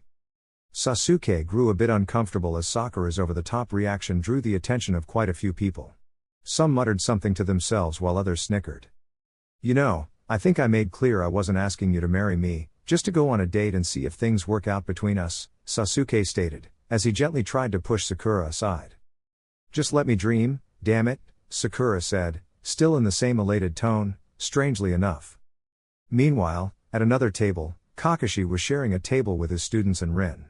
However, his students got up to talk to other people, leaving the two members of Team Minato alone. Look at them, married already, Rin said with a chuckle. I knew that there was something more than friendship between them back then, but seeing them married, it feels unreal. You can't help but still see them as they were, can you? Kakashi asked. Despite the wording, he didn't mean to sound accusatory. I can't help it. When I heard your names, I picture how you looked before my death. Such disconnect is hard to reconcile, Rin stated. I know what you mean. When I think about Obito, I can't help but think in that annoying boy that wanted to become Hokage, Kakashi told her. And who had a crush on me. In hindsight, he wasn't exactly subtle, Rin said with a chuckle. He felt that since he was in the same team as you, his chances would be greater, Kakashi pointed out. Which isn't that rare to happen, as Kurenai and Asuma were part of the same team as well. Maybe if things were different, Obito and I would have been an item, who knows, Rin said, before directing her eyes towards the newlywed couple, now happily engaged in a chat with Shizune and Shisui. Still, I'm happy for them. They deserve each other. I can't wait to see how their baby looks like. Oh, that means that we have to make them a gift when he or she is born, Kakashi said, sounding a little annoyed.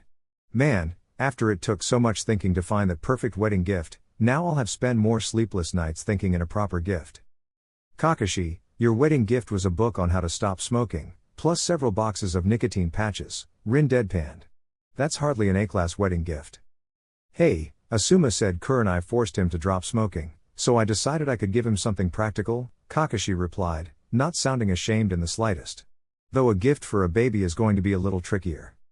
Oh, I already have an awesome idea, Rin proudly said. Oh? What is it? Kakashi asked, interested. So you can take that idea for you?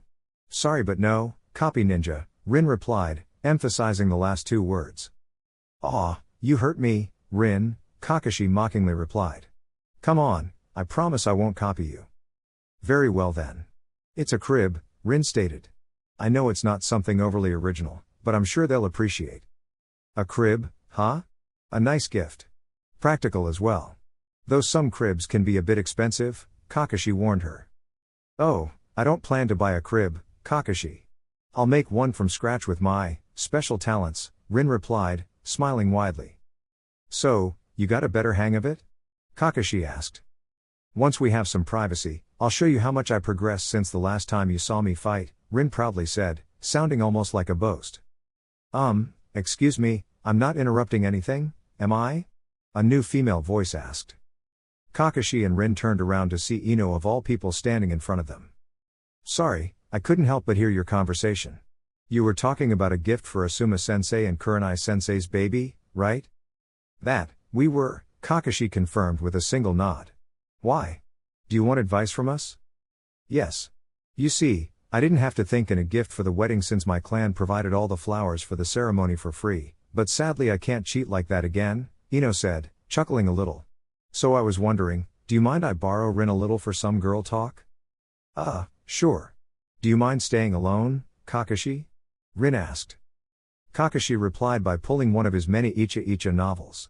I know how to make the best of solitude, so don't worry about me. I can't believe he brought one of those smutty books to a wedding of all places, Ino disapprovingly said, shaking her head. Anyway, come on Rin. I want to take a break from this multitude, plus the weather's great for a walk. Alright then. See you later, Kakashi, Rin said as she got up, and followed Ino outside of the large tent. You know, when I was a Jinan, I asked myself, what kind of dumbass hires a team of ninja to babysit? Shouldn't it be better just to hire some civilian teen to do the job? Shisui began. But now that I have kids myself, I see how easy and practical it is. Not to mention fast, Shizune chimed in. It might be a bit more pricey than hiring a civilian babysitter, but the advantages are surely worth every additional Ryo. It's kind of funny when you think about it. We can't take care of our kids because of our job as ninjas, so we hire lower-ranked ninjas to do that job for us, Shisui said with a chuckle. Kurenai and Asuma were now having a talk with Shizune and Shisui about their experiences with their kids. After that, they also had planned to ask Hyuga and Hayate. So, I'm taking your life changed a lot since you got kids, right? Asuma asked. Oh, absolutely. Though it's not as bad as it may seem at first sight. I mean, yeah, you don't have as much free time you used to have. Shizune began. You need to spend much less money on yourself and more on the kids, Shisui continued. The sleepless nights when the kids feel like crying for no reason. The constant battle of making them eat their food. And battle isn't an euphemism. Some days our kitchen ends up in a state comparable to the battlefields of the Third War. And pray they don't get sick. It's all of the above multiplied by 10, plus a stream of vomit. Not that they need to be sick to throw up for some reason. Shisui noticed that color was starting to disappear from the newlywed couple's faces. Honey? I think we're scaring them. Realizing Shisui was right, Shizune laughed awkwardly. But don't worry. All of that stuff will be meaningless compared to how much a kid will brighten your life. We hope so, hee, Kurenai said, laughing a little. We know that taking care of a kid is a serious endeavor, but for a moment you made it look as it was more an arduous chore than anything. Though, a kid also gives you perspective, you know what I mean? Shizune asked. I mean, we're ninjas. We risk our lives with each mission. I can say that all of us here are not afraid to die to complete a mission, or to save a comrade, or something like that. But when you have this little one at home depending on you, and wonder what's going to be of him or her if this time you don't return. Yeah. I know I worried my father when I started my career as a kunoichi, but I believe this is worse. I mean, if I died, even if it would have been devastating, my dad could still take care of himself. But if it was him who died, Kurenai said. Yes. That's why we agreed that I'd take a job that entails less risk and does not require me to leave the village for a long periods of time. If something happened to Shizune, pray it doesn't, our kids would still have me, Shisui explained. Plus at least one of us will be in the village if an emergency happens, Shizune continued. We agreed it would be him since he mostly did solo missions or with temporary teammates. I'm the Jonin sensei of a team, so I wouldn't be able to do it without leaving them. Which makes me wonder, do you guys plan to do anything similar? Shisui asked. I'm bringing this up because, unlike us, the two of you are Jonin sensei. The two of you take risky missions that make you spend time away from the village. While I don't plan to retire, I think I may give Naruto command of the assault squad permanently. That way I won't be so bound to the team, and I'll be able to take some time if the situation calls for it. Well, you have it easier. Your students are either Jonin or Special Jonin, and from what you told me, they all soon will be the former. Hell, I wouldn't be surprised if one of them took a team of their own, Asuma stated. Hinata has expressed interest in doing such a thing, but she herself admitted that, even if she got the rank shortly, she doesn't feel ready for the task, and thinks she could use some more experience, Kurenai told the others. Wait, isn't Hinata like, the new head of her clan? Shisui asked, scratching his head. I mean, clan heads are usually pretty busy. I don't know where is she going to find time to do both things. It can be managed, Asuma interjected. My father was the Jonin sensei of the Sannin while he was also head of the Sarutobi clan and Hokage. How did he manage to do all that? I'll never know. But it sure as hell didn't leave him any time to spend with his family, the bearded Jonin said, some bitterness leaking from his voice. Asuma, Kurenai said, as she squeezed his hand with her own. The bearded Jonin breathed deeply as he forced himself to calm down. He eyed his father, the former Hokage, chatting with his fellow clansmen and other guests. I know, Asuma apologetically said. I like to think I put all the bad blood between my father and I behind, but some things are hard to forget. If anything, I want to make sure my relationship with my kid is better than the one I had with father. You know, I'm on the same boat. My father never approved of me being a kunoichi. He felt such career wasn't befitting of a woman, Kurenai said. Shizune raised an eyebrow, her face becoming indignant. Really? What a bunch of nonsense. Indeed it was. My father was a very traditional man, Kurenai stated. No, being traditional is following some outdated customs because they're part of your clan history or something like that. Women have been ninjas since the foundation of the great villages, Shizune stated. During the Warring State period, women were often barred from becoming ninjas. The reason was that due to the absurdly high mortality rate of the era, all clans agreed that women should be away from danger, and produce and raise children. They were basically glorified baby factories. With the advent of the village system, the mortality rate greatly decreased, and it became more acceptable for women to become ninjas or other high-risk jobs. Of course, not everybody was ready to embrace social progress enabled by this new era, and in some places, while not banned, women were discouraged from being ninjas. My relationship with my father wasn't the best either. I think that was one of the reasons Asuma and I clicked so easily. A bit sad if you think about it, Kurenai sadly chuckled. Sometimes I wish I had at least tried to make things up with him before he died during the Nine Tails attack. I know what you mean. It's not until you lose somebody that you realize that you could have been a bit more understanding to them, Shisui solemnly agreed. Their memory, it's like a wound that will never heal. There was a moment of silence following the usually cheerful and laid-back Uchiha's unusually serious and deep statement. Kurenai forced herself to smile as she pushed the bitter memory of the last time her father was alive away. But enough of such gloom talk, okay? Today is a day of celebration. I want everybody in their best mood. At another part of the large sunshade tent, Jiraiya, Tsunade and their two youngest children were also enjoying the reception. Enjoying the wedding, kids? Jiraiya asked the twins. I dunno. I preferred Shizune Nichan's wedding. There were less people, and we knew most of the guests, Kaida complained with a shrug. I don't even know who most of these people are. Because we were Shizune Nichan's family, Hagane pointed out. And the groom's family were just 2 people at the time. Yes.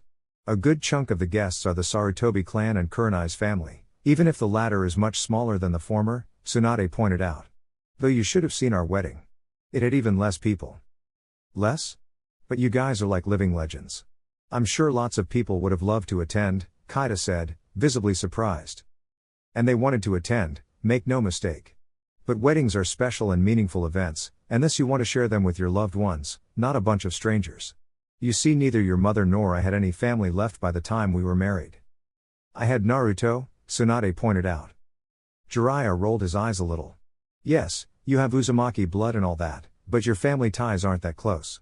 Besides, Naruto wasn't even 4 at the time, so he hardly counts as a proper guest. And how many people did attend your wedding?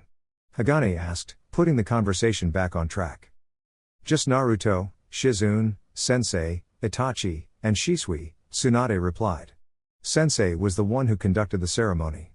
The reception was in our house, when we merely talked about various topics as we had some food with sake in the living room.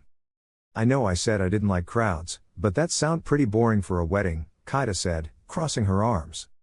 We like to think it was something intimate. Who cares if it wasn't something grand nor grandiose? It was a memorable day for us, and that's what counted, Jiraiya said. I can understand Dad not having any family left since he was an orphan and all that, but Mom is a senju. Our clan founded Konoha. Where were the other senjus? Hagane asked. I read a lot about our clan in history books, but they don't detail what happened to it. Yeah, I would want my wedding to have more people than you guys, Shizune Nichin and Naruto Niizan, Kaida deadpanned. Then you know what to do. Marry a guy with a pretty big family. Wanna know which are Konoha's biggest clans? Jiraiya asked, chuckling. Dad. Kaida protested, turning red. I don't mean right now. Kidding. I already knew that, the Hokage laughed, holding up his hands in defense. Besides, after you were born, I passed a law to make illegal to date the Hokage's daughter until she's 30, under penalty of death. Very funny, Dad, Kaida said as she rolled her eyes. Funny, yeah, Jiraiya laughed, as his eyes narrowed, sparkling with a dangerous glint. Hey, look at that, they're clearing the middle zone from tables and chairs, Tsunade pointed out. I guess it's time for the dance then, Jiraiya pointed out. Then, his face blanched as a realization dawned upon him. Oh shit. Tsunade's face suddenly became sad. We didn't have a dance in our wedding, she recalled, sounding melancholic. Oh god, here we go again, Jiraiya muttered to himself, before placing a hand on Tsunade's shoulder. Well, like we just said, our wedding was pretty small, so there was no point in it. How the hell did we have a wedding without a dance? Tsunade asked, sounding far louder than she intended but not caring at all. Well, it's all in the past and... No. We have to make up for it. Come on, let's dance until our feet start to bleed, Tsunade insisted, as she dragged Jiraiya to the dance floor. Then I'll heal them, then we'll continue dancing until they bleed again. Jiraiya couldn't repress a groan. The same thing happened in Shizune and Shisui's wedding, and he knew that dance until their feet bleed wasn't an hyperbole. Haim, this is Asuma and Kurenai's wedding. Shouldn't they start dancing first? Jiraiya uncomfortably asked. Fortunately, that question stopped her in her tracks. She huffed and crossed her arms. Fine. But then we get to dance more than anybody. As Jiraiya had said, Asuma and Kurenai opened the dance, everybody else watching as they moved, holding each other in their respective arms. After a few minutes of solo dancing, other couples started to join as well. Let's dance slow. I don't want to accidentally step on you. Hinata laughed in return, as she and Naruto danced. Come on, Naruto-kun, you're not doing it that bad. If you say so, Naruto replied with a chuckle. Though we can go slow if you want to, Hinata said, bringing herself closer to Naruto, and slowing her movements. Albeit? Naruto repeated. I also want to dance slowly. So I can enjoy the moment the longest. Just the two of us, dancing like this. No missions, no Akatsuki, no friends dying, just the two of us, Hinata said. Well, we can dance like this whenever you want, Naruto replied. No, we can't, Hinata replied. Huh? Naruto dumbly asked. Well, technically we can, but it's not the same, you know? It's not the same dancing just because you want, than dancing to celebrate a special event like this one. Plus, it's not just us. All our friends are enjoying the moment too, Hinata pointed out. Plus we'll have to go back to Taki and continue helping with the reparation efforts. Don't remind me, Naruto said, as he continued to dance. Too bad you don't get to undo Akatsuki's destruction by punching them. Otherwise this would be fun. Come on, we're almost finished with that. It can't take more than a week to finish what's left, Hinata said in an encouraging clone. Besides, imagine how long we would have taken if you couldn't create so many clones. I think that's why I feel it's such a bother. With the clones' memories, it makes me feel as if I've been doing the job of 100 people, Naruto said with a chuckle, which Hinata echoed. As they continued to dance, they passed on another couple, Shino and Fu. The usually energetic girl had decided to dance slowly as well, something Shino would no doubt be thankful for. For the event, she had traded her usual scantily clad appearance for an elegant red kimono with white floral patterns. The kimono was loose enough that to hit her muscles, but it did little to hide her tall stature, especially compared to the much shorter Aburame. Some would say that they looked ridiculous, but those who knew them thought that they were adorable instead. Thank goodness we managed to save her, Naruto told Hinata. A few seconds late. But we did save her. Just like we did save Gaara. Try not to dwell on what could have been, it's not healthy, Hinata softly chastised. I know. But in both cases, we just barely did it. We need to be better prepared to face Akatsuki. We're bound to run out of luck sooner or later, and there are still 4 Jinchuriki that need to be protected, Naruto insisted. How's your Tenseigan training, by the way? I'm progressing. Slowly but surely. I think I could go faster if I could be trained by somebody with a Tenseigan, rather than from old books and scrolls, Hinata told him. Not to put any pressure on you but, try a bit harder, okay? Naruto said, trying not to sound imposing. Look how much trouble Kakuzu and Hidan gave us, and I'm sure they aren't even among the better half of the Akatsuki. Not to mention the one with the Rinnegan. I know. I'll train even harder. Meanwhile, I'll see if I can get Dad to train both me and Fu on using Tailed Beast Chakra. That's the best weapon we have against an enemy of such power, Naruto stated. Naruto, shh, Hinata said, placing a finger on her lips. You're getting carried away. Let's enjoy the moment, okay? There will be plenty of time for training and worrying about Akatsuki. Oh, right, sorry, Naruto stammered, as he and Hinata continued dancing. Now relax, and enjoy the moment, Hinata said, as she rested her head on his shoulder, before giggling. And the company. Aw, the dance already started? I can't believe we missed it. Ino's voice complained, as she and Rin entered the tent. Where is Sai? There's no way I don't get to dance at a wedding. I think it's over there, Rin said, pointing to a corner of the tent. Ah, right. Thank you, Ino said, as he headed towards the pale brunette, before turning at Rin one last time. Oh, and keep in mind what we talked, alright? I will, don't worry, Rin said, as she also went to find somebody to dance with. Huh. It seems that Ino and Rin became friends, Naruto noticed. Despite her somewhat blunt personality, Ino-san is a very outgoing and confident girl. Making new friends doesn't look like a challenge to her, Hinata pointed out. Hey, you have nothing to be jealous of. You also have lots of friends, Naruto pointed out. I know. I'm not the same super shy, stuttering girl from the academy. But back then, I wish I could be as open as Ino-san was, Hinata said, before her eyes rested on Rin, trying to mingle with the crowd. I think Rin has it worse than me, given the circumstances. I'm happy for Rin. Given what she went through, she needs a lot of friends to rely on, Naruto pointed out. And together we will make her feel much better about her situation. Yes. Yes we will, Hinata agreed. And the two of them, alongside the rest of the wedding guests, continued dancing and enjoying the night without any care. Land of Lightning, southern border. At the same time the wedding reached its end, something else happened hundreds of kilometers to the north. Standing over a stone hill, Obito Uchiha overlooked the scenery before him. A mostly rocky expanse, with a river crossing it, and patches of vegetation here and there, mostly near the river. There was a small town at the edge of river, and a Kumagakure outpost built at the base of a nearby mountain. I think this place will do, Obito said, as he removed one of his gloves, bit his thumb, and made 5 hand seals. Wherever you're hiding, Jinchuriki, this will surely force you to come out. Summoning Jutsu. And Obito slammed his hand into the ground. Chapter 66. Cats and Foxes, Part 1. Or. Old quarrels, new disputes. It was a sunny morning in Konoha. Most people, both ninjas and civilians, were now flooding the streets as they headed towards their day jobs. Jiraiya, however, had been almost an hour in his office. Not working, mind you, working on his next novel. He used the clones for that. 3 days had passed since Kurenai and Asuma's wedding. The morning after the wedding, the newlywed couple left for their honeymoon to a resort in the land of hot springs, the same one Jiraiya and Tsunade had gone for their own honeymoon many years ago. Going by Jiraiya's own experiences with the place, he knew Asuma and Kurenai would have a great time. They weren't the only ones who left that morning. The assault and animal squads, as well as Fu, returned to Takigakure to help finish the reconstruction efforts. According to the reports, they wouldn't take more than 2 weeks until they were done. Naruto had faith that nothing terrible would happen while he and his friends were away. And until that point, Jiraiya was sharing his adopted son's optimism. Somebody knocked at the door. "Oh come on, I wasn't supposed to have any meetings until 10. Jiraiya groaned as he quickly hid the draft of his next novel. "Who's there?" "It's me, Jiraiya. We have an urgent message from Kumo addressed to you." Jiraiya immediately recognized the voice of his sensei and predecessor. That got Jiraiya's attention.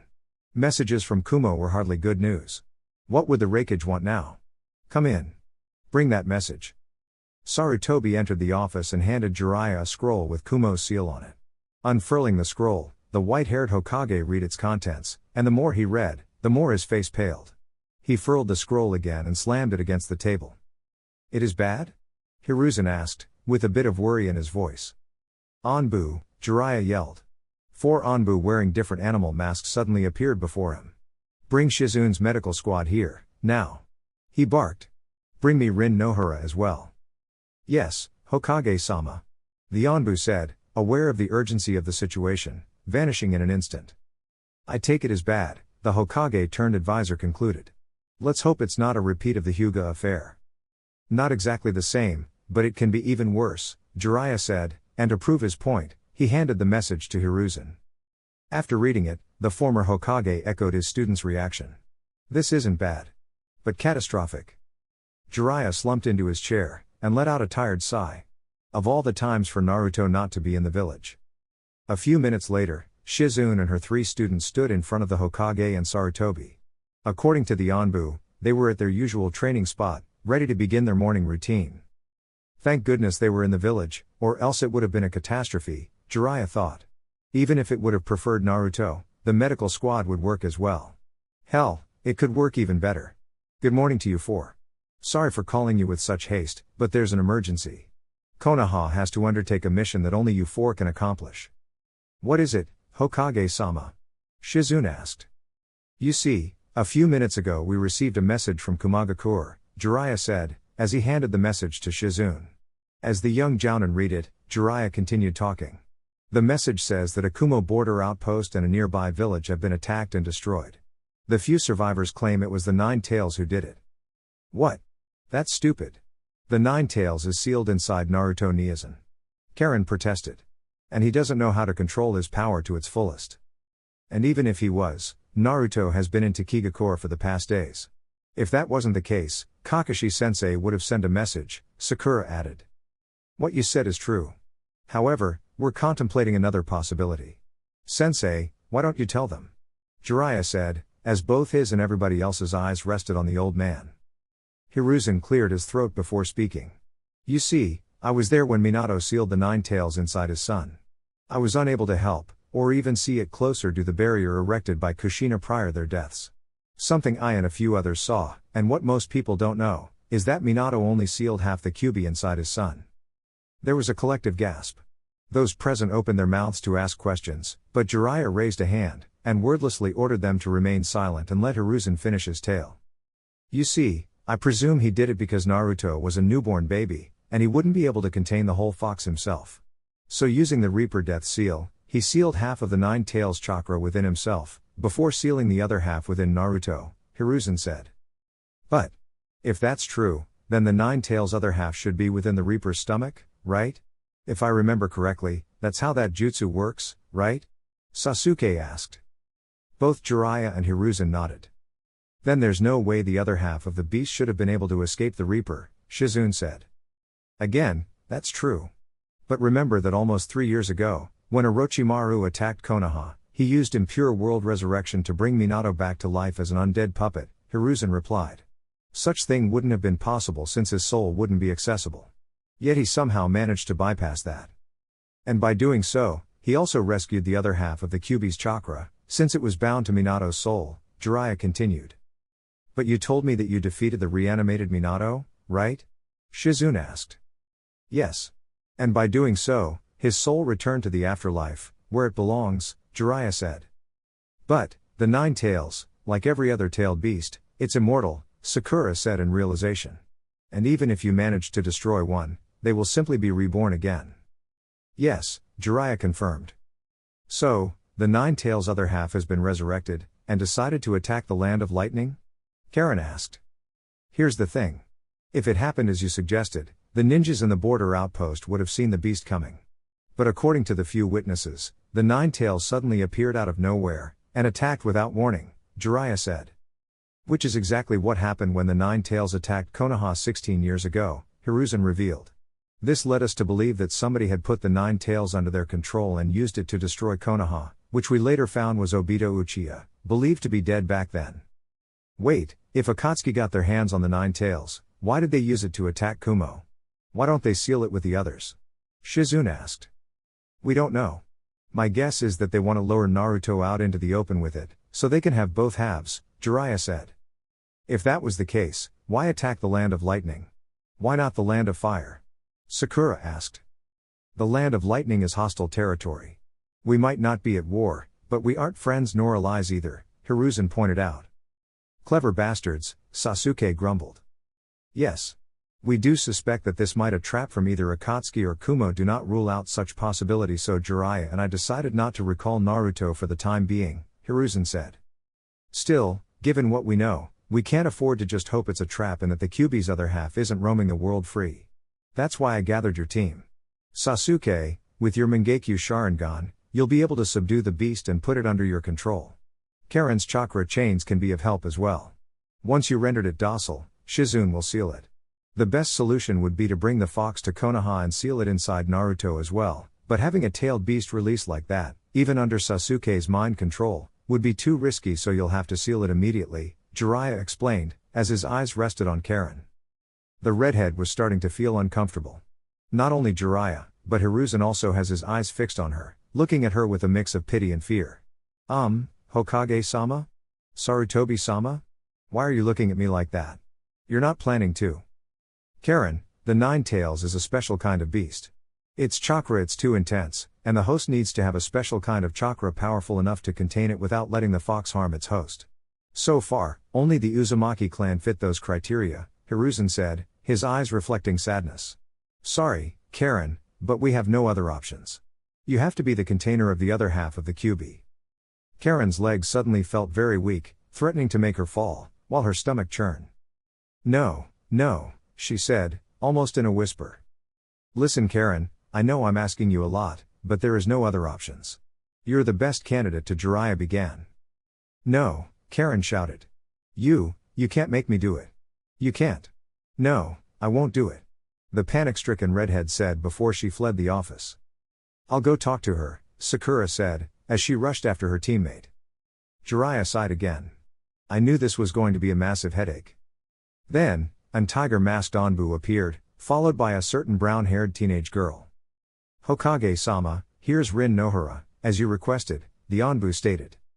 Unlike Karen, Sakura wasn't a censor, but after looking a bit around the tower, jumping from one roof to another, she quickly saw her red-headed teammate slumped on a bench, looking miserable. Not without a good reason, Sakura was forced to admit. Rehearsing what she should say, the pinkette landed besides the Uzumaki girl. Karen. There you are, Sakura said. Leave me alone, Karen cried, not bothering to look at Sakura. Karen, listen. No, shut up, Karen snapped. Don't even open your mouth. Do you have any idea of what the Hokage asked me to do? Sakura bit her lip. Karen had all the right to be both angry and scared, so she had to choose her words carefully. Listen, Karen, I can't even imagine what is it to be asked to do such a thing. Sakura decided not to pretend she could empathize with her plight. But if Hokage-sama asked you to do this, it's because there's nobody else who can do it. Bullshit. Karen angrily replied. I know for a fact that Tsunade-sama has Uzumaki blood in her. Why didn't he ask her to be her vessel? Or one of their biological children? They're Chunin, just like I am. You know it's not the same. Those children already have a target in their backs because of their blood limits. It would be unfair to make them carry an even bigger burden, Sakura replied, not needing to remind her friend of that rescue mission. You know, before arriving here, I spent all of my childhood running away from some unseen enemy, Karen began. She removed her glasses, and wiped the tears coming from her eyes. Always alert if somebody looked at us funny. Never staying in the same place more than a week. Living on the road. And when we arrived at Konoha, I thought that I finally got away from that. Curse my Uzumaki blood. No matter where I go, it always ruins my life. Sakura bit her lip, and forced herself to remain silent. She spent the next few minutes wordlessly comforting the crying redhead by gently patting her back. I know you must feel scared, but look at Naruto, Sakura pointed out.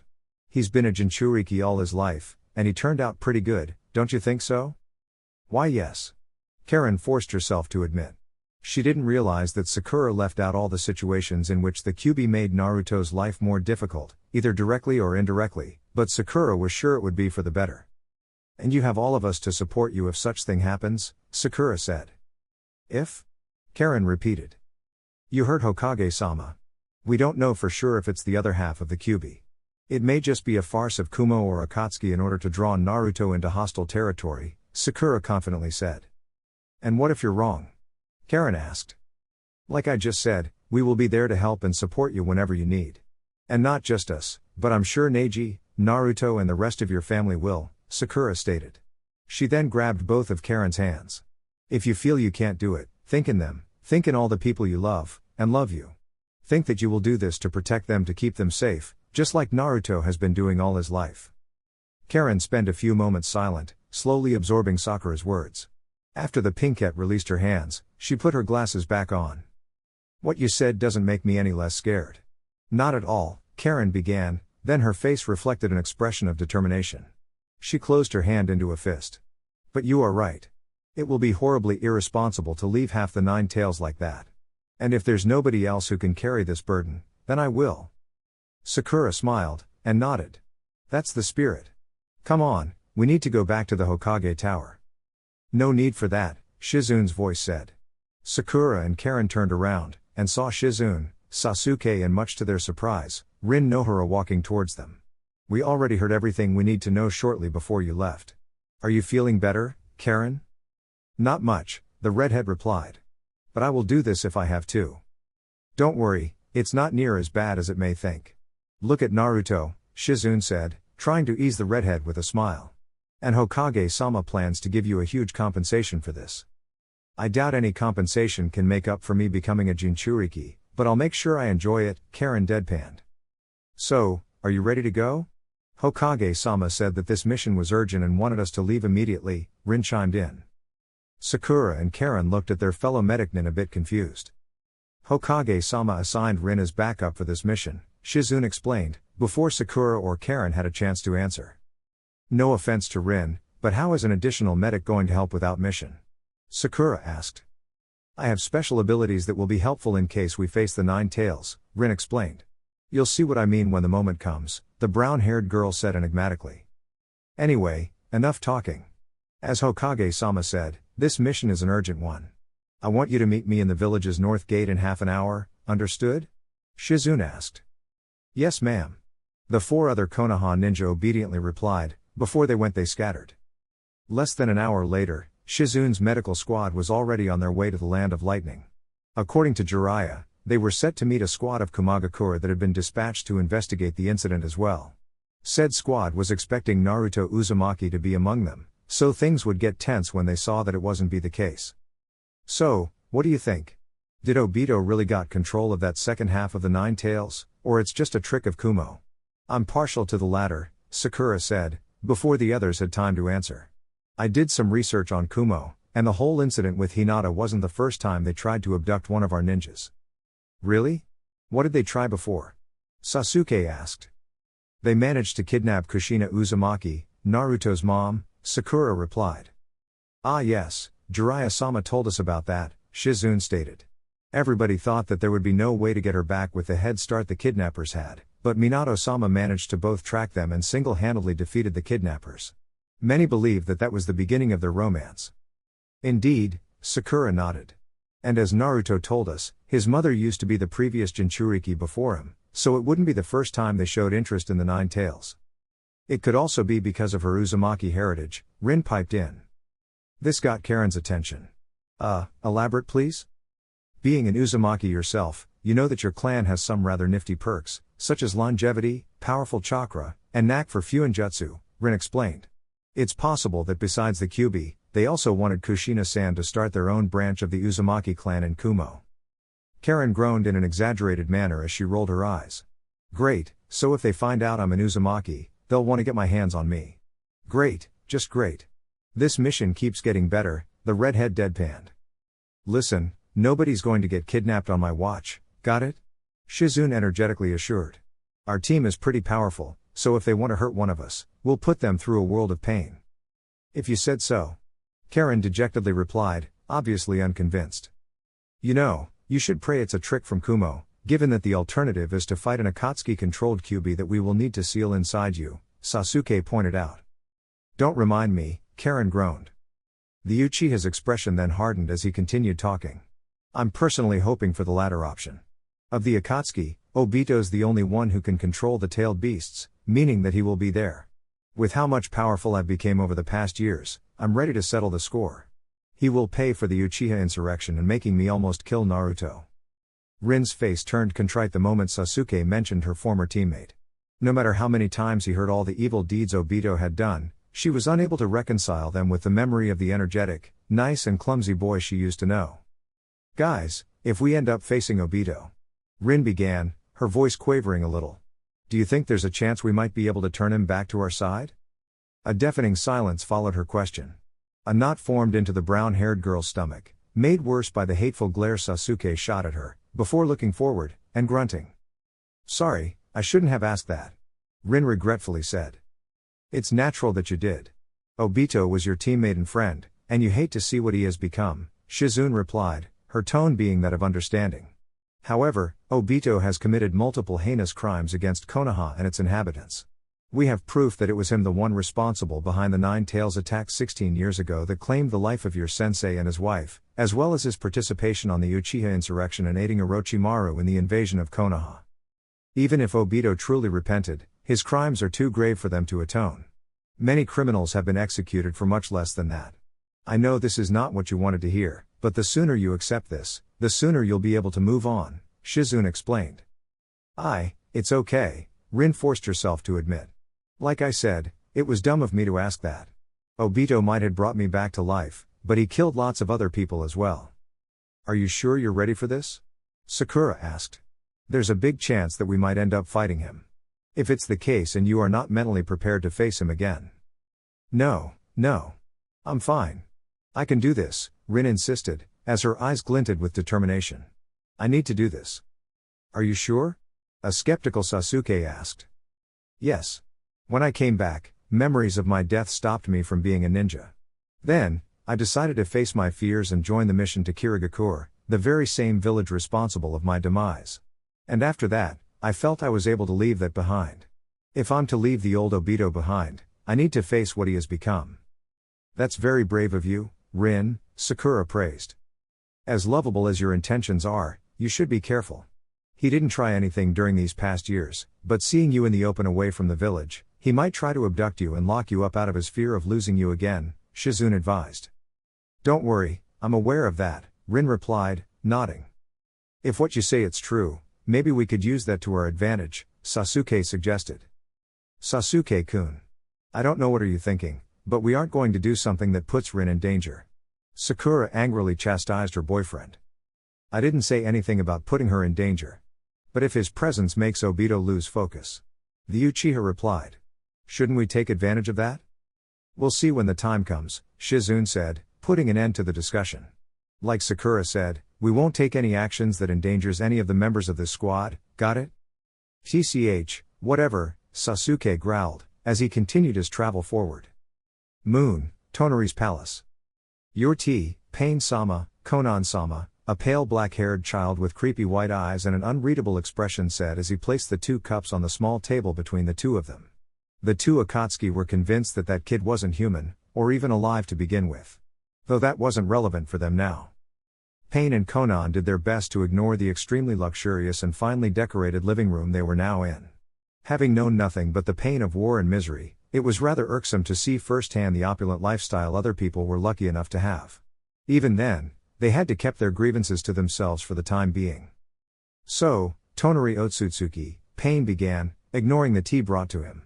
While I can see that you have a lot to offer to our organization in terms of resources, I'd like to know better why are you interested in joining us? Your skepticism is reasonable, Pain-sama, Tonari said with a smile, taking a sip from his own cup of tea. But the answer is simple. We both want a better world, one that reflects the true wishes of the Sage of the Six Paths. Isn't that enough? In theory, it should be. But experience taught me that the jump from theory to practice isn't as clean as we always expect, Pain replied. I'll be frank. Prior to Obito introducing you to us, we knew nothing about you. We didn't even know there were people living in the moon. And I will be eternally grateful to Obito for keeping my people's existence a secret until the time was right, Tonari said, still smiling. Though if you're still doubtful about my commitment and loyalty to your cause, feel free to test me as many times as you wish. You certainly have a helpful disposition. If it's genuine, that's it, Konan observed, as she drank from her cup of tea. And trust me, a test will come in the future. Now, while I could ask Obito, I want to hear it from you first, Pain continued. How did Obito know about you? An understandable question to have, Tonari said with a nod. But before I answer it, are you by any chance aware of a man named Madara? From the same clan as Obito, I think. Madara Uchiha. Yes. He was Obito's mentor. Though he no longer walks among the living, Konan answered. It was thanks to him that Obito learned everything about the Sage of the Six Paths. And that Pain, as his reincarnation, inherited his eyes, and is the only one capable of bringing true peace to the world. In that case, that will save me some explaining to do. You see, Madara Uchiha came to our world many decades ago. I know this because my father told me. I wasn't born yet, Tonari pointed out. Anyway, we never knew how Madara learned about our existence and our task, but he thought that, since we had a common goal, we should join forces. My then still living grandfather rejected his offer, since he didn't trust people from the earth, even one that was a direct descendant of Hagoromo-sama. Even then, our family knew that this was an opportunity, and we made a deal with the Uchiha. If he could provide us with at least a pair of main family Otsutsuki Byakugan, he would consider his alliance offer, Tonari explained. Of course, my family had no intention to ally with him. We knew about the Uchiha and how prone they are to war and violence, the very things we wanted to eradicate. But it was a golden chance to acquire a Tensigen. Not that it mattered, since that was the last time we heard of him. Our spies on Earth told us that he died fighting his former friend Hashirama Senju. To my knowledge, there is no Otsutsuki clan on Earth anymore, Pain noted. Not by that name, no. They're called Hyuga now, Tonari pointed out. Yet, when Obito came here with a pair of Byakugan, you agreed with the alliance, Pain guessed. Why did you decide to honor the promise your ascendants didn't? I have to admit, Obito's arguments left me defenseless, and I had no choice but to join forces with him. He proved to be a reliable benefactor, and an alliance with him and his organization was the most logical thing to do, Tonari explained. Even if it was Obito who brought you to us, Pain here is the leader of Akatsuki. Your loyalty should be to him and him alone, Konan interjected, as he glared at the white-haired man. Of course, Konan-sama. Obito made sure to explain me in detail the hierarchy of Akatsuki, Tonari replied, and he looked at Pain in the eyes, and smiled. I know exactly who I have to be loyal to. Good to hear that, Konan replied, but he didn't sound any more convinced. Besides, who should I follow other than the one who possessed the eyes of the Sage of the Six Paths? Tonari asked. And I have Homura-sama's eyes. And such as Homura-sama was loyal to his brother, I will follow your guidance, Pain-sama. Together, with the combined power of our eyes, we will cleanse this world of evil and corruption and create a paradise of peace and justice. Indeed, Pain nodded. However, even if I have his eyes, my current power is nothing but a fraction of the strength the Sage of the Six Paths possessed. That's why it's imperative to capture and gather all the tailed beasts as soon as possible. They're the fragments of my lost power. You can count on me for that, Pain-sama. While my eyes are still developing, once they mature, no Jinchuriki will be able to stand before my might, Tonari assured. But if such wait is unacceptable, I can hunt them whenever you command them. However, I should tell you that, In exchange of my power and vast resources, I have a request. A request, Pain repeated. And what that would be? There's a girl from Konoha, a Hyuga, who has the same eyes as I have. I want that girl, Tonari said. I'm not asking you to capture her for me, but if by any chance you or your minions encounter her, please try not to kill her. I have no use for her dead. I won't promise anything. Akatsuki does not show mercy to those who oppose us. But I will keep your words in mind, Pain said. Still, if you worry so much about her, you should try to take her on your own, Konan interceded. That's it, as long as we don't assign you any task to carry out. I would never think to do such a thing, Konan-sama, Tonari said, smiling at her. Konan didn't smile back. Land of Lightning, a week later. After a week of traveling and crossing both the Land of Hot Springs and the Land of Frost, the medical squad finally arrived at the Land of Lightning's southern and only border. It didn't take long to see both the ruins of what it used to be a rural village, and the remnants of a destroyed outpost. Alright, here we are, Shizune said, as the 5 of them set foot on potentially hostile territory. Karen? The redhead nodded, closed her eyes and made a hand seal. No one around save for 4 people in the destroyed outpost. All 4 of them ninjas with powerful chakra. One being specially strong even among them. That must be Kumo's group. Okay, let's get this over with, Shizune said, as she rushed towards the outpost, the other 5 Konoha ninja following behind her. It seemed that the Kumo ninjas had either seen or sensed them coming, given that they left the outpost and went to meet the Konoha ninjas in the open. They stopped once they were a few meters apart. All of them took some moments to study the 4 Kumo ninjas in front of them. The one everybody guessed was the leader was a fairly tall man with dark skin and shaggy blonde hair that covered one of his eyes. He was carrying a large sword on his back. Shizune recognized this man as Daru, one of Kumo's strongest ninjas.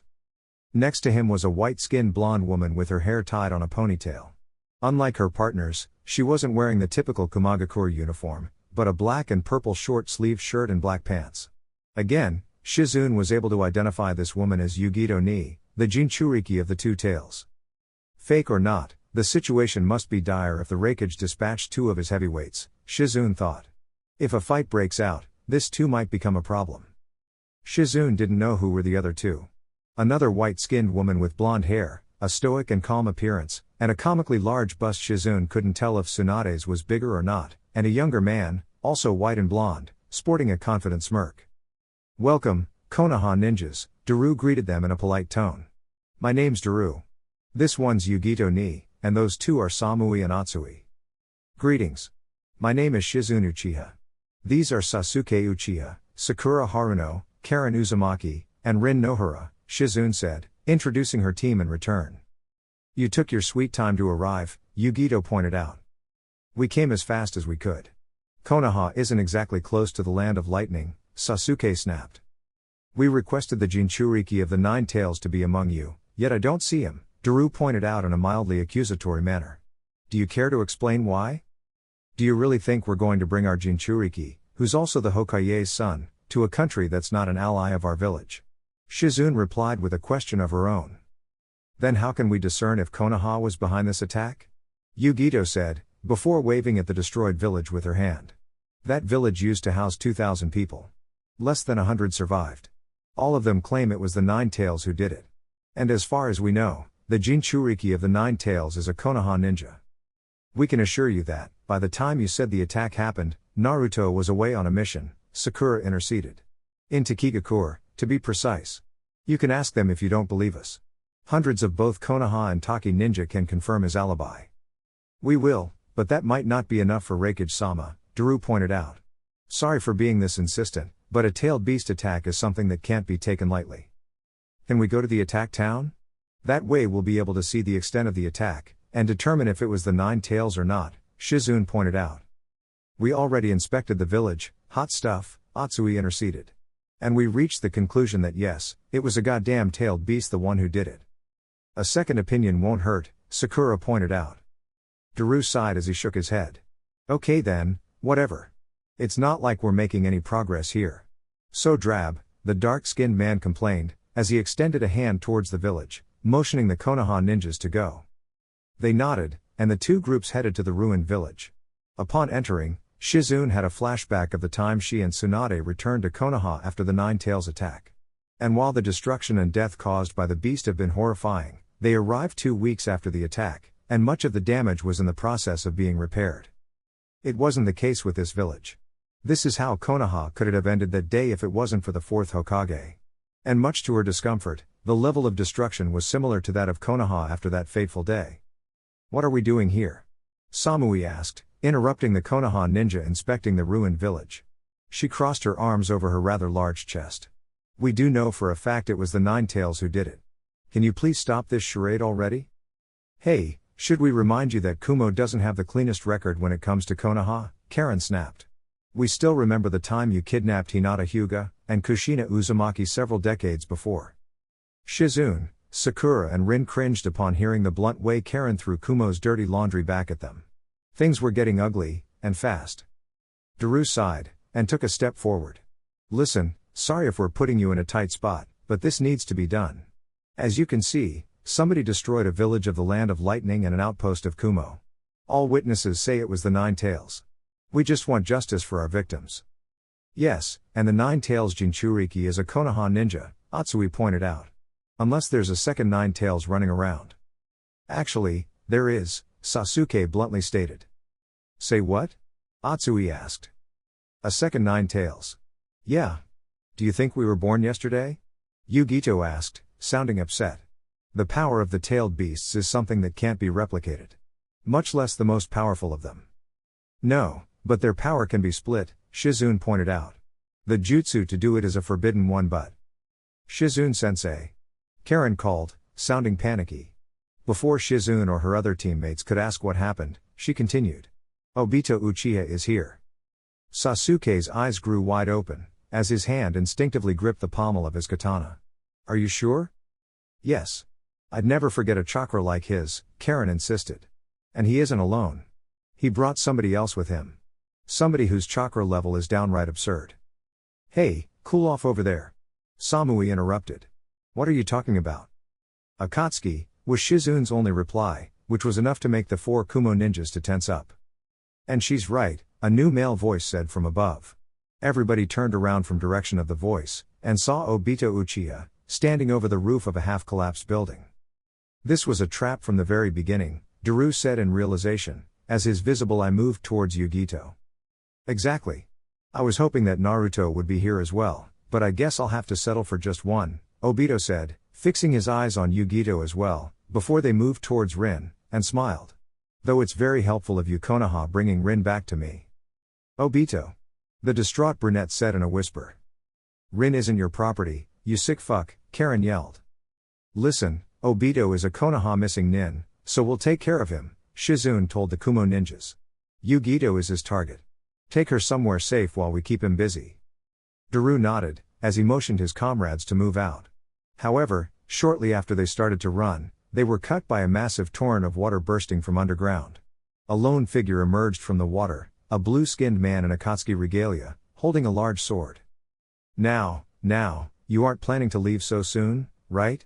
Kisame said, giving the Kumo ninjas a menacing grin. "Not before you play a little with me, that's it." Daru, Samui and Atsui unsheathed their swords. Yugito merely adopted a fighting stance. So, that was Akatsuki's plan. They didn't just want to lure out Naruto, but one of Kumo's Jinchuriki as well, Shizune thought in realization. Still, the odds aren't too bad. Obito and Kisame are powerful, but we do have power on our side as well, not to mention advantage in numbers and a copious amount of medic nin. Watch out for Kisame. Don't use ninjutsu against him, his sword can absorb it. Shizune warned the Kumo ninjas. We'll take care of Obito. We fought against him before, and know all of his tricks. Thanks for the tip, hot stuff, Atsui said, taking a step forward. You know, I always wanted to go against one of the 7 swordsmen of the mist. We will prove today that Kumo ninjas are the better sword fighters. Kisame chuckled, and rested Seimata on his shoulder. Aren't you biting way more than you can chew, brat? But I accept your challenge. Come here, and see if you can prove your point. Samui placed a firm hand on Atsui's shoulder. Cool down, Atsui, he's right. Kisame Hoshigaki is one of the deadliest swordsmen alive. Only by working together we'll be able to take him down. Way to ruin my fun, sis. But whatever, the younger Kumo ninja said with a sigh. Don't do anything rash. Let's follow Daru-san's lead, Samui suggested. Alright, I'll take Kisame head on. You two stay back and protect Yugito. Feel free to assist me if I'm overwhelmed, but keeping Yugito safe is the top priority. Yes sir. Both siblings said at once. Wait a minute, I can fight you no. I'm no damsel in distress. Yugito protested. Nobody says that you are, Yugito. Sorry, but Akatsuki is targeting you specifically, and it's our job to make theirs as hard as possible, Daru stated. Meanwhile, the Konoha ninjas were doing similar plans to take down Obito. That bastard is mine, so don't get in the way, Sasuke said as he unsheathed his shoto. Sakura, your combat specialty is melee, so you would be better against Kisame. Against Kisame? Sakura repeated, her voice quivering a bit, as she eyed the scary-looking blue swordsman. Are you sure, Sasuke-kun? I know you can do it. Plus you won't be fighting alone. While I don't trust them that much, I doubt those Kumo guys will turn on us on a situation like this, Sasuke told his girlfriend. Sakura gathered all the courage she could muster, and nodded. Alright then, I'll face Kisame. Stay safe. Same goes for you, Sakura, Rin replied. Obito smirked, as he drew out his own katana. So, shall we begin? Sasuke replied to Obito's taunt by leaping at him at the same time he delivered an horizontal slash to the Akatsuki's throat, which unfortunately, phased through him. Just after Sasuke phased through Obito, he kicked the young Uchiha in the back. Poison missed. While Sasuke attacked, Shizune followed him and leapt above the rogue Uchiha. Her cheeks puffed, before releasing a cloud of the familiar purple gas engulfed him. Sasuke, meanwhile, made several hand seals. Fire release, Great Fireball Jutsu. Sasuke exhaled a massive fireball towards the cloud of poisonous gas, igniting it, resulting in a fiery explosion that destroyed the half-collapsed building completely. He teleported away. Shizune warned. Even if it was just a guess, it was a probable one. There's no way he let that combination touch him. Stay alert. Karen. Sasuke called. On it. The redhead nodded, as she closed her eyes and made a hand seal. She focused on finding Obito's chakra, which was nowhere to be seen, figuratively speaking. After a few seconds, it appeared. However, Karen paled upon realizing where Obito planned to show up. Oh shit. Karen, down, Sasuke shouted. Karen threw herself at the ground on instinct, as she barely avoided Obito's thrust from behind. She heard the whirring noise of a few shuriken flying above her, coming from the opposite direction. However, the steel stars failed to touch the Akatsuki. She got up, and quickly rushed back to her teammates. Give up. You can't defeat me, Obito said, spread his arms in a taunting manner. Did you forget your fight against Tsunade-sama and myself during the Uchiha insurrection? Shizune snapped back. You don't have any Sannin backing you up this time. Plus I was careless and made plenty of rookie mistakes. Mistakes I'm not planning to repeat here, Obito said, as he scowled. This operation is too important for Amaterasu. For a split second, Obito was engulfed by a blaze of black flames, before they were sucked by a spiraling vortex. Sasuke shivered from reliving the time he thought he had killed Naruto. He cursed upon seeing that he made himself relive such traumatic memory for nothing. See? That's what I meant. You guys got me monologuing, and got wide open. Thank goodness my reflexes are much better than they used to be, Obito said, smirking. Then he looked at Sasuke, and his smirk widened. Trouble using the Mangekyo Sharingan, Sasuke? Still having flashbacks to the moment you awakened it? Still? What do you mean, still? Sasuke angrily asked. Is there a way to overcome it? You don't know? Obito said, before rearing his head back, and let out a mocking laughter. Your brother or cousin didn't tell you it's possible? Of course they wouldn't. They wouldn't tell you something out of fear of corrupting you. How it is? Tell me, Sasuke demanded. You expect your enemy to help you? Really? Obito asked, arching an eyebrow. Then, he smirked. Oh well, I'll tell you because your reaction will be priceless. The key to stop the Mangekyo Sharingan from making you relieve the moment it was activated is to stop fighting it, and accept it. What? A dumbfounded Sasuke asked. It's exactly like I say. I remember reliving Rin's death every time I used my power. Which was a lot of time, because as you can see it's so useful. But it took such a toll on my sanity. It was then, when I realized the truth. Painful as it was, Rin needed to die, Obito stated in an odd solemn tone. What? Rin asked in disbelief. If my death was necessary, then why you went through the trouble of reviving me? I said your death was necessary, not you had to remain dead, the Akatsuki punctualized. When I saw you jumping in the way of Kakashi's Chidori, my eyes were opened. I realized the cruelty of the world we live in. How bad things happen to good people like you and me. And how in order to change the world, drastic measures are to be taken. Only when I accepted those facts and stopped feeling regret for not being able to save her did the flashbacks cease. That's exactly what you have to do, Sasuke. You're afraid that next time Naruto, or somebody else, a friend, a loved one, might die for real. You need to detach yourself from those feelings, accept the power you now possess. And become a psychopath like you? No, thank you. Sasuke replied. There has to be another way to stop the flashbacks. And if there isn't one, I will live with it then. You say that now, but after circumstances force you to rely on the Mangekyo more and more, you'll make anything in order to make the nightmares stop, Obito said with a cruel smirk. I knew that you weren't going to follow my advice, that's why I decided to share it with you.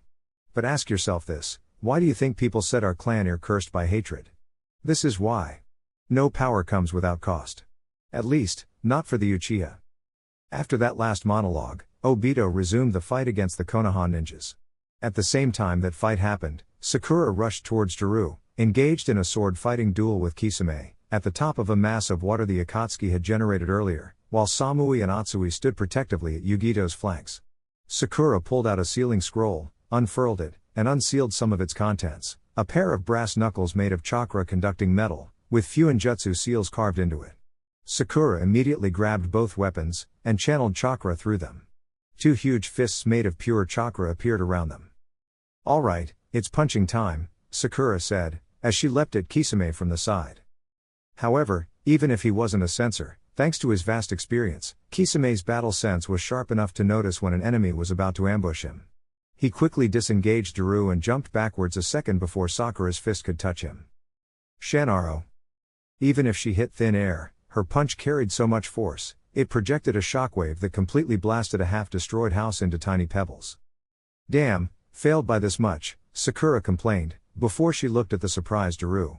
Sorry for coming uninvited, but I thought you might appreciate the help. I certainly do, but I thought that you'd prefer to help your comrades, the dark-skinned man assumed. My fighting style focuses mostly on punches, which makes me better suited to deal with an opponent that can absorb ninjutsu, Sakura pointed out. Hard to argue with that logic. Shall we continue? Daru said, smiling a little. It will be a pleasure, Sakura said, as she directed her eyes towards Kisame, and smirked. Two fists of chakra appeared around her real ones, and dashed again. You think that just because you're a melee specialist you're suited to fight against me? Your overconfidence is insulting, Kisame said, as he dashed forward to meet Sakura, with Seimata ready to strike. As the Akatsuki and Konoha Kunoichi met in the middle, Kisame delivered a diagonal blow. However, much to his surprise, Sakura aborted her attack, and fell on her knees, sliding through the watery surface past Kisame, and avoiding Seimata's swing. What? The Akatsuki shouted. You're wide open. Sorry pal, but this is your end, Daru said, as he was leaping towards the indeed wide open Kisame, his cleaver crackling with electricity. However, Ram the Water, a clone of Kisame formed just in time to stop the Kumo ninja's blow. The clone was sturdy enough to resist the attack. As long as I have water, I'm never wide open, Kisame boasted, before making a hand seal. 3 more clones emerged from the water. Make sure the Jinchuriki doesn't use the fray of the battle as a cover to escape. The 3 clones nodded, jumped from the water, and landed at different points surrounding the 3 other Kumo ninjas. God damn it, why didn't we think about escaping before? Atsui said in frustration. And leave Daru here on his own? Yugito pointed out. Come on, what are we doing? If we fight all of us together, we can defeat these guys. Cool down, Yugito. Daru ordered us not to interfere until he was in trouble. And so far, he and the Konoha Kunoichi are doing pretty good, Samui pointed out. Meanwhile, the rest of the Konoha ninjas continued bottling Obito. The rogue Akatsuki's hands flew through hand seals as a spiraling vortex formed around his right eye. Fire release, blast wave wild dance. Obito released a stream of fire that the vortex shaped in the form of a spiral, expanding outwards wide enough to engulf all the Konoha ninja. Rin, however, took a step forward and formed several hand seals of her own in order to counter that attack. Water release, water wall. Rin's cheeks puffed, before expelling a large amount of water, forming a torrent that put out the incoming flames, generating some clouds of smoke when the two elemental attacks clashed. You truly grew strong, Rin. Your water jutsu never had such a scale, Obito said in amazement. Sasuke appeared behind Obito, no doubt after using the body flicker, and delivered an horizontal slash to his back. Much to his frustration, the blade once again failed to hit him. You never learn, don't you, or, Obito hissed, as he instinctively clutched his midsection. Wait, did I hurt him? Sasuke wondered, before something his Sharingan had noticed sunk in. I swear I saw a flicker of black flames there. Obito turned around, counterattacking with his own katana as well.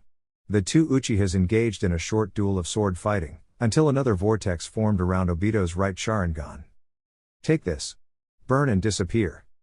Much to his shock, the vortex expelled in a stream the very same Amaterasu flames that he had absorbed before.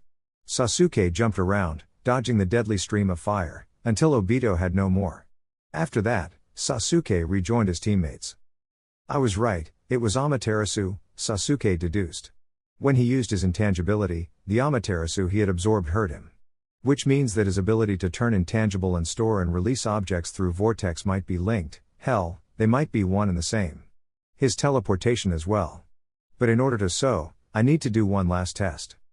As Sasuke mused about his new findings, Obito prepared to counterattack.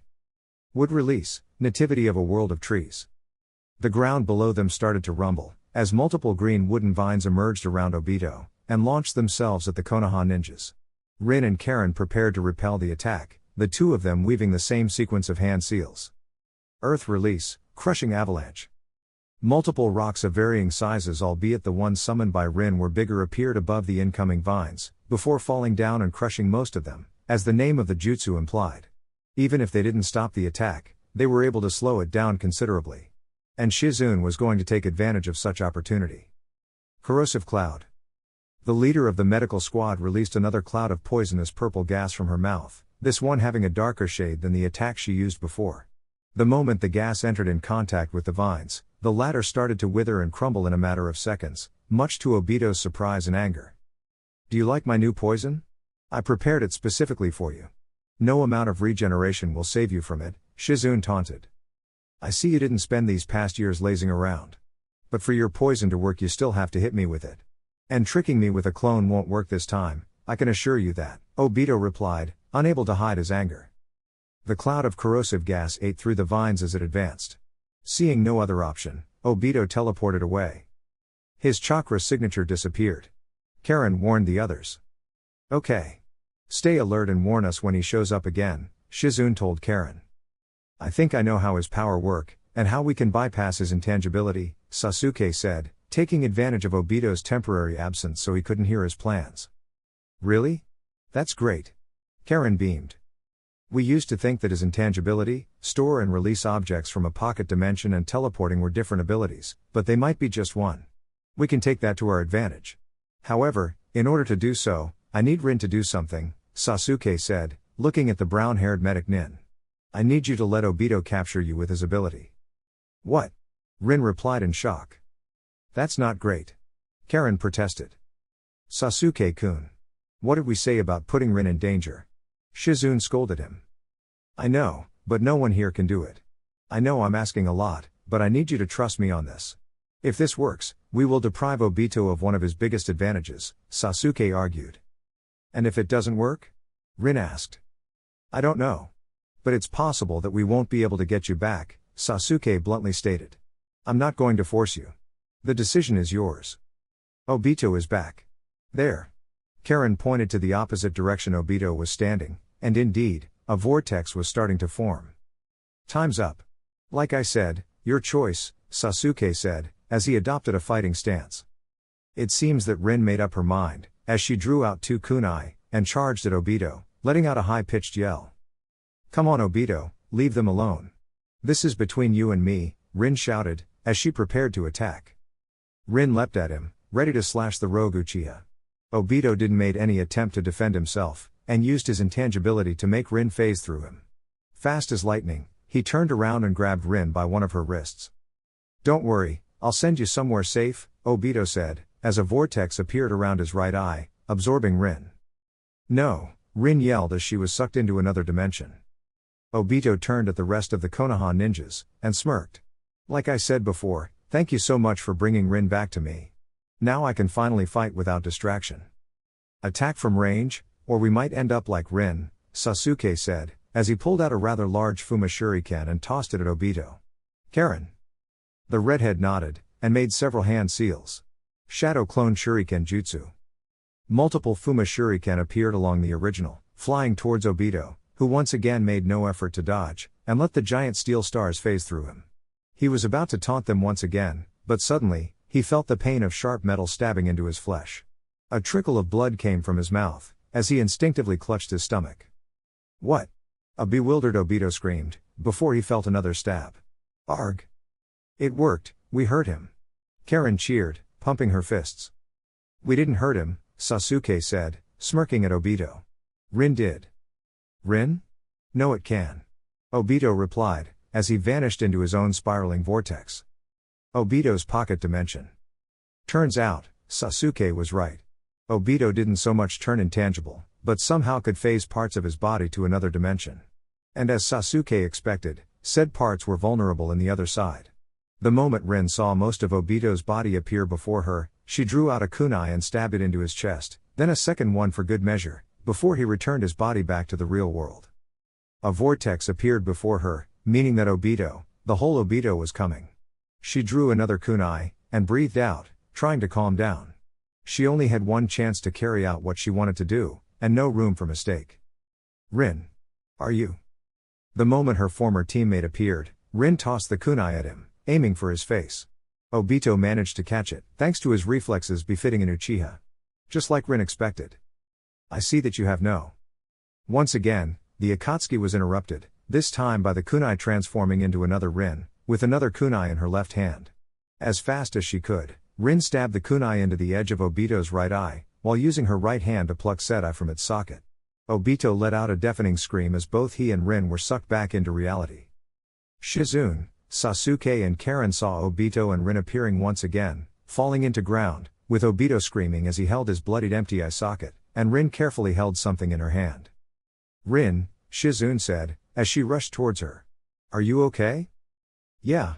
A bit shaken, but okay, Rin replied. Shen then smiled at Shizune. Tell your husband I got his missing eye back. Shizune's eyes widened as Rin opened her hand, and saw a bloody and Sharingan on it. Wasting no time, Tsunade's first apprentice took the eye and quickly sealed it inside a scroll, which she hid under the folds of her kimono. She smiled back at Rin. Thank you, Rin. I'm sure Shisui will be very happy, a smiling Shizune told her. I could have gotten the other eye, but I think that depriving him of his ability to mind control people was better than the intangibility and teleportation, Rin replied, justifying the unsaid question. It's okay, Rin. You did the right choice. Besides, had you gouged the other eye, you would have no means to return, Sasuke reassured her. He then turned back at Obito, who was fuming. But I think you made him quite mad.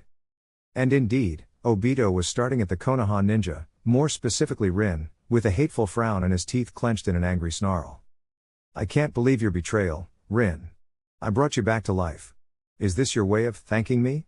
Obito angrily asked. You were the one who betrayed me first, by turning on our village and murdering Sensei, Rin shouted back. Very well then, no more holding back, Obito took a drop of blood from his empty eye socket, and made several 5 seals. If this is how things are going to be, then you and your new friends can die the same way Sensei did. Summoning Jutsu. Obito slammed his hand into the ground, producing an explosion of smoke. However, the burst of smoke was much more powerful than with most summons, creating a cloud big enough to cover most of the village, with gale force winds blowing in every direction. The smoke quickly dispelled, revealing the creature Obito had summoned, a giant fox with dark red fur, and 9 tails. All the Konoha ninja could do was stare in awe and terror at the other half of the beast that once almost destroyed Konoha a decade and a half ago. Alright guys, that's it for the video. If you enjoyed it, please feel free to leave a like and subscribe. As always, the rest of the story is already out over on Patreon, link to that will be in the description. Anyways, until next time, peace.